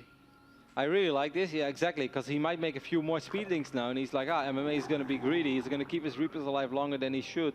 I'm just going to surround him, and even if he jumps up this cliff, I will just run around with my speedlings. I'll eventually get him. So it's a good little move. It's a backup plan for MMA that could be pretty promising. Yep. And now he sees, he knows, and he's like, yeah, I'm just going to go chill here. And the Reapers are like, lol, doesn't have to worry about those Zerglings anymore. And he can continue to harass. It actually prevents Impact from sending his Zerglings across the map. Creep Tumor is not getting picked off. Ooh, one of the Reapers might die now. Oh, 2 of them actually. Great surround there by Impact. Yeah, that was actually brilliant. Now these Zerglings are like, yeah, just 1 Reaper output damage. Not going to be something to fear. Maybe we'll kill a few Zerglings for his time, which is nice, but he loses that extra bunker. Not able to salvage it either. And Impact is immediately able to go up to 3 bases. So still job well done for Impact, who's also, after all this date, he's up 15 workers. This orbital is on location now. The other orbital or command center is about to finish up. I kind of still like how this went for Impact. He took a minimum amount of damage, if you ask me. Yeah. The Viking is also a nice little touch. These Zerglings might be able to pick off an SCV or two. They shouldn't be able to get the Hellions. Okay, yeah, he puts himself into a pretty nice position. Really good SCV save there from MMA. Didn't lose a single one. He could have lost a lot more, that's for sure. Yeah, but the Viking is always a good follow-up to these types of plays. Just we're denying Overlord scouting, especially when you open up aggressively. Zerg players like, well, is he going to follow this up with more aggression? The Reaper dies, though. But he just doesn't have too much to worry about, as Impact's not following this up with anything crazy himself. Still doesn't even have a lair. Yeah, he should start his lair, though. That's the only thing. He needs that very soon, yes. He's going to get his evolution chambers first, which is also understandable because upgrades are very important in this matchup. But as observers, we know that the engineering bays haven't even started yet. So MMA, he's not going to be getting the upgrades too quickly. Right now, we only have 4 Zerglings on the map. We're looking at 6 Hellions. Is these 6 Hellions going on an adventure, Nate, and just ignore the queens? I mean, the queen count is pretty high. We have 5 queens already, so the creep spread is going to be ridiculous. Especially if you sacrifice your Hellions and you give these queens free reign over the map. Don't lose your Viking. Unfortunate for MMA. Those are tiny mistakes that you really don't want to have happen, because this now already allows Impact to send out his Overlords again, because he knows that MMA is going to focus on medevac production much rather than on a single Viking pushing these Overlords away. Unfortunate for MMA. Yeah, the lair though is only just now begun, so very late. Those 1-1 upgrades will be in a little bit quicker than the 1-1 of MMA, but MMA's managed to establish, I'd say, a nice little bit of map control. He's managed to put a lot of pressure on Impact, and maybe he hasn't stopped the creep spread, but he's certainly slowed it down to the point where it's not going to be exploding towards his base at the 12-minute mark. Yeah, but I also feel that Impact is good enough that if you give him a minute, that is still going to be the case, especially with this many active creep tumors. Of course, this is such a large map that just having 1 or 2 creep tumors creeping forward is not enough. You really need multiple, and that's perhaps why Impact went that heavy on the queens, which just makes a lot of sense. His upgrades are about even, like you mentioned. There are 3 more Rexes going down in the main base of MMA. He's dropping the armory now as well. Wants to make sure that he can fire up his second upgrades as soon as everything is ready. It's all going to come down to execution, but I still feel that Impact has been able to get away with a very, very good economy. As you can see, he's up 20 workers over his opponent. And the Proxy Reaper didn't really pay for itself. No. I mean, he forced out a lot of lings, which was nice, but... Yeah, but it also hurts your own economy. Yeah, the follow-up, definitely. I think those bunkers were where he overextended with that type of play. The armory's on the way so that he can get his 2-2 upgrades rolling, which is not bad. We have Nubadized Carapace and Baneling Speed on the way. So, I mean, Baneling Speed always important to have in this matchup, but that Spire. That Spire is so late. Yeah, that is the only thing I'm a little bit worried about for Impact. His Leia, I really felt, was unnecessarily late. It just didn't make sense. Like, look at the amount of gas that he has banked up now already. Yeah, he can start his 2-2 upgrades, but even after that, he's still going to have gas. Even if he would have been making 5-6 Mulas by now, he would still have gas. He does have a lot of Zerglings and Banelings to work with, so it's still going to be hard for MMA to push the issue, and he's going to be forced to pick up most of his Marines for now. Zerglings trying to surround the Hellions, getting really close. Nah, he already got 3 of them. Yeah, I like this dropping the site. It says the Banelings are so slow that they can't catch up to this army. So yeah, kill a few more lings.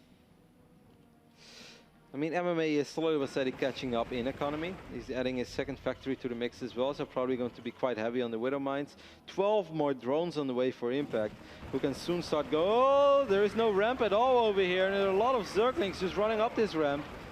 There are Widow Mines though, but Widow Mines not even detonating at this point, not being able to kill too much. Actually kills the SCVs that are building those barracks too.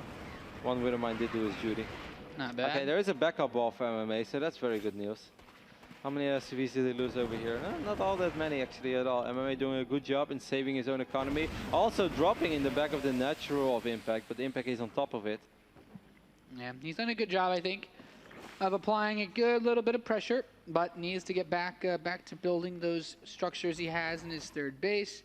And MMA needs to get ready to get aggressive again, but I feel like he has a very short window where he can actually go for a big push because Yeah. The 2-2 will be done so much more quickly for Impact. MMA is also supply blocked, and that's really unfortunate, especially because Impact supply is just sort of exploding in this phase in the game. For everybody who has just joined us, MMA's tournament live is on the line. If MMA loses this game, then he is officially eliminated of this tournament.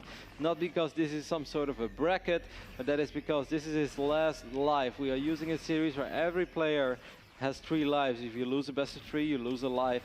MMA has already lost 2 best of 3s in the previous days, so if he loses this one, he is eliminated of the tournament. Yeah, he pushes forward on the creep now. The Zerglings here are ready to accept this push. Marauder up front trying to help with deal with these Banelings with the Mutalisk support. Is Impact just going to try to overrun MMA here? Well, he won't be able to now with those Widowmine hits. That was sort of an okay trade for MMA. The biggest problem is it's really hard for MMA to do something that Impact does not have vision of. You know, he has units all the way on the left side. The entire middle of the map is covered by creep, and he has overlords all over the right side of this map. Now Mutalisk will fly into the main base, and there's just a single missile turret. That's not going to cut it against 21 Mutalisk. And even if he repairs it for days, he's going to end up losing 10-15 SCVs regardless because of the splash damage. MMA is just stepping on creep. He's really going to go for it, Nate. Good Widowmine Only shot, 11 though. Banelings in worst case scenario though, so this might be MMA's moment if he's able to pick up these Banelings. Yeah, Widowmine shots have been good so far. Only 2 Banelings left with this army. There's still a lot of creep spread though. He needs to be careful. 2-2 is about to finish up. Only 2 Banelings morphing right now. There are 2 more Banelings in the mix. Snipe those Banelings, MMA. Ah, he's not doing that. Still, oh. That's the end of that push. Wow. There were only 2 Banelings in the mix of the army, and one of them got the connection that every Zerg dreams of. This was really a moment for MMA to make something happen, because he was actually up in army supply, and the Baneling count was almost non-existent. Yeah. He was so much creep. Look at Impact is ridiculous when it comes to his creep spread. Absolutely insane. Yep. This creep has been really, really instrumental because he's basically forcing MMA to run across it in order to get anything done, and then, well, the creep spread itself on the edge never actually goes away. So he comes in, he's like, kill a reactor, kill 2 reactors, just have fun. Mineral and line. this is Impact getting to use that sweet Mutalisk micro again that we saw him absolutely annihilate Polt with. And if you just look at MMA's vision, this is the only thing that he has out on the map. Is a lone Widowmine. Widowmine says day 15, they still think I'm a creep tumor. I did not. I've been accepted as one of them. Oops. No! Blew my cover, I couldn't stop it. This is really bad news for MMA. He might have the resources to just max out one more time, but the entire map is covered in creep. Impact is such a god when it comes to this phase in the game. He's like, free medevac, it's almost like Christmas. Didn't know it was Christmas yet. Picked up that reactor as well, so losing every medevac hurts even more for MMA, because he's only able to produce 1 at a time. Yep. Oh, that Widowmine. That Widowmine. A true hero. Day 23, they got me. Day 23, blew my load again, couldn't stop it, got caught. So he's going to build a Thorn out. And MMA, you know, the one thing that's nice about this map is that no matter what happens, getting that 4th base is still going to be pretty easy. And since he should be able to max out again, I think holding on to it is doable. But this creep spread, man, dude, he's like, this Impact has built the ultimate creep slip and slide right into MMA's base for these Banelings. Like, these Banelings are just going to roll straight in with so much speed. I'm really worried for him. There are a couple of Widowmines that may help MMA a little bit, but he's going to need some dream connections. He does have a Thor in the mix as well. A few more Widowmines are burrowing. If those... Oh! The Mutalisk, you... It's like, man, that creepy mine was following you around, and then you brought it all the way over to the Banelings. Yeah, you got 24 kills on that Widowmine, which was the first shot of that Widowmine. And as good as it was for MMA, I would love to be more excited, but I still feel that Impact is in absolute control of this game. He's just going to fly towards the main base. He's going to kill all these SCVs, and MMA has to make this dangerous, dangerous journey all the way across the map over creep. He could have been stepping on like 10, 15 landmines already. That did not happen. There is an Ultralisk Cavern on the way. There is a Great Aspire on the way. If MMA ever want to win this game, Nate, it's going to have to right here and right now. Because after this, it's going to be Ultralisk and Broodlords. And there is no way he will ever have an answer to this. But I'm afraid he just doesn't have enough Marines. No, the Marine count quite low. The Zerglings are going to run in with the Banelings now. The Mutalisk's hitting from behind. The Thor is going to target them. which is nice, but the Thors are already pretty much dead. And now with just Marines against Mutiling, it's getting a little bit more rough. The medevac support has been good though, but MMA is still down on supply. He's 3-3, about to finish though. Yeah, with 3-3, and there are not that many banelings left. There are 8 more morphing. MMA has very little to work with, but he's definitely making it count. He lost a lot of SCVs throughout this game. As he has lost 27. Now there are 17 more banelings morphing. Great macro by Impact. He's spending all of his money, trying to spend all of his larva as long as he can. Has 3-3 upgrades on the way. He has that Ultralisk Cavern finished up, but he doesn't want to wait for it. He wants to clean this up with Zerglings and banelings. MMA once more needs to split with his tournament life on the line. Yeah, he's completely surrounded though, this army getting wailed on. He's continued to somehow get units out here despite losing incredible amounts of resources. All these medevacs have 3 mana energy, which means basically nothing. They are all empty. He's stimming forward. If he can get the Baneling Nest, then he just has to get the Baneling Nest. He doesn't want to get, he wants to get the morphing banelings instead. Are these the only morphing banelings? No, we have 8 there are more. Some more on the other side. The Widowmine detonates though, and the banelings do clean up the rest of the Marines. These medevacs need to get the hell out of Dodge. I'm really surprised at how far MMA is willing to rally into his opponent's base. And he still has 5 Marines, the lone survivors of this push. Few more Zerglings are streaming in. The Mutas, this is incredibly close, but eventually MMA is forced to pick up. But he has Widowmines over here. He's going to drop the Marines again. There are 58 Zerglings on the way. They have 3-3 upgrades as well. However, Widowmines can kill 20 Zerglings at once. If he can get, it's going to be so difficult for MMA, but he's putting up one hell of a fight. Yeah, the medevacs are starting to die too after that Widowmine shot, and that really should be the end here. But MMA is not giving up. MMA is relentless. He is really grinding it out here, and the Mutalisk count is disturbingly low. So these Marines are continuing to push in. And MMA, is he? No, if MMA is going to be able to win this game, that would be the sickest game of the tournament. He steps forward, but it is still that Baneling Nest. There is still more Zerglings on the way, but the micro has been pretty insane the last few minutes. The macro, the never-ending stream of Marines. Did you miss the memo? This game was over 5 minutes ago. What are you doing? MMA, you were supposed to tap out and complain about Zerg in your post-game interview. You're not supposed to hang in there like a champ and work on hatcheries. You're not supposed to even the supply. What the hell? Okay, this reactive snipe was so key. And MMA knows it as well. MMA is asking himself, if only I had a few more medevacs to work with. What an insane game. Yeah, this game has been nuts. Like, there was creep on your front door. MMA just crossed Deadwing on creep and somehow made a push work. He's created an oasis of no creep in the center of the map. You know, we already had the expression that he's splitting Marines like Mosif. Well, MMA just walked through the sea of creep. He parted the sea of creep and he made his way to the Zerg base, but the Mutalisks are looking for revenge. I think that's... Yeah, but the Muta count is not that intimidating anymore. And like, Impact was spending a lot of money on tech buildings that never came into play. He had to fight the majority of those engagements without his 3-3 upgrades. He does have them now. He has a great Aspire, but I can understand that now he doesn't want to squeeze out Corruptors. Now he doesn't want to wait for an Ultralisk to pop up, because that's going to take a while. Yeah, MMA's continuing to move in. There's not a lot of Banelings. There's quite a few Widowmines behind this to support everything here. Widowmine's doing way more harm than good. Really hurting those Marines. I think he just moves the Thor up with the Marauders and just keeps the Marines behind those bad boys. I love these drones. The drones are going to try to help out as well. Bane is getting reasonable connections, but there are so many Marines left on the low ground. Good positioning for MMA. This is where the mules shine. This is where we show that Marines can still do it. This time the Baneling Nest will go down. He canceled all the Banelings he's making too. Yeah, because... So he has none. No, there are 2 Banelings. I don't know where they are. There is no burrow. Okay, there they are. They're rolling around. Moodle is trying to intercept the reinforcements. Here come Baneling number 1. And Baneling number 2 doesn't really do anything. It's not going to work now with this many Marines here. Oh my God, MMA has done it. I can't believe it. He looked like he was going to lose this game, but he brought it back. And MMA stays alive at the Battlegrounds Global Challenge Series. Wow, MMA got challenged by Impact. Impact, who looked phenomenal, looked impressive in ZVT yesterday. Oh my God. But MMA with a remarkable comeback, in my opinion, in game number 3. Even though it was never like he lost a really decisive fight, but it's just like his map vision. He had 1 Widowmine on a map that was covered in creep. I honestly I can't believe that played out like that. That was one of the best comebacks that I have seen, and it plays into the 3-3 upgrades. It plays into just relentlessly pushing, because if he did not, like, it sounds crazy that he did that push, and it was crazy, but if he didn't make that push, if he just sat back and tried to max out again, then all of a sudden those 20 mutas are still alive.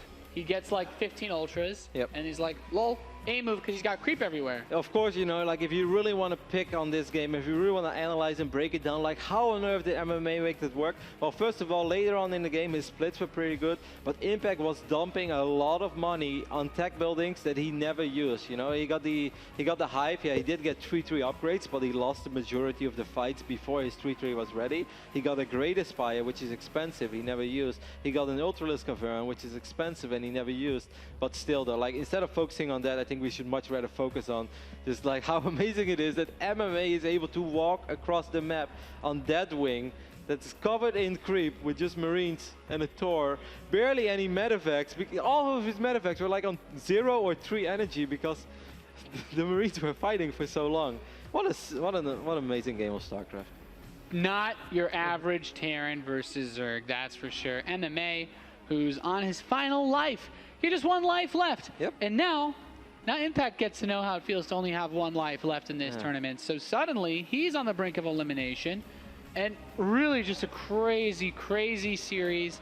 I'm super impressed. MMA definitely brought his A game today. Yeah, no, MMA looks like a different player than he was yesterday. Yesterday, it looked like he almost didn't even have what it takes to compete with the likes of Polt and Impact. Today, he showed us like, no, yesterday is a different day. I'm still MMA. Phenomenal series, phenomenal game 3. Of course, beautiful play by Impact as well. Yeah, you could say he should have won it, but just awesome performance by MMA. And of course, you know, it was awesome to see Impact play as well, as always. However, Johan is standing in the green room. I want to know what Johan had to say about that game, because we thought it was pretty awesome. Did you get excited too, Litut? Thanks very much, Kev. I got very excited. I'm still confused. I think Polt probably is too. What the hell was that? That's my first question here for you. What was that? The last game? Well, I think the impact was too cocky or relieved. It was definitely the favorite for Zerg, but he was going for 3-3, he's going for Ultralisk, he's going for Brood Lords. I think he spent too much resource on that. Okay. I guess that makes sense. Yeah, he was getting the Great Aspire, making more units. I want to talk a little bit about you. You've been living here for a while, you're now full-time, you have an athlete visa. What is your objective in StarCraft right now? You're attending a lot of tournaments, you're going to be trying later on in Detroit to qualify for Washington. What are your priorities and what's your objectives? For now, actually, I'm just doing what I want to do and what I can do well. So it's definitely gaming for now.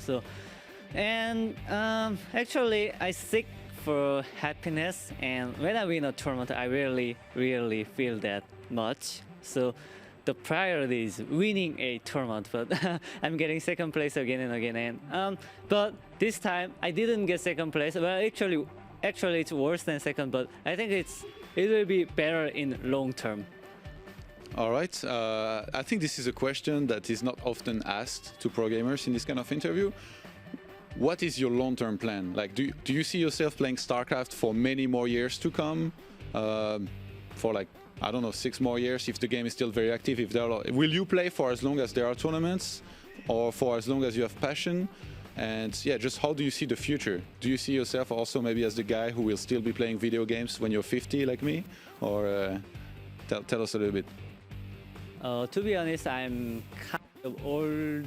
One of the old gamers, so I have a very specific plan than other gamers. First, I think I have to do military duties in a couple of years at least. So I think I will be playing StarCraft 2 until I get to do it.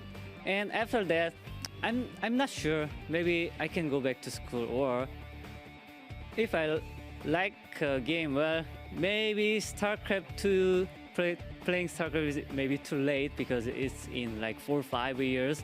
So maybe if I find another game to play, then I can play it. I might be playing it. Or Another option is working for a gaming scene, even if it's not playing as a pro gamer. Warcraft 4 maybe. We'll meet again. Okay, so you told us a little bit about your future, but to go back to these tournaments, the Terrans have had a hard time here, especially against Zerg.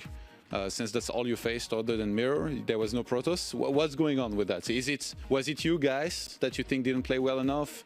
Is there something that should be changed? How do you feel about TVZ in general, and why were you and MMA the first guys to really struggle and, in your case, eliminated? I think, in my opinion, in general, TVZ is very kind of fair. Well, some people can say it's favored for Terran, and maybe some people can say it's favored for Zerg, but I think it's relatively even. But the thing is, usually, if just Terran and Zerg plays like both greedy or standardly, then it's kind of favored for Zerg. So it's always Terran who has to do something in the beginning, maybe to be more greedy or more aggressive, but there are just 2 Terrans and 4 Zergs. It means there will be a lot of TVZ matches, potentially, and it means they can see, Zerg players can see, he prefers to play like very greedy or very aggressive. He likes to go for Hellbat Orange or Banshees or something like that. But Zergs are always kind of very same. I think it was the thing. Okay, you're living here in the US for quite some time, and I'm guessing since you live in Atlanta, it must be, you probably cannot play on Korean server. Do you think you're suffering of maybe having a little bit worse practice because of staying there, and how much is it affecting your play? Are you thinking about maybe going to Korea for some time to practice, or do you think the practice you get here is enough to play your best and beat Kespa players like we had here? Yeah, it is true. I think I have some kind of deficit living in America, but I used to play in Korea, and I do know how Korean players practice, so at least I can kind of try to make it very similar to them in practice ways. So I think I'm very fine with that. All right, thank you very much, Polt. We are gonna have a short break, and then we'll be right back with the next pick, which is gonna be Solars. Don't go anywhere, guys.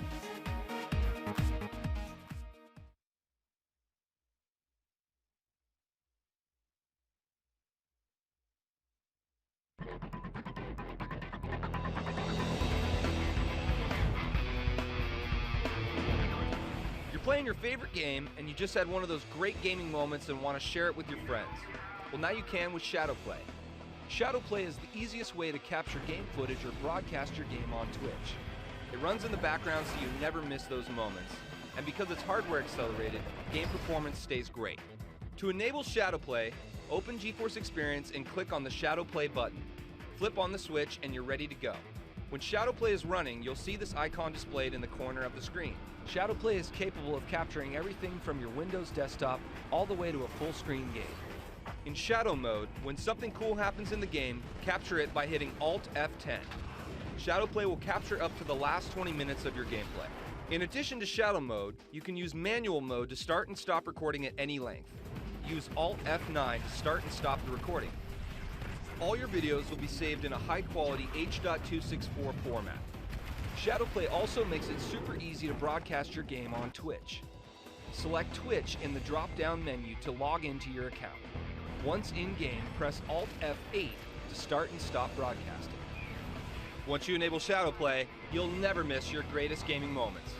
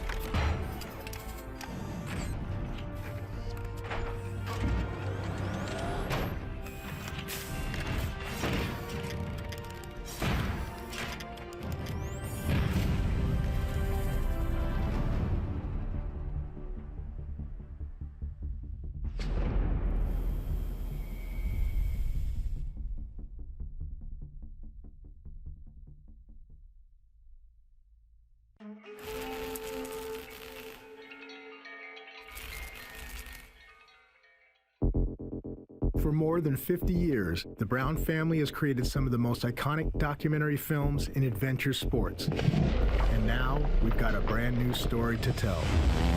No matter where you live or what kind of bike you ride, there's a common bond and passion every rider feels when they turn that throttle.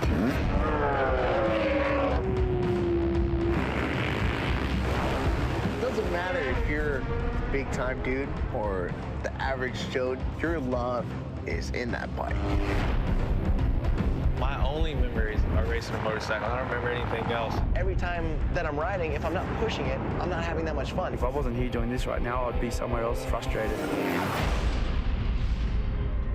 Hands down, in my opinion, this is the gnarliest sport in the world.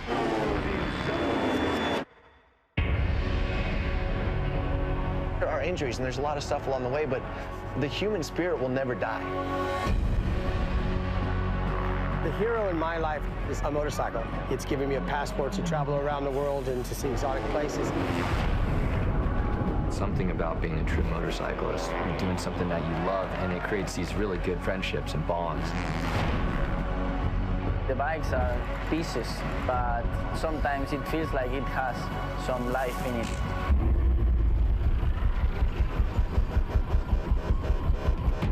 Join us for the latest chapter in the groundbreaking film legacy that celebrates the motorcycle and those who ride.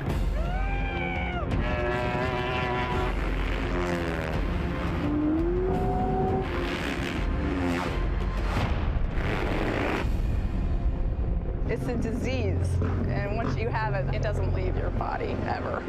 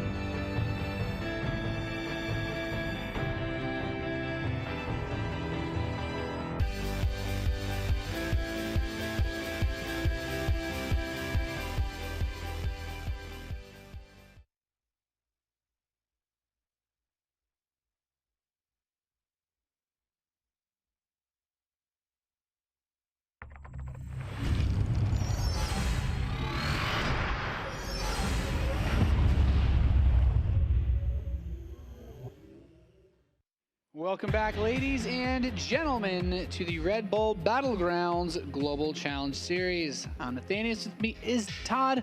We are just about ready to wind things down. We've got a few more matches left. 2 challenges remain, if I recall correctly. And that last series was just nuts, man. I'm completely blown away that MMA was able to get out of there alive. It was pretty insane. I like what Paul said about it. You know, maybe Impact got a little bit too confident to pick another world than the one he picked. And that's never good when it happens. That's the way you throw games, and it might be what might have happened here. And MMA, of course, playing this just great. His army movement was insane. Micro got in there with the Marines, got good snipes on some of those banelings, and now it's Solar Speak, the guy who's been on fire. My personal favorite. It's actually crazier than I thought. I talked with him a little bit during the Impact Games versus MMA. Before coming here, he was ranked 1 and 30 GM on Korea. Yeah, they were telling me. This guy is ridiculous, and I was talking to him about his matchups because he didn't know the websites and like how the stats work, and I showed him his stats, and apparently ZVP is his best matchup and ZVC is his worst in terms of statistics in tournaments. Interesting. And he was telling me that basically against Protoss, he just thinks he cannot lose. That it's that simple. So right now, he thinks that, or he's convinced that if he qualifies here, he's basically winning Washington, or he has a very good shot at it. It's not just he's trying to qualify for Washington, he thinks he's going to win it. I wouldn't be surprised if he did at this point. I've been following Solar for the last year or so, but I've been a big fan of him for a while. It's kind of cool to finally get to meet these guys in person, as usually the KESPA players, unless you can go to Korea, they don't leave Korea terribly often, but when they do pretty damn well. Him and Hydra have been really hanging in there as far as the total lives count go as well. In this tournament, but you know, Solar getting a pick now. Who do you think he's going to choose then? Probably a Terran, right? It's got to be MMA. I mean, yeah. If I was Solar here, the thing is though, you could have said the same about Impact. He could have gone for the easy pick, the Terran, because they've been so good against Terran earlier. So I guess I would probably stick with MMA personally here. We have actually 3 players with 1 life left here. DongRaeGu with 2 and Solar with all the 3. Maybe he goes for DongRaeGu. He's like, I want all players to have 1 life left. And then MMA being the last pick later on, certainly would not pick Solar, I guess. Yeah. What do you think? It's really interesting. If ZVZ is your worst and you don't like playing it, at this point, everybody else is so scared to play against you that why bother, right? I think go for MMA, because if you take a life off DongRaeGu, that's nice. But then if MMA picks Solar or something, like if MMA doesn't get eliminated basically, then things get a little bit awkward, because I think if you eliminate MMA, then the next player that would have to pick is DongRaeGu, who's probably going to pick Impact or Hydra, which means that since he's already won ZVZs today, 2 players could get eliminated today, and that also helps because it would allow for just more money. I like that thinking. You're looking at the big picture, not looking at just one match. Holla holla, get them eSport dollars, man. I bet you're a great chess player, aren't you? I you know, I tell you what, when it comes to me in chess, I saw your face when I said it. It's okay, say no more. When you say chess, I think about all those games I lost, like the 4-turn win, because all you have to do is play versus someone that makes like 1 really bad move and you can win the game in like 4 turns. I lose to that. That's how bad I am at chess. But I think it's time to find out who Solar is going to pick for our second to last match of the day. We've got him over with James. What's happening? Hey guys, I am joined with the man who had to watch his ally take a hard one from MMA. Solar, how are you doing today? I feel good, and I'm feeling really good about this tournament. I can win. Does this look like it's going through with your new plan? Yes, my new plans is now playing, and now very good for my plan now. Tell us about what exactly your plan is and what you expect next one to be like, or your match would be like. First, win next my match, and next pick is maybe another player, and he didn't. I hope he didn't think me. Okay, so there's a lot of players that only has 1 life left. Could be your ally. You could potentially pull the plug on your ally so he could, go on a shopping spree tomorrow, as he intentionally said earlier yesterday that if I get knocked out, going on the shopping spree. What do you think? Is there a chance of you possibly doing it? I wanna make for him good shopping. Good shopping it is. Okay then, without further ado, let's introduce the second last player pick. MMA. MMA again. As you've seen, guys, MMA just play against Impact, the official ally of Solar for this event. Entire 3 days sharing the room together. You gave a really impactful game against Impact. 정말 강렬한 인상을 남기에 김효 선수한테 역전승을 하게 되셨습니다. 지금 뭐 대충 어떻게 해서 그 경기가 이렇게 결국 승으로 끝나게 됐는지, 또 뭐 이제 그럼 강민수 선수랑 하는데 뭐 혹시 뭐 좀 신경 쓰이는 점이 따로 있다든지. 준영이가 못해서 제가 이긴 거죠.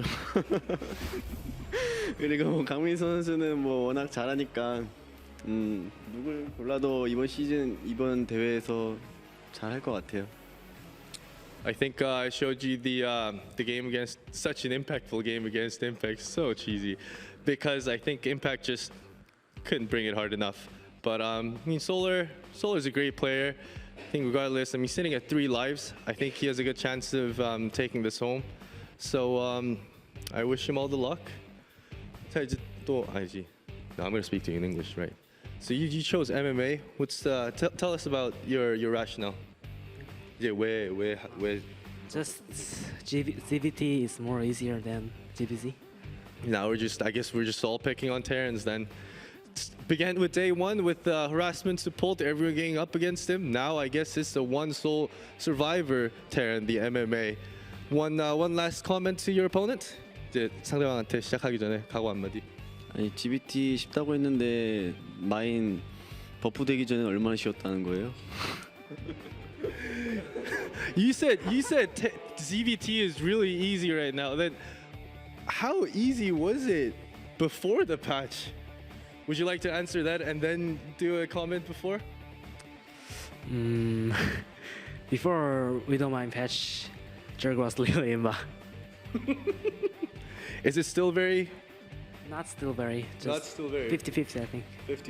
50-50, but you're very confident. All right, guys, I'm going to take these 2 to map vetoes, and I'll see you guys in a sec. Thanks for that interview, as always, James. I have to agree, Terran versus, as a Terran player, totally unbiased. How does it feel to be on the verge of extinction?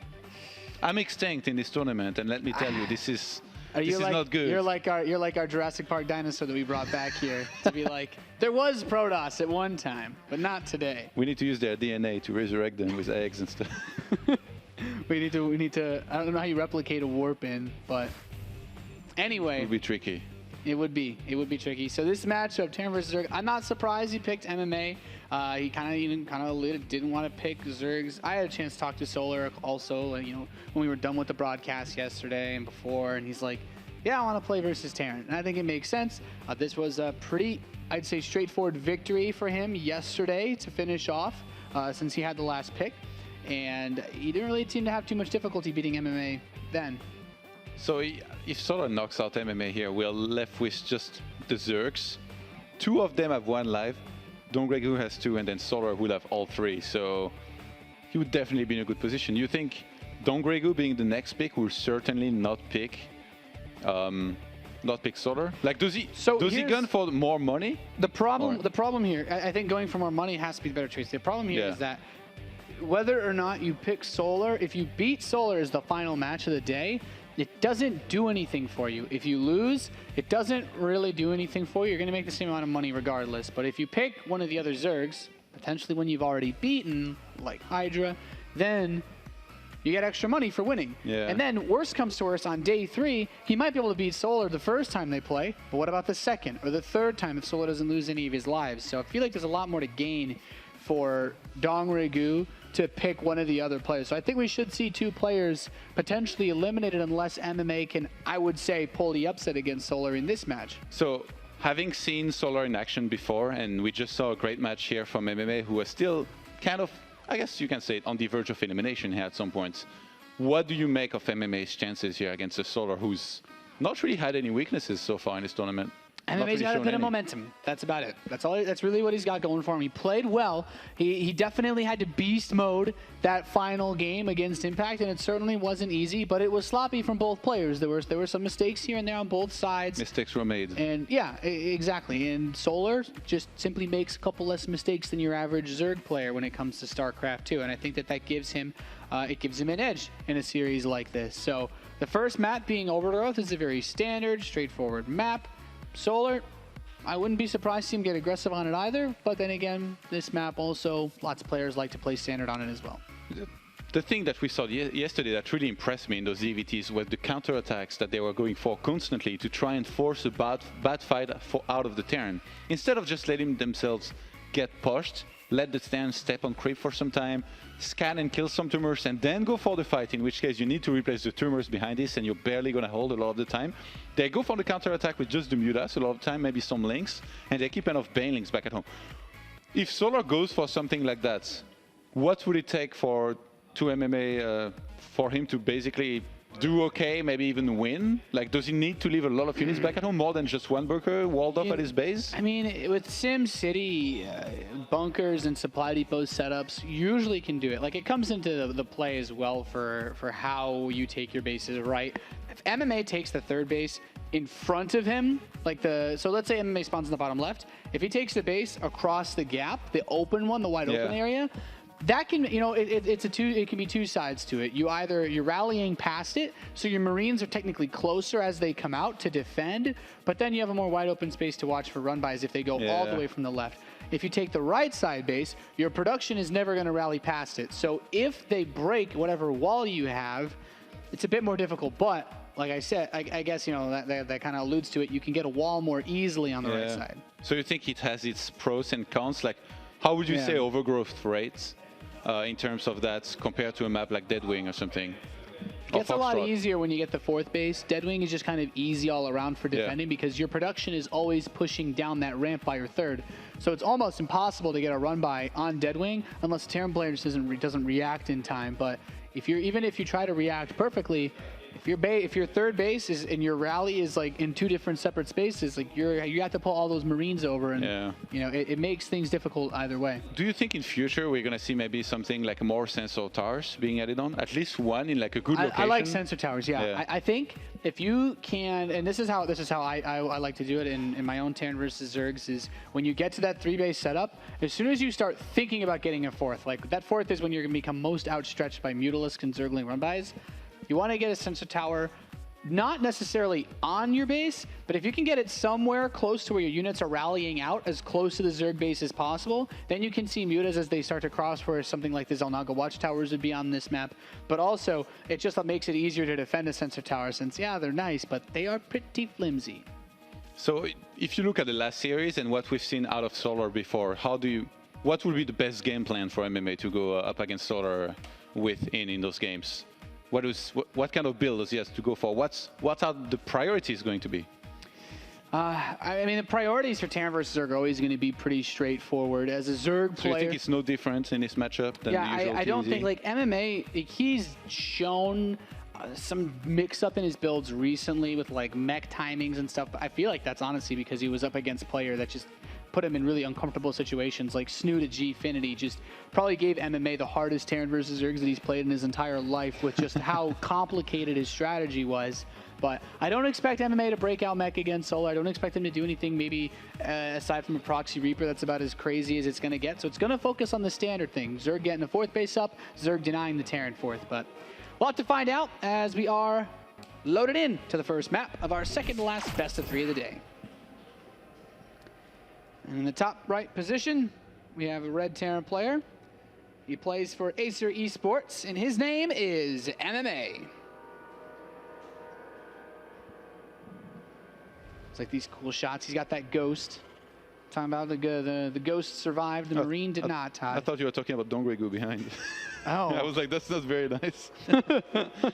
So DongRaeGu's not dead in this tournament yet.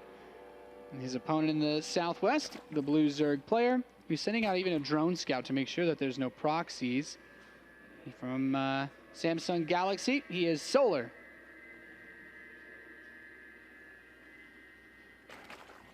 Interesting to go for a drone scout here already. I guess he knows that MMA is down to 1 life. Sometimes desperate times call for desperate measures, Nate.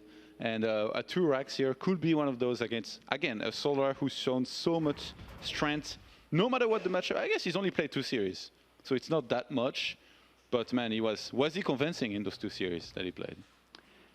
Convincing is just, I almost feel like putting it lightly at this point. He played phenomenally well. Did not really have too much difficulty at all in this tournament so far. And that's impressive. Solar is definitely a player that's been playing very well.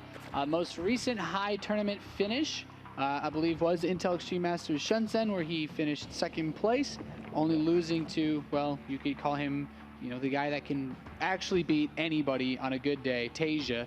But I don't feel like anybody can ever feel bad losing to Tasia, because some days he's actually just unstoppable. He beat Innovation Trio as well. I mean, if you beat Innovation Trio, you're a winner in life. Let's just say that. Yeah, there's not too many people that can say they've done that. That's for sure. So it's going to be a Reaper opener from MMA, and he's going to expand behind this, which makes a lot of sense. This is very standard, kosher build for Terran versus Zerg, and I'm not surprised to see this. The gas opening from Solar, though, does give him some aggressive opportunities if he wanted to go a little bit out in the, you know, some early speedling play. I don't expect to see early Roach play. I feel like Solar is probably confident enough in his macro game not to go for, like, you know, the 1.5 base Roach all in. You know, it's interesting. I feel like Solar here, even if he's ahead, he's going to be extra careful not to get too confident and let MMA go back into the game, because of what we just saw too against Impact. He probably realized that if you mess around a little bit too much, if you don't play your A game the whole time, this guy can pull off miracles. He can pull off comebacks. And oh my God, that was so close here. Yeah, this Reaper, man, he is scooting through the dark alleyway of the Zerg base. Could have gotten ugly pretty fast. But he hasn't really killed too much yet. What's important, though, is that he gets scouting information. He has not seen the wiggling spawning pool. It's important to see that wiggle. How do you like the just one Reaper into a reactor and Marines being made early on? It's a great build. It's a response to all the Zerg players that have basically been doing crazy amounts of Overlord scouting. I'll tell you what, when I play Terran versus Zerg on ladder, especially on a map like this, it's so often that you build the Reaper, the Zerg player basically makes sure that you didn't pocket a Marine to kill their Overlord, and they just fly it right on top of your barracks. They sit there and they're like, oh, you opened 2 Reapers and you're not even gonna build a Marine. They just sit there and watch everything, and they check your gas, and it's just really frustrating. So it's not a good time. No, it's not fun. It's not fun to basically have the Zerg just watching you all day. It's like, man, I need some privacy over here. But when you open with those Marines, it makes it easier because you can also deny the scout of the 2nd gas. So if you look at Solar's vision, he doesn't know there's a starport. He doesn't know that there is a 2nd gas being taken. And most importantly, he doesn't know that there's not a 3rd command center. What does this tell us about MMA's build? Well, he needs to get some damage done with it, much like we would say about builds that Polt does. And this Zergling scout, though, since he knows there's no Marines at the front, he's going to run in, and he gets a perfect scout anyway. That was a good reflex here by MMA. You know, what do you make of the fast team? You like this build? This actually would have looked like a regular 3cc build if he hadn't seen that starport. That tells him a lot that he needs to know, especially right now. Even though it's just going to be a Viking, it's not Banshee. It still tells him that he needs to be a little bit more on the cautious side of things. Yeah. Why would you get Steam so fast if you're just going to be making Marines like this? He might move them out when his Hellions are at a good number if he wants to do a quick push. Yeah, he's going to get an armory, so this looks like the QXC Hellbat build. Oh God. Yeah, man. QXC taking credit for a build. Well, he told me to basically just make some Hellions, you get an armory, and then attack when your stim's done. I was like, okay. And then you win, right? I asked him where he got the build from, and he's like, it's mine, of course. He's like, that's why it's the QXC. Well, I was like, okay, man, I'll take your word for it. Sounds like QXC. Medevac on the way. So yeah, I guess that stim just could allow him. He doesn't have to move his first couple Marines out, although they actually help. It's funny when you think about it, but the 6 to 8 Marines that you can move out with stim this early on, even without medevacs, can do a lot of damage. So what's his plan? He's just going to drop a bunch of Hellbats, try to do damage here and there while going up to a 3rd base and bio transition. I don't think he needs to Hellbat drop, actually. I think he can just attack the front by where this natural is, because he's not looking to harass. He's looking to do a lot of damage because he still has not started that third command center. Okay, so transform everything and then use the steam to have some micro and split capability. But if we look at the crisp spread, I feel like this is going to be one of the very important points in helping defend here for Solar. The crisp spread is weak on the right-hand side, and I think I'm pretty sure that's where MMA is going to attack. So it's going to be really tough for him to defend well enough to hold against it. 3 overlords are about to finish. There's no Banelings, there's no Baneling nest, and there are no rushes on the map. So what's he has his to unit defend count? with just Queens and Zerglings against 10 Hellbats. Zerglings and Queens. This is a really sharp timing being brought forth here by MMA. He's hitting before any tech comes up because Solar was greedy with his upgrades, was a bit greedy with his lair and the number of queens that he produced. It's barbecue time, Nate. Yeah, he has nothing against this. He could actually kill the evolution chambers if he wanted to as well. He's going to move up. A lot of Zerglings are in the production tab. The Baneling nest has just started and the lair's about to finish, but it's all just a little bit too late. These Zerglings are getting absolutely roasted and toasted. The GG is called. MMA says, hey, your favorite opponent, why don't I just kill you fast? Man, MMA, he's a survivor. Let's just agree on that. He came back in the game previously against Impact in the last game, and now that first game was a stomp, I'm sorry, but he just demolished him completely. Yeah. He picked a build that he thought was going to do well. He did better than well, man. I don't think did he drop a unit? I think Solar sees that Viking and he thinks to himself, well, Polt kind of did this, but he maybe had a second barracks, Polt never went for armories. Yeah. And this is not an MMA build. I wouldn't say that this is a build that I see MMA do a lot. It's not really like, when you're playing versus MMA, you don't think, oh man, 2-base Hellbat push is coming. So definitely helped him. MMA has proved that he's a man of many tricks, actually. He just played mech at Gfinity in the last game versus Snooty.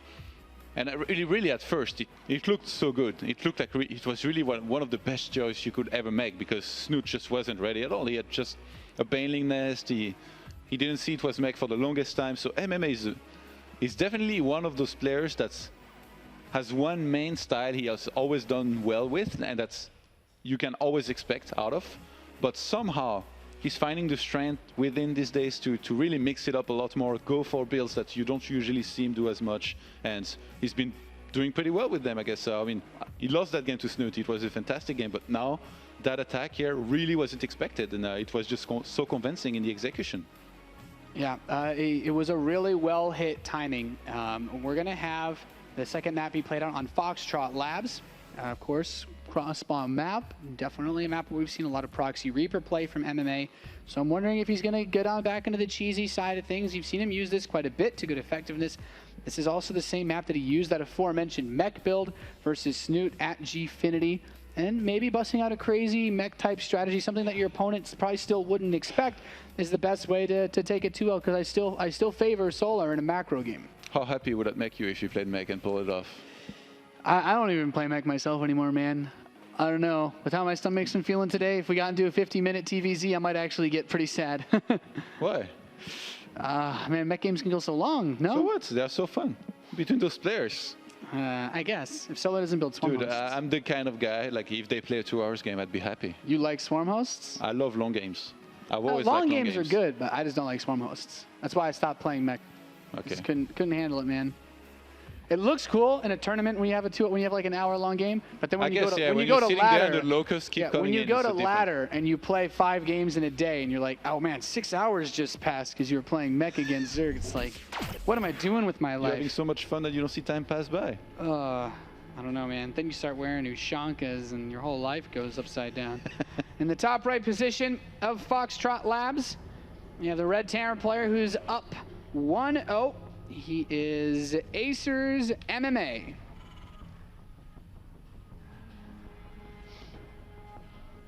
Got a good start to this series. Oh god, look at the minimap. Yeah, this doesn't surprise me. This little bugger's moving out. And he might actually cross paths with this Overlord. Oh, nope. Should be able to dodge it. Well, anyway, the guy that's going to need to prepare for some Proxy Reaper shenanigans in the bottom left, the blue Zerg player from Samsung Galaxy, he is Solar. Playing without hands here for a second. I have to wonder, do you think he saw that game that MMA played against Snoot just recently at the Gfinity tournament in London? Perhaps. I mean, if you're trying to study your opponents and you don't want to play ZVZ, because in ZVZ anything really can happen on any given Sunday, I think that preparing for the Terran players is maybe a good choice. But Solar is also active enough in the community outside of Korean scene especially. Solar is the kind of guy that takes some of his builds. We've even seen him use in Pro League from foreign players. So I wouldn't be surprised if you watched the tournament and heard about this epic long game that was played by MMA. Oh, he's going to see this and not even reveal that he saw it. So that's pretty nice here for Solar. Man, what a twist it will be if MMA won here. And then I'm pretty sure DongRaeGu doesn't pick MMA behind this because, you know, they've looked like they are pretty close. DongRaeGu has been watching behind MMA. He's been giving him advice between the games. What an insane twist this could be. Yeah, this would be really interesting. And I feel like when you see this as a Zerg player, there's not really much that you can change in your build to defend Proxy Reaper because pulling drones won't do anything but slow you down from getting Queens and Zerglings. And Queens and Zerglings, and I would say mostly Queens, because Zerglings without speed aren't really going to catch Reapers, but that's what you need to stop them. He's getting a bunker. You have to be very patient against this.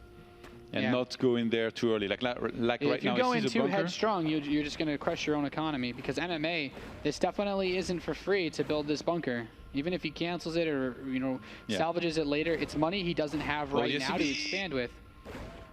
I'm afraid Nate. Oh, he's going to go down. A drone goes down as well. No. One drone not worth a Proxy Reaper yet. He's waiting for the extractor to complete or to be cancelled. That's so smart. Yeah, I do like this. Oh, he's... Dude, this map is like... Reaper heaven. Ballsy, man. He's managing to keep that drone alive still. Yeah, there's so many different places that you can use for a Reaper. You have this little peninsula here that the Reapers can jump up to. Of course, I think on these... No, actually, on these spawns, you don't have the direct access to the main base from the low ground, though, which is nice. How good would you say this start was here by MMA? Like, how much did he kill? Like, one drone and... He hasn't really killed a lot, but he's going to force a lot more Lings out. And he could kill a lot. I mean, he's getting a third Reaper. There haven't been any drones built recently for Solar, so if you look at what he's done, he has a very slight economic lead for now. One of those Reapers could go down. He goes down. He's got some moves, oh my God. man. Man, CJ2K here, running all over the Colts, baby. MMA keeping these Reapers alive. The Olo's going to spot everything. This is what we talked about earlier a little bit. He's getting the factory behind his double. Oh, okay. Coming in. A tale of Make two yourself command at home. centers. This Overlord's just like, sup? I mean, he's like, yeah, man, we're serving a lot of STVs and mules today. Lots of economy. Although, you know, some players, I don't think Solar is the guy to do this, but some players might even look at this and say, I should just build a Baneling nest right now. Yeah. And go crazy. Look at this. This command center's going to block. He's going to block this third base. Says, yeah, you're stuck on two bases for a little while. Because these Zerglings... Do you ever take the gold as a third base here as a Zerg? The gold as a third on these spawns I don't think works. You have to take... Like maybe because it's blocked, but he has enough Lings to deal with it. I guess if you're really ahead, I feel like the gold is a good way to play, but now in this game I wouldn't say ever that Solar's ahead. No, because then the Reapers and Hellions are going to just attack it from the other side. Oh, the barracks getting attacked. This drone... Oh, look at that guy. He wanted to build a base, but there was a base there. And now the Reapers could come and help and defend this, but MMA doesn't know how many links there are. He only sees that those that we do see now attacking the barracks. Roach Warren goes down. Well, what do you think, Nate? I guess I like it, but he doesn't have any evolution chambers, and he doesn't have a lair started, so defensive this is pretty roaches, committed. Right? Well, he's taking a second gas. There's no way he's just going to do a big Speedling Roach play. He could. It just depends on what he expects as a follow-up. I guess he can see that there's Hellions being produced. Maybe that's enough to trigger him. He saw the third CC. If when the Roach Warren dies now, he makes a lot of kills. So many lavas he's on. 3 right now, 2. A bunch of injects are probably about to hit. We'll see what he produces. Some more links are on the way here for Solar. He's probably going to try and get us around on those units here in a second. You know what? This Roach Warren might actually just be because he saw that one of the barracks wasn't flown home, so he is expecting mech play. And I'm starting to expect mech play as well. So that, of course, is going to lend itself towards a lot of Hellions being made. And I don't expect to see, like, he's got 5 Roaches on the way. I don't think he's going to go more than 6 or 7 total. Yes. These are just defensive. Careful what you wish for, Nate. We've had some pretty quick series for the majority of the games that we've had take place today. So maybe it's time now for a 2 hours game. We did at least one in a tournament, you know? At least one of those. Yeah. It's always fun. Yeah. Armory is being made now. Double refineries. He's going to build a lot of gas-heavy units this game, Todd. Is that the mech song? Oh, yeah. Well, it's usually double armories. Double armory all the way, but he's only building one, so... He hasn't fully learned the mech way just yet, but he's getting there. Eventually, MMA will become a complete mech addict. It'll happen. Oh, he catches some of these Hellions. Yeah, the wall wasn't complete yet either. There's a little hole. Yeah, those links are not going anywhere though. One additional factory is being made. Do you think Solar already knows? Yeah, I think he caught it. I really feel like he got an idea of it from what he saw before. He sees this armory finishing, then there's gas at the natural, no additional barracks. Like this build basically just screams mech. So he also knows the second gas was fast because of the factory being done. You know, in Snoot's case, actually, he saw mech so late. Like it was insane how late he saw it. But it didn't even matter because he went into swarm host, and once he had the swarm host, he was completely fine. Spire goes down. Yeah, I think Spires are okay. Like you almost always put yourself. Like there's very few Zerg players I think that I almost gonna say alive, but I guess like most Zerg players still going at it. Is there an eBay? There is not an engineering bay. You were saying? The Mutalisk play, it lends itself very well into going into swarm hosts. Like most Zerg players can't win against good mech players without swarm hosts. The simple fact of the matter is that point defense drone in the late game is so good that if a Terran player decides to play turtle mech and not go for like a big attack timing, which I think MMA might actually do because I don't expect him to build any siege tanks. I expect him to get 4 Thors and actually just pull a bunch of SCVs and actually go for it. But really? Yeah, it's the same kind of style that he played versus Snoot to open that game up with. And versus just roaches, it can actually work. Yeah. You almost need swarm hosts to hold it. Players like Supernova versus, I believe it was Supernova versus Lenok in Code A. He was able to actually advance on to Code S by using this build. And Supernova does it really well. I wasn't particularly impressed by MMA's execution. Without swarm hosts, Solar might have some trouble. Whatever happened to Roach's drops against mech? It was doing so well for some time. I think, I'm honestly not sure. I just think Terran players got so much better at scouting and realizing. Seeing it coming, making enough units, and the Banshees, I guess, really helped too, that they get now. It's tricky. When I was a mech addict, I usually didn't lose to Roach drops. Like if you scout it. You were once a mech addict, Nate. What's up? You were once a mech addict. Oh, what happened to you? You went to I had like rehab? a 90% win rate. Major showed me the ways. I was like, well, let me try this. And I'm like, man, I've got 12 Ravens and 8 battle cruisers and 20 planetary fortresses. This is great.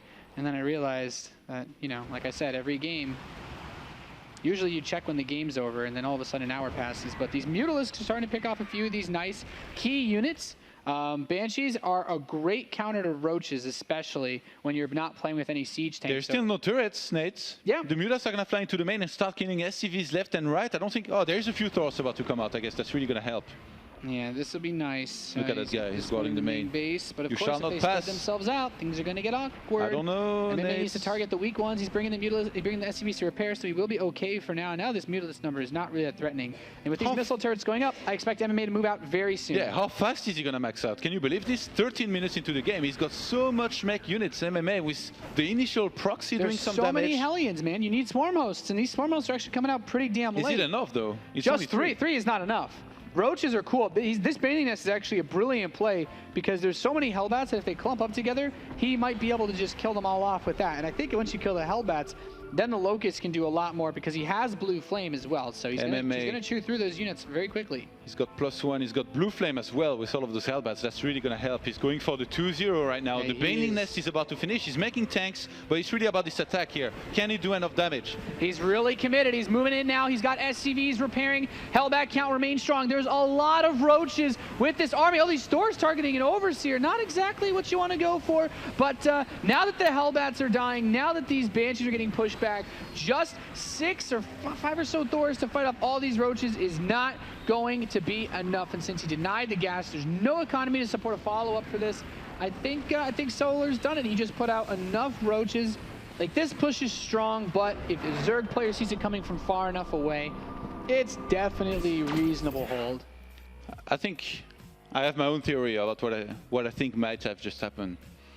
When MMA played against Snoots, the swarmos were made pretty late, but once they were made, it was just unpushable anymore. So now he definitely had the leads in this game. Like, he had the big army supply, he got the +1 very quickly.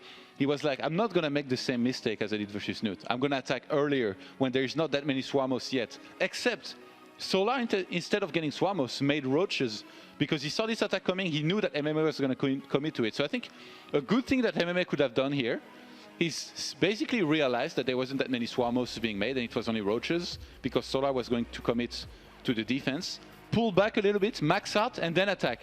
And then if he had been maxed out, even if there would have been... Yeah, if he maxed out on tanks, which was still going to be difficult to do because he lost the gases in his main and at his third. But yeah, but Solar was so roach heavy anyway. Yeah, like, what is he going to do? He's going to get like 10 Swarmhost and then max out? I can see what you're saying there. That's definitely something that he could have done. I also think it really hurt that he lost 2 of his Banshees that he opened up with to the Mutalisks when he was retreating from the third base with his initial Hellion Reaper pressure. So it makes things a little bit awkward. When you do a push like that, the idea is that you're hitting with a certain set of units. You're not hitting, it's not as much a timing as it is you're hitting with a certain army composition that your opponent can't handle yet. And that's... I wonder, can you pull all SCVs when you do this? Wouldn't it be great? SCVs with that? He did pull SCVs. Yeah, but just a few. Can't you like pull all of them? You have like the sickest shield of SCVs. You could. It comes down to preference, because if he actually does some damage and he loses all of his SCVs, he's still out of the game. But if he pulls just one if he pulls all SCVs, I feel like he's never going to lose that fight. And he has 3 orbitals behind this to use mules. So he will still have enough money to keep on making units. I just don't like pulling all my SCVs when I do mech pushes, because usually if you get enough damage done, it's very easy to just play from ahead. But I can see what you're saying. It's just hard for MMA to know that, because if the other player has a lot more swarm hosts, then you still need tanks no matter what. And if he did kill a lot and there were a lot of swarm hosts, he could have just started building tanks and, as you said, maxed out very quickly. You can spell you and Merlo without YOLO, Nate. I had to ask. It's a good question. This guy in the top left of King Sejong Station is currently tied 1-1. I want to know what he's going to do. He did not decide to wall off his main base this game, which already feels kind of interesting.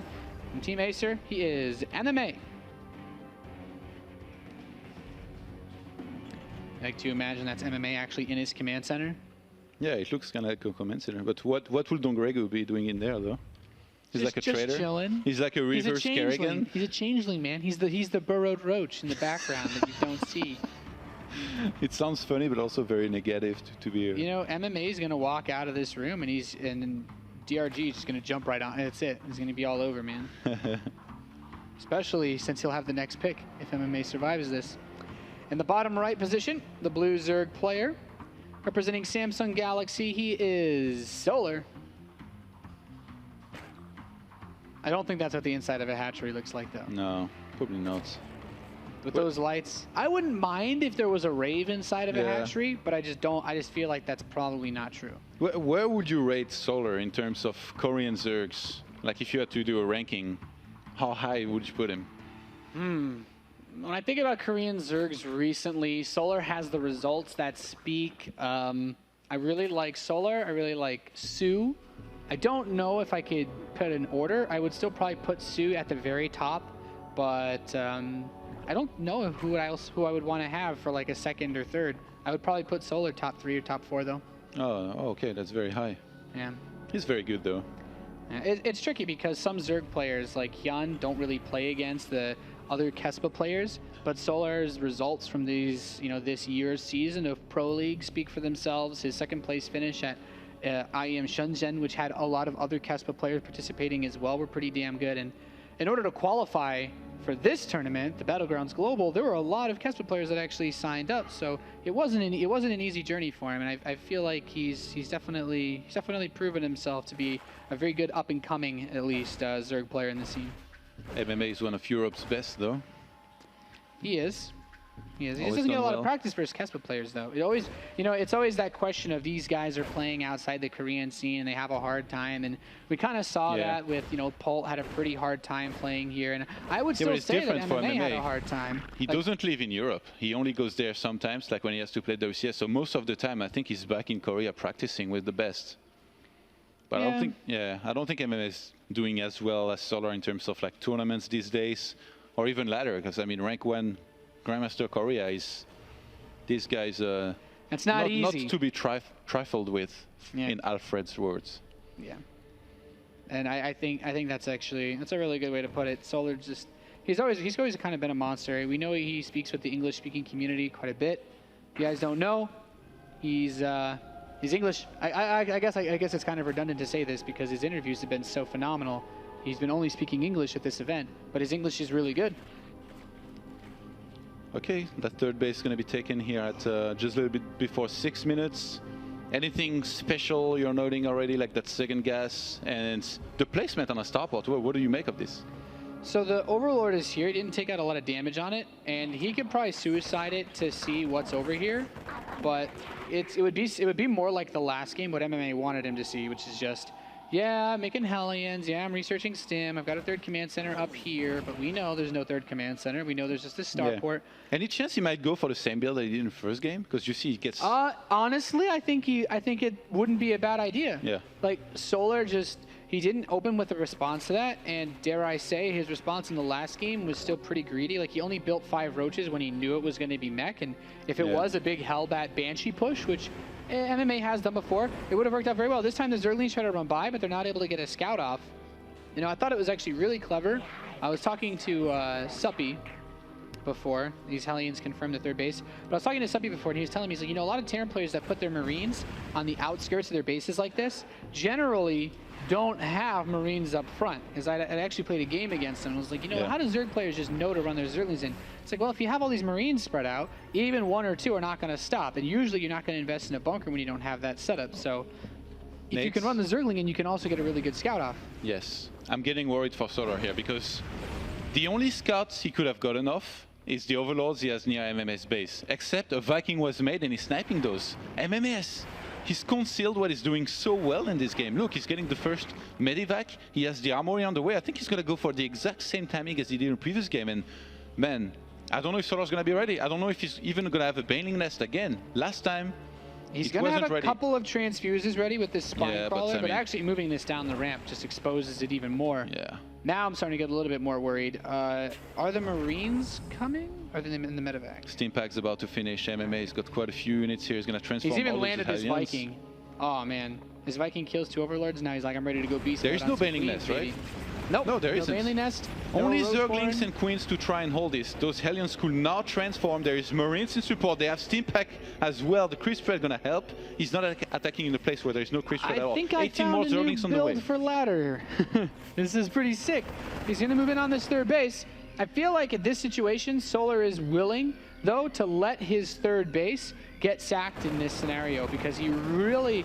Oh, he's going to try to defend it. He's moving the spine crawler over. This is pretty crazy. The Queens need to get transfuses on each other. They're trying, but Hellbats, man, Zerglings are going to get roasted and toasted. He's picking them up and putting down the weak ones behind it, lines. This is just really good control from MMA, and these Stim Marines added enough damage output per second to finish off that spine crawler, but the Queens are holding for now. He's pulling the drones against these Hellbats. That Viking is going ham, but the Queens have held for now. He's not dead like he was last time. How much did he kill? He only picked off 1 drone, but 62 units killed to That's only like 13. all Zerglings, basically. Yeah, he killed 55 Zerglings, which I still think is actually okay for Solar because no third. Oh, he stays up the third command center. Solar's not too far ahead in walkers. Yeah, MMA followed this up actually pretty nicely. That might have... I don't do a lot of Hellbat builds myself, so it's a bit difficult to judge, but... Dude, that Viking, it was in the air killing stuff, it landed, it killed stuff, goes back in the air. So useful. How many Viking's kills? A badass. Dude, 8. He's got 8 kills. He's like, you know what? Usually Polt makes a Viking and he gets like 4 or 5 kills. MMA's like, I've got 8. I've killed Zerglings. I've killed Overlords. What have you done, Hellbats? This one's actually very weak in the medevac still. What is actually really nice is that the 1-1 upgrades are done so quickly. Yeah. And he has his lair done. But if he doesn't start his +2 upgrades soon, he's not going to be able to maintain this upgrade advantage over MMA. I like this drop because that's going to allow the drop in the main to maybe go off in the third base and do some damage there. If he starts killing drones, this will be good for MMA, who's still forcing units.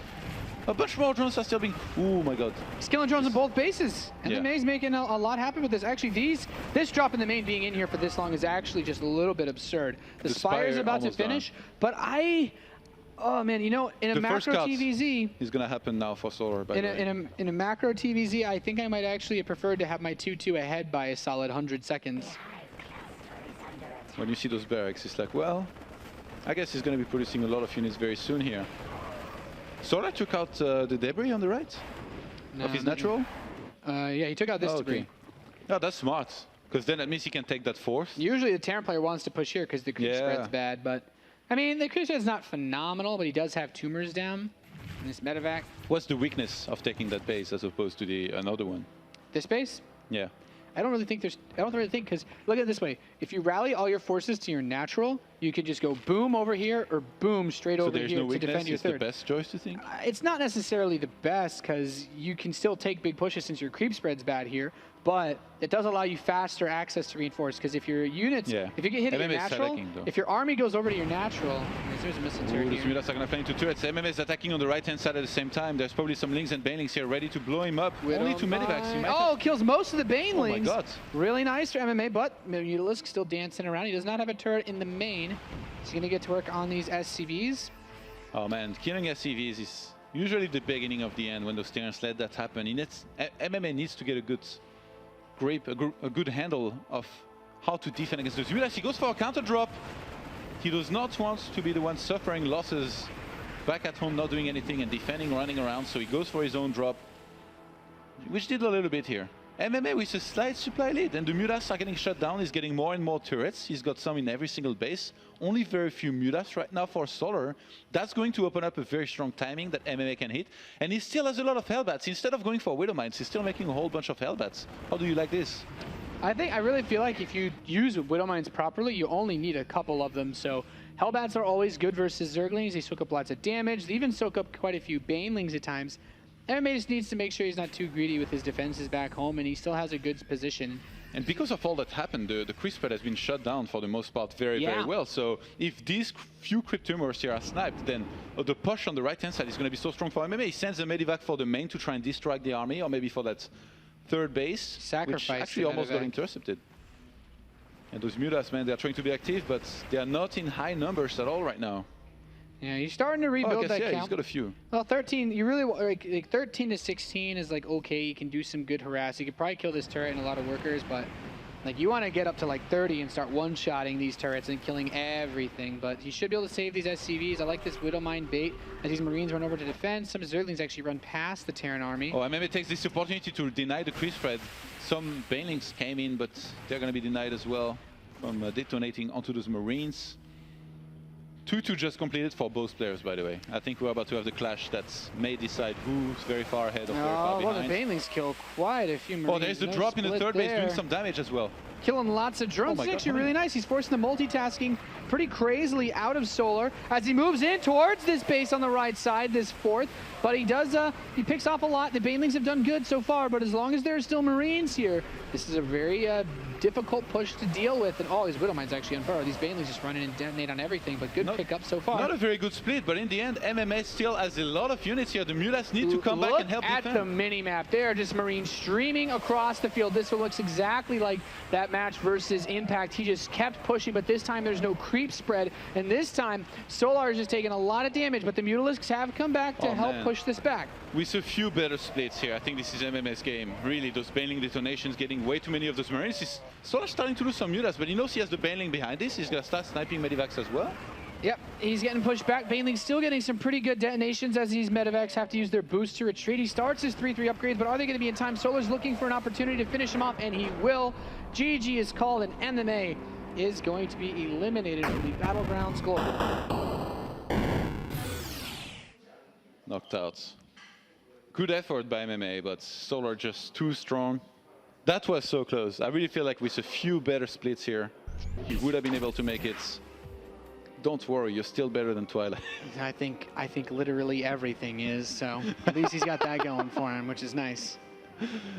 You would be a great movie critic. Hey man, I don't think the eSport tween audience is that big, so should be good.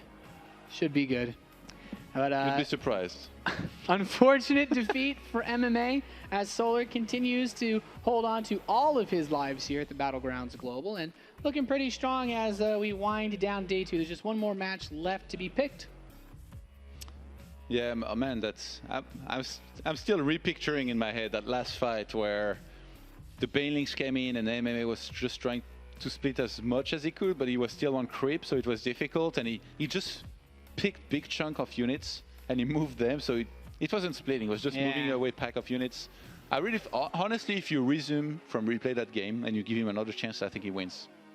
I think he wins. Really just, it doesn't even need to be great splits. Just even subpar splitting would have helped. The a winner lot. mines were not burrowed. Maybe if he had been a little bit more patient, he didn't have to get in there that quickly because the Mulas were pulling back. At home, he took some damage, but then he could remake turrets. His economy wasn't that weak. It only either. took like 1 or 2 Banelings to turn the tide, and that was really all Solar needed at that point in the game because it was make or break with that push at the 4th, and it just didn't work out too well for him. So it's tough. Since MMA is eliminated, that means the first pick that he would have had to use now is gone. So the first pick is actually going to be number 2 on the live list, which is DongRaeGu.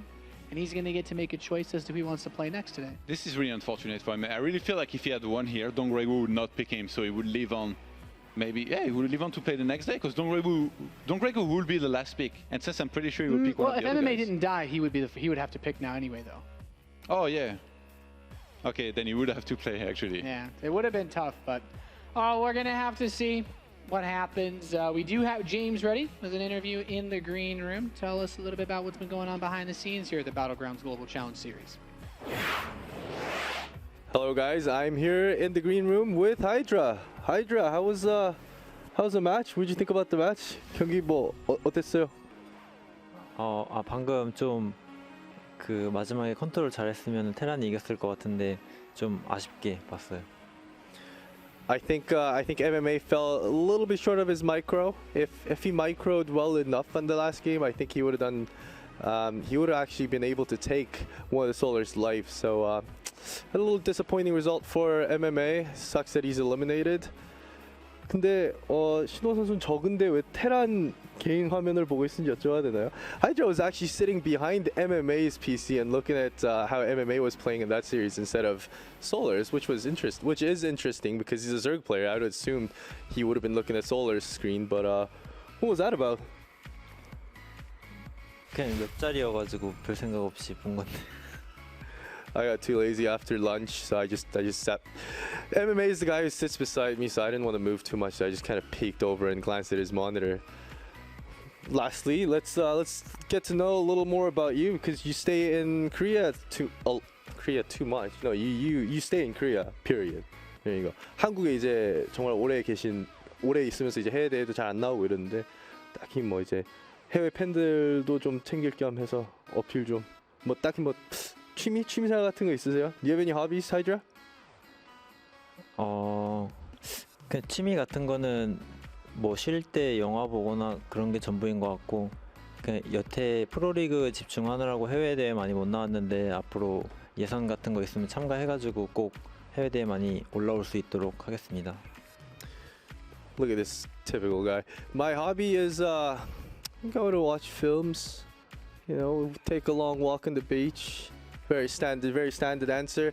Unfortunately, I haven't been able to go to a lot of tournaments, overseas tournaments due to Pro League. Now that the season is over, I'm gonna try to attend as many qualifiers and hopefully see you guys at other overseas events.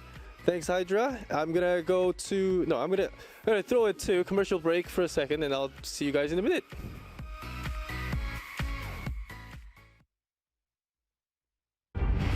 My life is about trying to do the best that I can. The best that I can is by having fun, by doing a few things that are a little reckless, a little crazy. We're going to keep doing that. Just get paid to go around and just make awesome videos? You gotta put your life on the line. Let's go. This is my life. That's my day to day. And this is my story. You can't ever stop what makes you who you are. The Red Bull Signature Series continues to bring you the best collection of action sports events from around the planet. Huge flip out of Jeff! In store for the rest of 2014 will be some of the best of the series competitions, featuring the top athletes in the world pushing their limits. In Rampage, freeride mountain biking's elite return to the picturesque landscape of Virgin, Utah, in some of the most brutal conditions ever navigated on 2 wheels. Red Bull Rampage is just the pinnacle of freeride mountain biking. And the winter slopes of Whistler become the summer home to Joyride, the slopestyle event of the year. The course where every single feature is incredibly trickable, and there's close to a dozen of these features. BMX's top stars face a new unparalleled dirt course with jumps over 30 feet in height at Dreamline near Asheville, North Carolina. there's some big hits out there. And if you do come off, you know, it's going to hurt, but with bigger jumps comes bigger risk and bigger reward. Enduro riders from over 30 nations head to Sibiu, Romania for an event known as Romaniac. It is the world's hardest and harshest enduro rally, where just finishing is an honor. From Southern California, we bring you the evolution of Supercross with straight rhythm. There are no turns on this track, just 3/4 of a mile of straight-up, wide-open racing, allowing these riders to prove who is the very best when it comes to head-to-head technical racing. The world's elite big-wave surfers descend upon the cold, intimidating, and often dangerous surf spot of Northern California, known as Mavericks, for the Body Glove Mavericks Invitational. These top surfers will put it all on the line against massive and powerful surf. 13 of the most innovative competitions fused into one epic experience. Watch the Red Bull Signature Series all year long on NBC.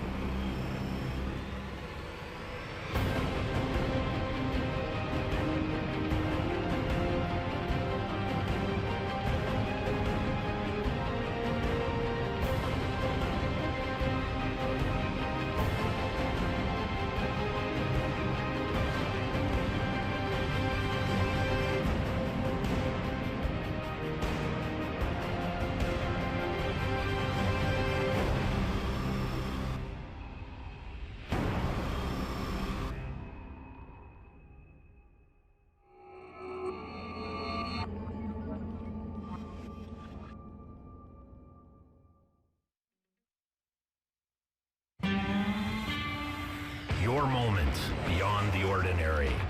The Red Bulletin.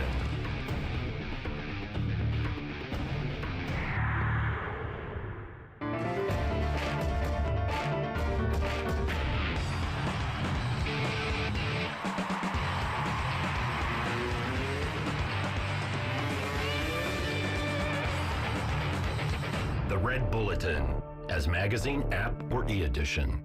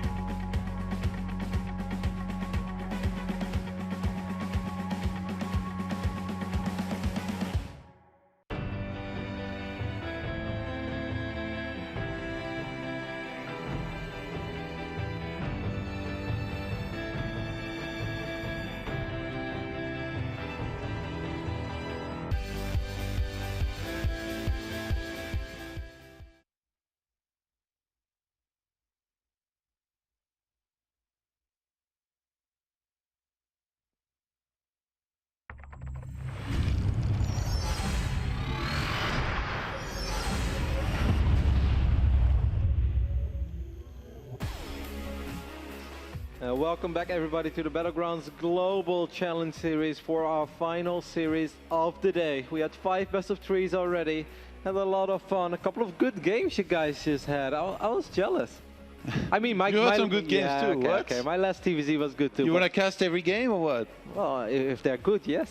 It makes it easy. You know, there's nothing easier than casting good games. Yes. DongRaeGu is going to be our next player picking. The last time that he had to play, he picked Hydra, a map he had never lost a map against. Yeah. And now he's 7-0 in maps against this guy. Like, do you think there's any chance he picks somebody else? He's like, I want to go for the hard routes. It's the last match of the day too. If he survives today and knocks out somebody, he would earn himself more money. But I think Hydra has 2 lives there.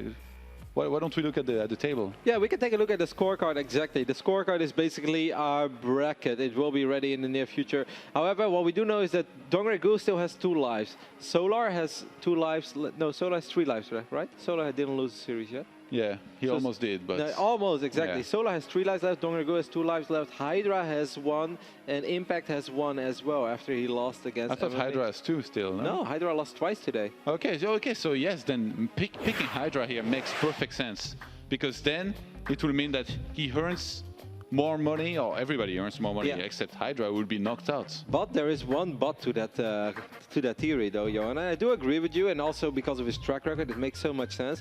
However, everybody knows that Solar and Impact are sort of buddies this tournament. So perhaps it would be an okay decision for DongRaeGu trying to take out Impact, and then he makes a small alliance with Hydra and says, like, all right, Hydra, it's up to you tomorrow to challenge Solar first. So he will pick Impact then, you think? Yeah, I Dude, think... Hydra has only 1 life. What kind of a lie is he? Like, he's like... Well, but Impact only has 1 life too. If he beats Impact, Impact I is guess out. it's like 3 lives versus 3. Yeah. Oh man, you're a genius. In a zombie apocalypse, I hope I'll be near you, because like I will need your help. I'm so dumb. Like I'd die in 1 day, man. All right, so of course, guys, you get $100 for winning a series. So DongRaeGu is going to end the day with a guaranteed amount of $600. However, if he makes it, we also split $2,400 among the remaining 4 players. So 8 times. No, wait, no, what am I doing? 6 times 4 is 24. So they get an additional $600. So DongRaeGu is at least at $1,200. If he knocks somebody out, they get a bigger portion of the buy. So then it's $2,400 split by 3, which is $800. The struggle is real. He could be ending at just $1,200. Could also be ending the day at $1,500 if he knocks somebody out and wins the series. It's pretty cool that everybody made a little bit of money, you know? Yeah. Felt really heartbroken for Puck last time. Not earning anything, getting knocked out in the first day. If it had been the same format as here, he won 2 or 3 series? I think he won 3 series. You never felt heartbroken for me all the years that I went home every single Warcraft 3 tournament and never won $1. Yeah, but you earn money anyway, and then you throw it away at the casino, so of course I don't feel bad for you. You're your own kind of degenerate, Roddy. Alrighty, either way, I see that James is standing with DongRaeGu on our side. Is it going to be Hydra or is it going to be Impact? Or does he want to say like, no, we're just going to start the final day with everybody on 2 lives or 1 life. I'm going to go for Solar. I don't know what he will pick. What I do know is that it's going to be a Zerg. So James, take it away. First of all, guys, apologies on the speed bump for the previous interview. Roddy's having a little difficulty with math. I was having a little difficulty with my English. So I think I'm going to drink a Red Bull, get into the zone. All right, we're ready for the final series. The winner of Dong versus Dong. I got DRG with me. 안녕하세요. 아까 이제 동대동의 승리자 박소준과 함께 하시겠습니다. Hello, guys. All right, Dong. No, you're not Dong. DRG. DRG, you have, again, like how the rest of the day was going, you have multiple options. 아까 이제 앞에 전 경기에서 했던 선수들이랑 함께 옵션이 많아졌어요. 그죠? The pie has gotten a lot bigger. Now that we've lost 2 Terrans, if you take it out another one, your share of the day will jump from 600 to 800. 2명이 떨어졌으니까 800으로 올라갈 수도 있는데 800으로 올라가면 좋겠죠? 과연 그렇게 선택을 하실 건가요? Is your pick going to be so that you increase your share of today's prize pool?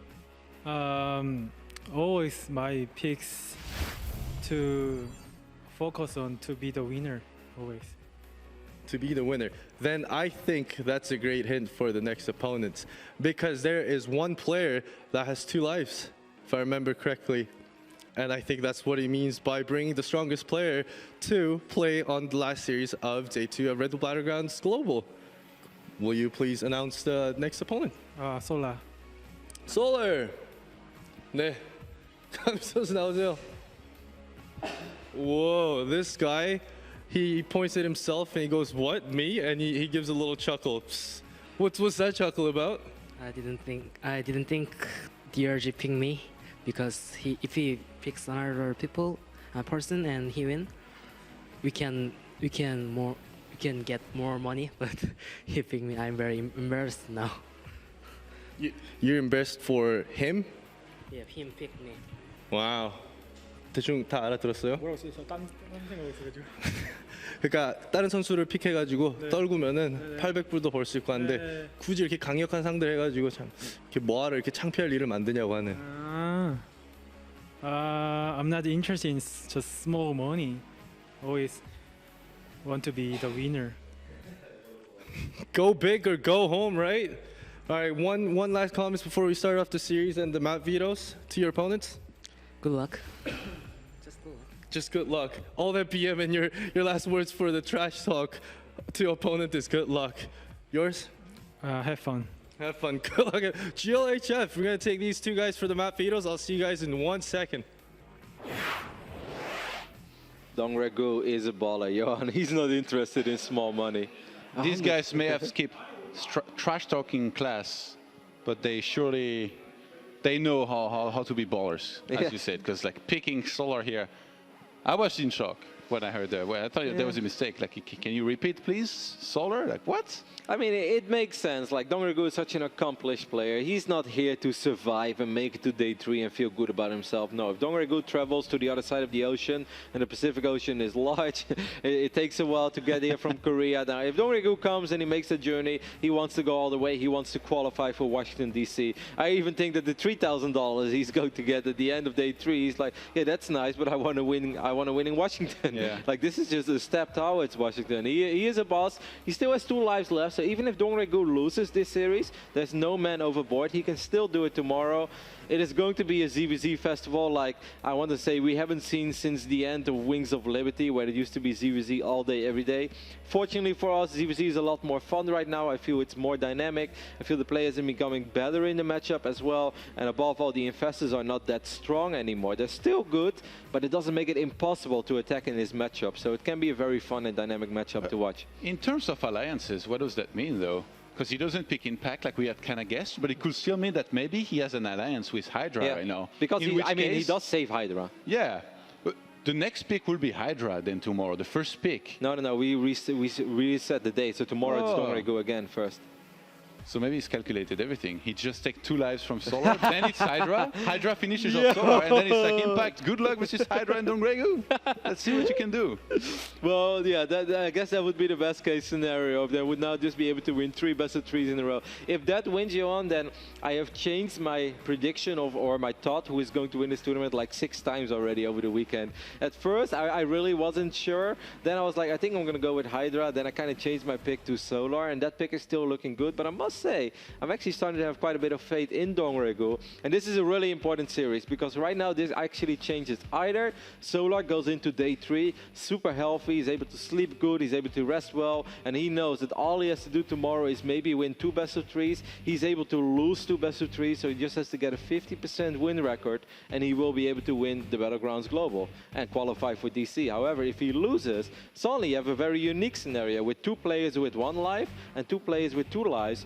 But if you're to play with 1 life and you can avoid the other 2 a little bit, you can suddenly still make it as well. Yeah. Do you think there's any chance Solar is like a little bit thrown off right now by this move? Like, I feel like this is one of those situations where you have a champion in like boxing or like fighting or something, and then he has to go up against an underdog, and the underdog is like, yeah, I'm gonna win. Like in all of the interviews, like this guy is going down, and then you would be thinking, well, I'm the champ. Like he should be paying me respect, or at least I'm the one who's doing well right now. In this case, with Solar, who's been He's unbeaten right now. Yeah, this he is came close versus MMA, but this is basically like the gym, you know, like everybody's always sparring with each other, and there's this one dude. Where are we going with this? Yeah, and there's this one dude who knows that he's kind of the boss of this local gym, you know. Everybody me. knows that he's the strongest guy. Yeah, that would be you, Johan. If the rest of the gym would be with 14-year-old girls, then you'd be the boss and you'd be the strongest guy in the gym. All right, and then like Solid is one good who's like, okay, I want to go spar, and then he's like, I want to go against you. And then the strongest guy in the gym is like, me? Well, okay, if you want it, I'm going to give it to you. So it should be fun. It should be a good series. I'm pumped. Haven't seen... I mean, DongRaeGu looked really solid in his ZVZ yesterday. Ooh, I got a game invite. So we know our first map as well. It's going to be played on Overgrove. This is a pretty straightforward map in ZVZ. Yeah, DongRaeGu versus Solar, though, stylistically, how do you think they match up against each other? It's so far, it seemed like they've done a very good job of winning the mind games, but I feel like you cannot really be equal forever, obviously. Like, if they can't both win the mind games here. So I feel like this is going to come into play a lot. They're going to try to pick a build that they think is going to be better than their opponents, according to what they saw before. And whoever gets the better end of that is going to have a nice lead. Of course, another thing we could see is both players playing it fairly standard, with going for the hatch first and then pull, and maybe the other way around for the other player, and then from there, just droning up, take a third base, and go into a passive game. But so far, I don't think we've seen a single game like that. I feel like so far, we've only seen games where a lot of stuff has happened before that. I don't remember a single game where they just droned up until there were 60 drones and then made roaches. There was always something happening in those games in ZVZ. Now, you make an excellent point, Johan. So far, it seems like when you watch European ZVZ, the Zergs often have a lot of respect for each other in a way like, I'm not going to make units now because I think it's not going to pay for themselves. I'm not sure and then the other guy, no, not respect in one way, but like respect in a way that I don't think it's a good plan right now because my opponent is probably good enough to defend it. Korean Zergs, however, always seem to be looking for openings, doing stuff a little bit different, and we'll see if that's the case again in our final series of the day. We can just go ahead and hop into Overgrove as the game is live already. And with DongRaeGu, you never know how much time you have early on, Johan. You never know what Dong is got in store for you. Yep. So Solar went up to 10 drones, and it's probably going to do a small extractor trick. Nasty style. Of course, Solar is the red Zerg player, spawning on the left bottom side, representing Samsung Galaxy. He's rocking that Battlegrounds hoodie pretty well. Yeah, no, it was really funny. As soon as we introduced DongRaeGu, I want to tell you about that since we don't have any crazy openings as of yet. As of course, DongRaeGu is our blue Zerg player spawning on the right top side of Overgrove. Solar was just standing on the hallway and he was talking with one of our producers over here, and he's like, hey, do you think it's possible that Impact can get one of those Red Bull caps? And the other was like, yeah, we can make that happen. He's like, really? Yeah. And Solar is like, for free? And he's like, yes, you can get a cap for free. He's like, wow. He's like, what about my hoodie? And then the other dude is like, it's yours. And he just zips it up. He's like, can I keep it? Take it home? And the guy's like, yeah, you can take it home. He's like, oh, so nice. He was like a child, so happy that he could keep the hoodie. Early Christmas game for sure. Yes. Doesn't even care about the prize money at this point. Just happy he's got a hoodie, man. He's sending pictures to his mom tonight. Mom, look what I got. I got a Red Bull hoodie. All right, so DongRaeGu went pool first. Of course, that's a safe opening. Won't really die against anything. While Solo on the other end went a tiny bit more greedy. Went hatch first, but didn't go super greedy behind that. Didn't make 2-3 more drones and then an extractor and then a pool. He followed it up with a relatively quick spawning pool himself. So a slightly more economic opening for Solar. Yeah. But both above all, of them are going gasless, man. Yep. What is the world going to? What is happening? That's like you quitting gambling and smoking. That's just unlikely to happen, but yet it happens here. I have no words for you. I just love to take jabs at you. It's out of love. You're portraying a very good image to me, to all the people out there. Anyways, you know, gasless styles definitely have their own advantages. It's a little more economic than opening up with gas, and it puts less pressure on yourself of trying to make something happen, and you know that it's going to be pretty straightforward. Now, both players would love to know about each other if they are opening gasless. So DRG has, of course, access to Zerglings a tiny bit quicker. Neither of them is going to know. These two Zerglings might be able to know, because the spawning pool of Solar was later. They were ignored for... Actually, yeah, they could have gone into the main quite easily. Okay. If one of them knows and the other doesn't, it's going to be a huge piece of information that you can have. DongRaeGu with the earlier gas Yeah, so really it's an in-between gas as well, because normally if you open up gasless, you don't drop an extractor at 4-minute and 10-second mark. So in a way, this is still a gas opening. It's just not straight up gas by DongRaeGu, which is a little bit confusing to me. They're really showing a couple of different build orders than all the ZVZs, and I've casted literally, you know, probably 100 of them in the last month.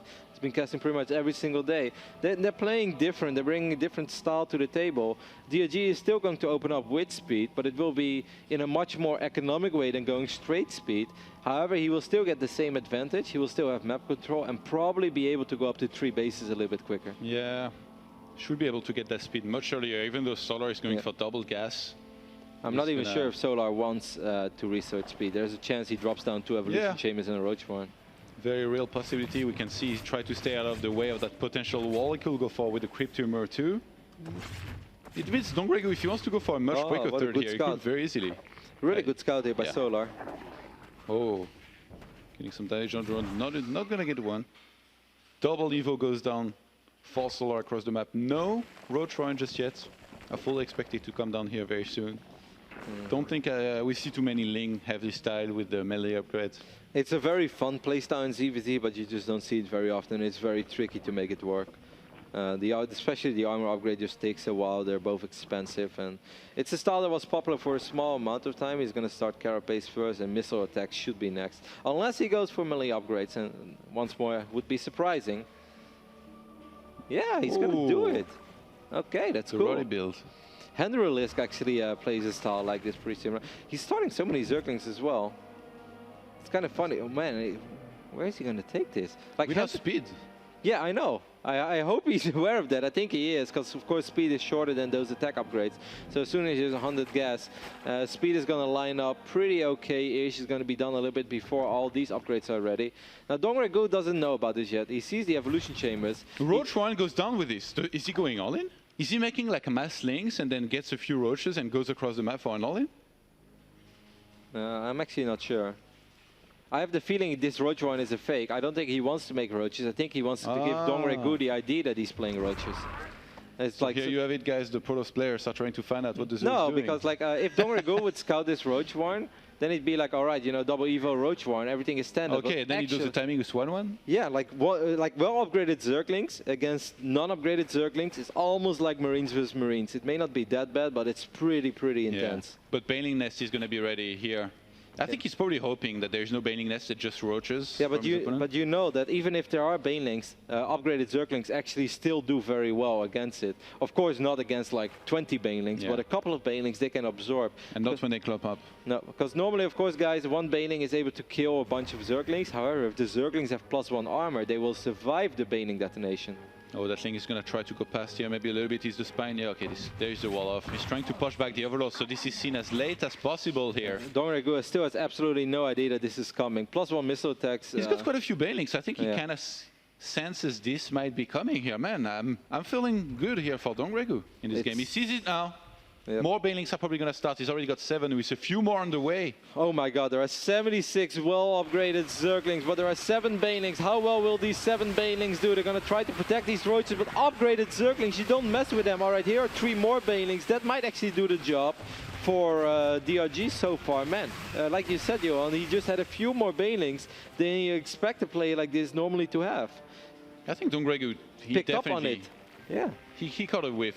This might be coming, and now I should have enough roaches to hold this. Like, he's not going to suffer any real damage here and there. Maybe lose a queen or a drone here. He should lose a queen. Wow, DongRaeGu now in a fantastic position, because upgraded Zerglings also lose their effect. They're very good in small numbers, but of course you can't surround a 150 supply army of roach anymore. That's when melee units just won't cut it. So DongRaeGu, after holding that with relative ease, is putting himself in a phenomenal position. Solar is going to transition into roaches. He sees this is not going to work. He sees there is no point in getting more Zerglings. The thing is, he starts roach speed against a Zerg that's already getting +2 missile attack upgrade, and he doesn't have missile attack upgrade. He's got melee upgrade. That's going to be useless. So he gets his own +1 missile, but I mean, to be honest, if DongRaeGu only makes roaches from now and does the timing with +2, he never, ever loses this game. I am still amazed, Johan, because I'm always having the feeling that we've missed something super important, but I think it's just DongRaeGu picking up on the fact that this roach farm was a little too late, and that's why, because it's not standard to get those 7 banelings. That is just not standard. Normally you go straight roaches. There was a wall, there was a queen in the wall, he saw 0 roaches the entire game. Those are some big tails. And then the 2 queens pushed his overload back. He's like, well, something is up here. I'm just going to get banelings to make sure I'm safe. Even if he has roaches, I'll be okay. Even if it's like slow roach with speedling all in, the banelings will trade okay against that. Yes. Yeah, that is a good point, but or it would have just been what it actually was. Just a great read by DongRaeGu, like a phenomenal read, because he really didn't have all the information, but he put the pieces in the right place. Solar caught up on the walkers, but it means he's just so far behind in terms of army supply. 110 against 70 right now, and the +2 is gonna finish momentarily for DongRaeGu. I really think if he goes for an attack here, it's just over. There should really be no party than a DongRaeGu roach party, Johan, especially when these +2 missile attacks are ready. Like, he's going to have an overwhelming amount of roaches. He's almost doubling the roach count of Solar. And Solar has been playing phenomenal throughout this entire week and has only dropped 1 map in the last series against MMA. He's going to try to believe in a little thing called double the roaches. The only thing I believe more in than roach is Roach X2, Johan.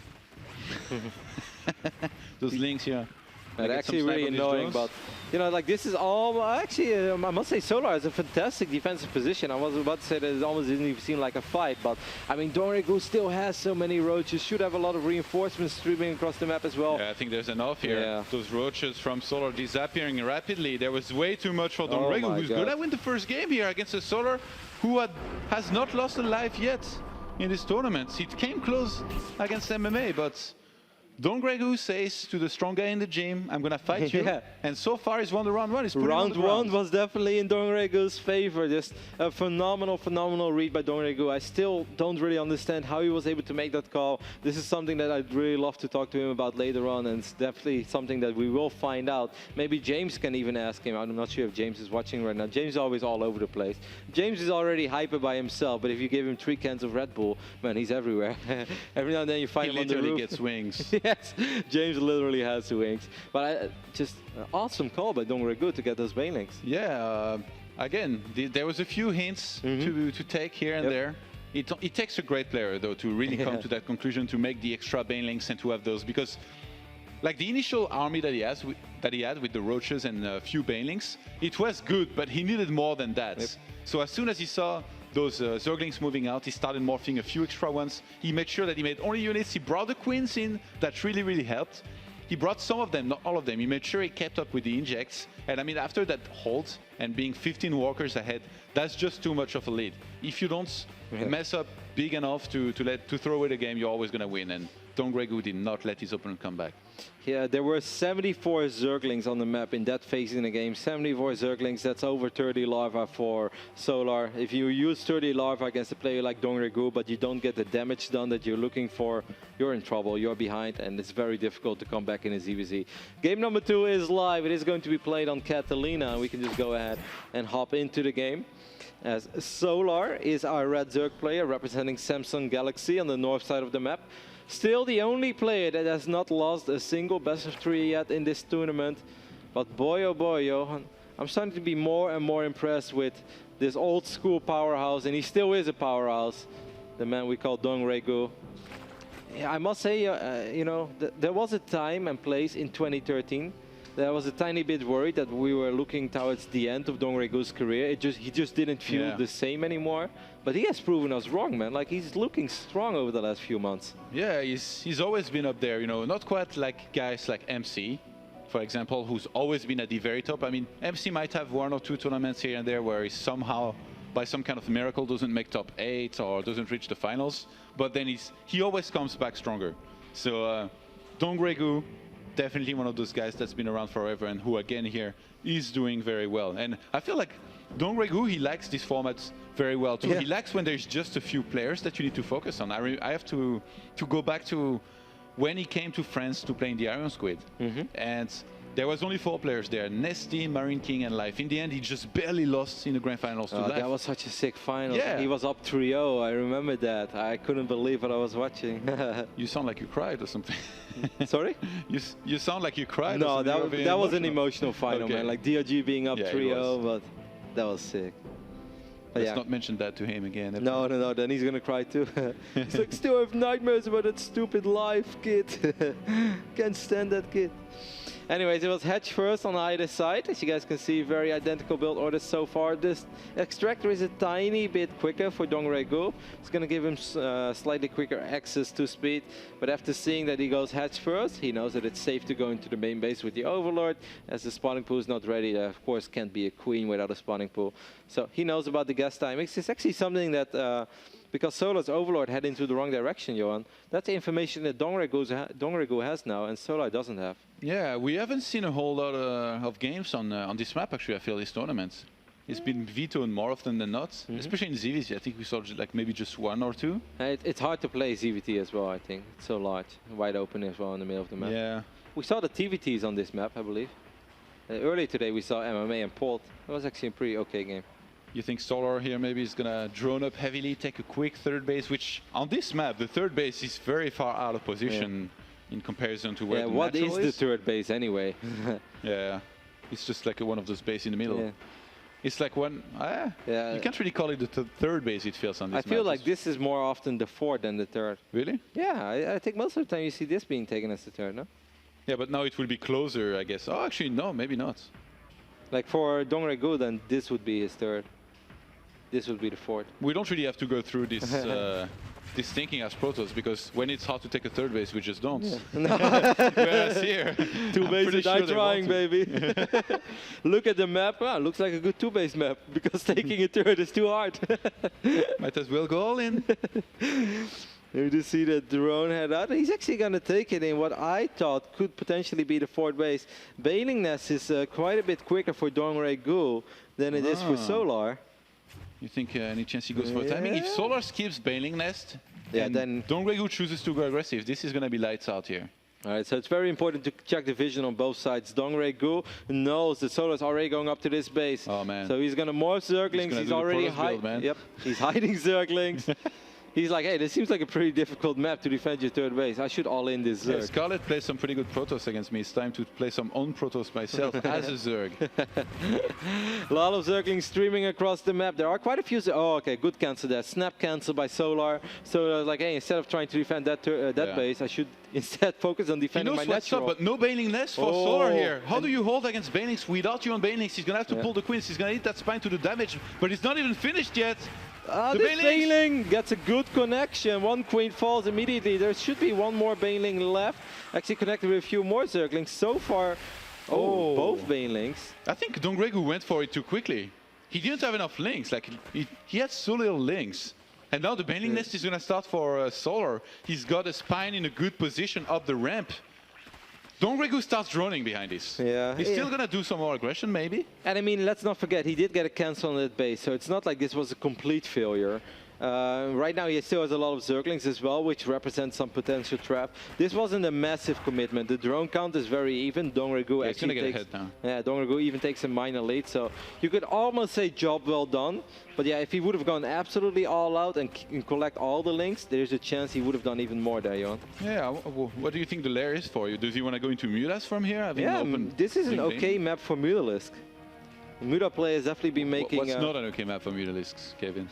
We used to say merry-go-round, but then I watched Impact play and I ate my words. Now you think it's the best map? Yeah, it's the best map ever for Muta. DongRaeGu with the much quicker lair. He's going to take the gases now. Remember, he was behind on walkers, so now he's going to have the best S of economy, even though he's caught up now. And yeah, we have Solar actually doing some catching up of his own right now, realizing that DongRaeGu most likely drawn up Rotro and plus 1 single Evo. Okay. So no Mutas. I kind of felt that it could have been Muta play, but I guess he just doesn't like it. The gases were very late, I guess, and like there was no real good economy early on in the game. There's probably Zergs watching right now thinking like, oh god, these prototypes are so dumb. How did they ever think it was going to be Mutas? No, it really could have been. I guarantee it could have been if you would have just, because you don't like start your layer with 4 extractors, because then you're going to have like 1800 gas and you're not going to have any minerals. So yeah, then you get the wind festers later on. Cap HD. No, it's okay. So it's going to be roaches. That means that he's going to have slightly quicker missile attacks. Like, no, actually he's behind because Solar already had that evil chamber. He was ahead of that. Worker-wise shows us right now 47 Solar, 45 DongRaeGu.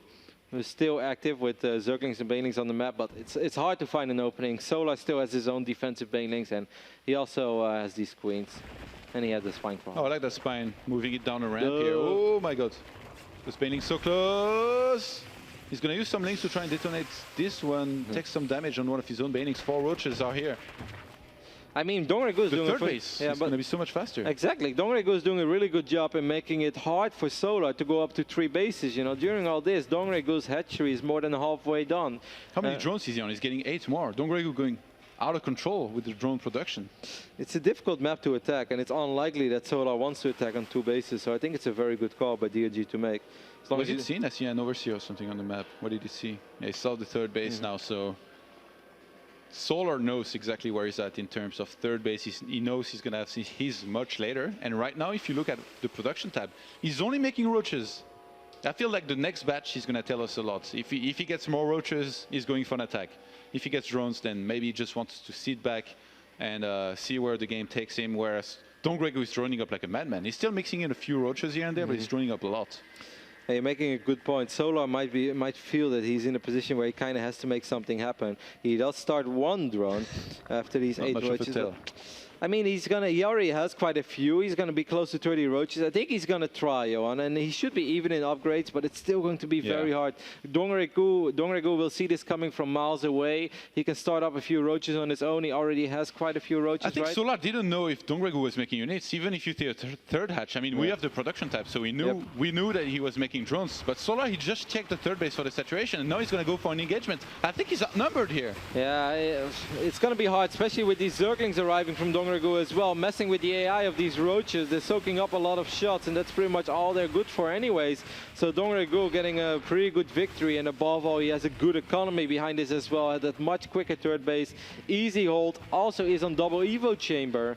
Everything going DongRaeGu's way. The roach count, there was a roach lead once upon a time for Solar. Right now, that roach lead is a long way gone. He lost 18 trouble roaches. with the roaches count, man. He lost 3 times as many roaches as DongRaeGu did in this game.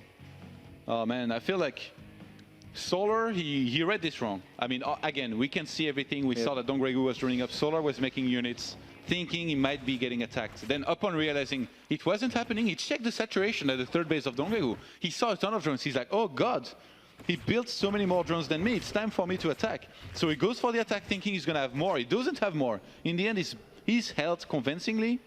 He's not completely crushed either, but then he ends up having to pull back, and now DongRaeGu just has so much more supply.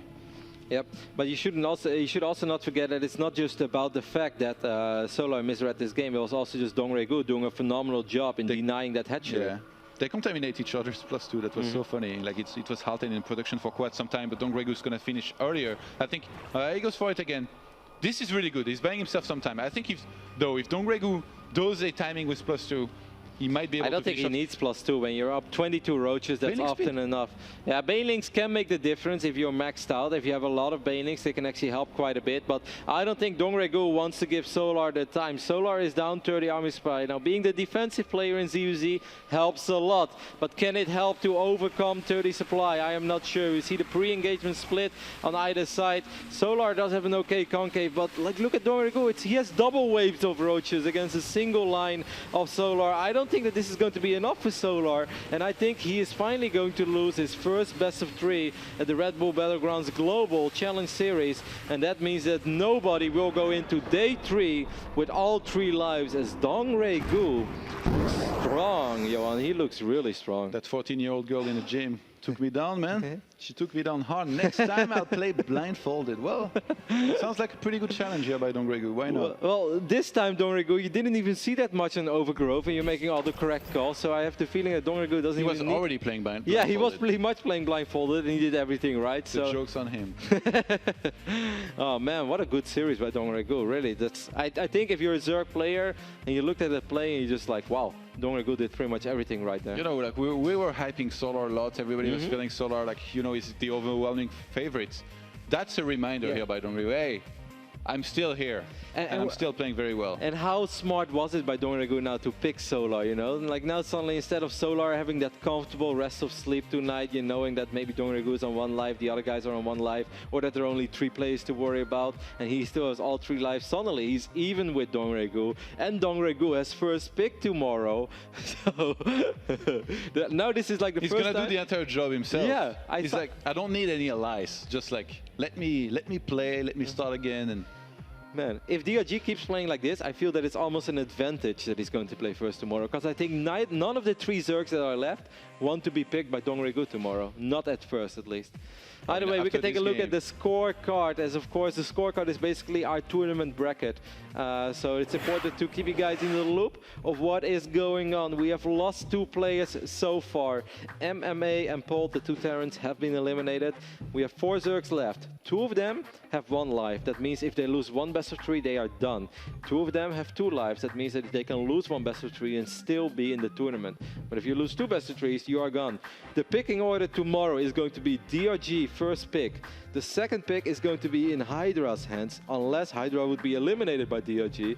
Then it's going to be Impact. so if they have an alliance, essentially, DongRaeGu and Hydra, they have so much initiative being able to pick exactly who they pick. I mean, Impact and Solar both are really good, but then they would only be the ones that can be picked. So ideally, they're not going to get the matchups they'd like. And of course, guys, we split $2,400 as well among the players that are still alive today. So all the prizes that you see right now, you can add $600 on top of that. So DongRaeGu is currently the highest earner in this tournament together with Solar. Both of them have already picked up $1,300. And if they would end up winning the tournament tomorrow, that would mean that they would walk home with $4,300. And of course, You're impressive. Why? Math on stream and you get it right. Yeah, I'm actually not good. All this casting has finally taught you something, Roddy. There are not many things in life I'm good at, but basic math is one of them. So I have no idea why I keep gambling and thinking that I can win when I know the odds are against me. Either way, we had so much fun today. We can take a look at the upcoming schedule as well, as more broadcasts are coming in. Of course, we want to make sure that you guys won't miss it tomorrow, as tomorrow is going to be the final day of the Battlegrounds Global Challenge Series. We kick things off at 8 a.m. Hawaii time, 11 a.m. Pacific, 2 p.m. Eastern, 8 p.m. European Central Time. And that also means that it would be 4 a.m. for all my Australian fans out there. Roti doesn't just do math on stream, he also knows every single time zone.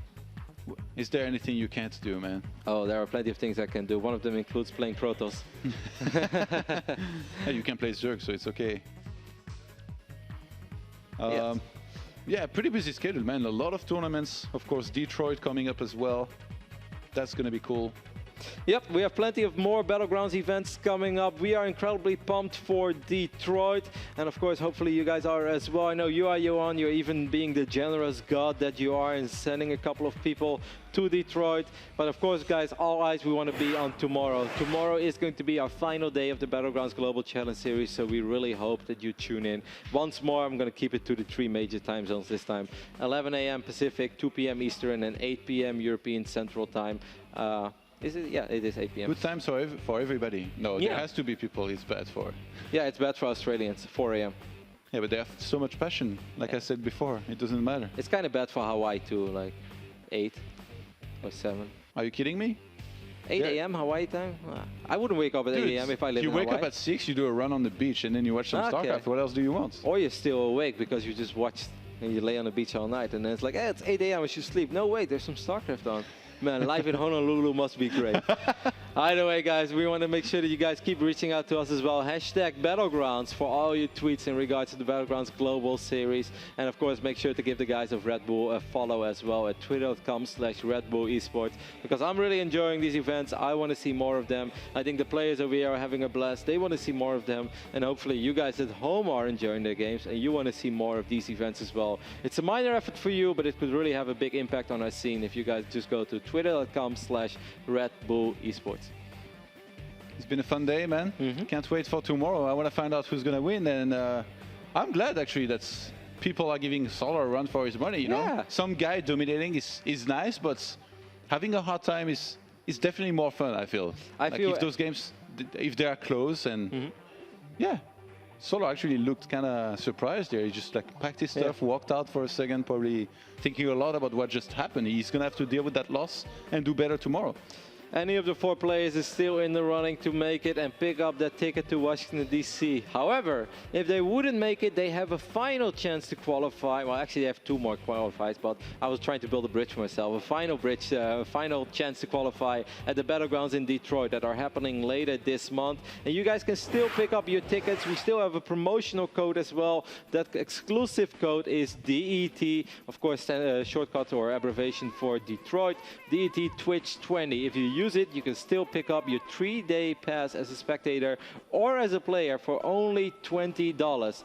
And guys, this is really important because if you want to come to Detroit all 3 days, on Sunday night we stop selling the 3-day spectator pass. On Sunday night it is over. After that you can still buy passes, but then you have to buy a pass for each day that you come. So if you want to come all 3 days after tomorrow night, then you have to buy three one-day passes, man, and now it's getting complicated, 3 and 1. Either way, guys, if you want to come all 3 days, you should really pick up this pass. We stop selling them tomorrow night because we want to make sure that the fire marshal in Detroit won't get mad at us if we sell too many tickets. So if you want to come all 3 days, DET Twitch 20, it's still possible right now. The 3-day pass will stop to go on sale tomorrow night. Hanging out with you is priceless, Roddy. That's why I'm flying so often between Europe and the US. I know. So I want to hang out with you. So if people want to hang out with you, they need to get their tickets.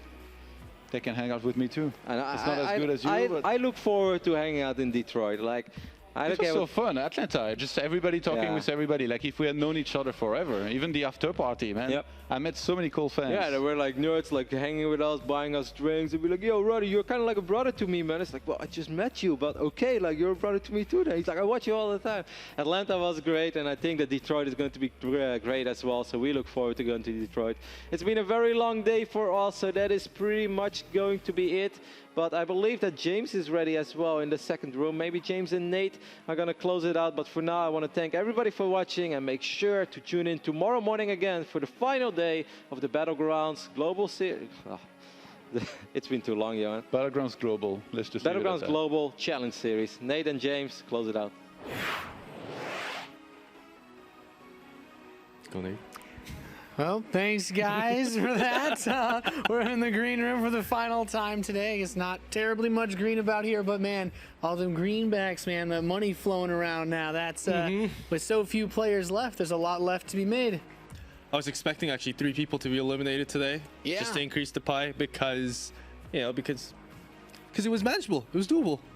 Yeah, it certainly was. And it's really weird because you look at the setup for the final day, and I was expecting Solar to be that Titan. You know, he's got 3 lives. I feel like a lot of the other players, you get to talk to the Korean players for most of the day. Were they surprised that Solar was the choice of DongRaeGu?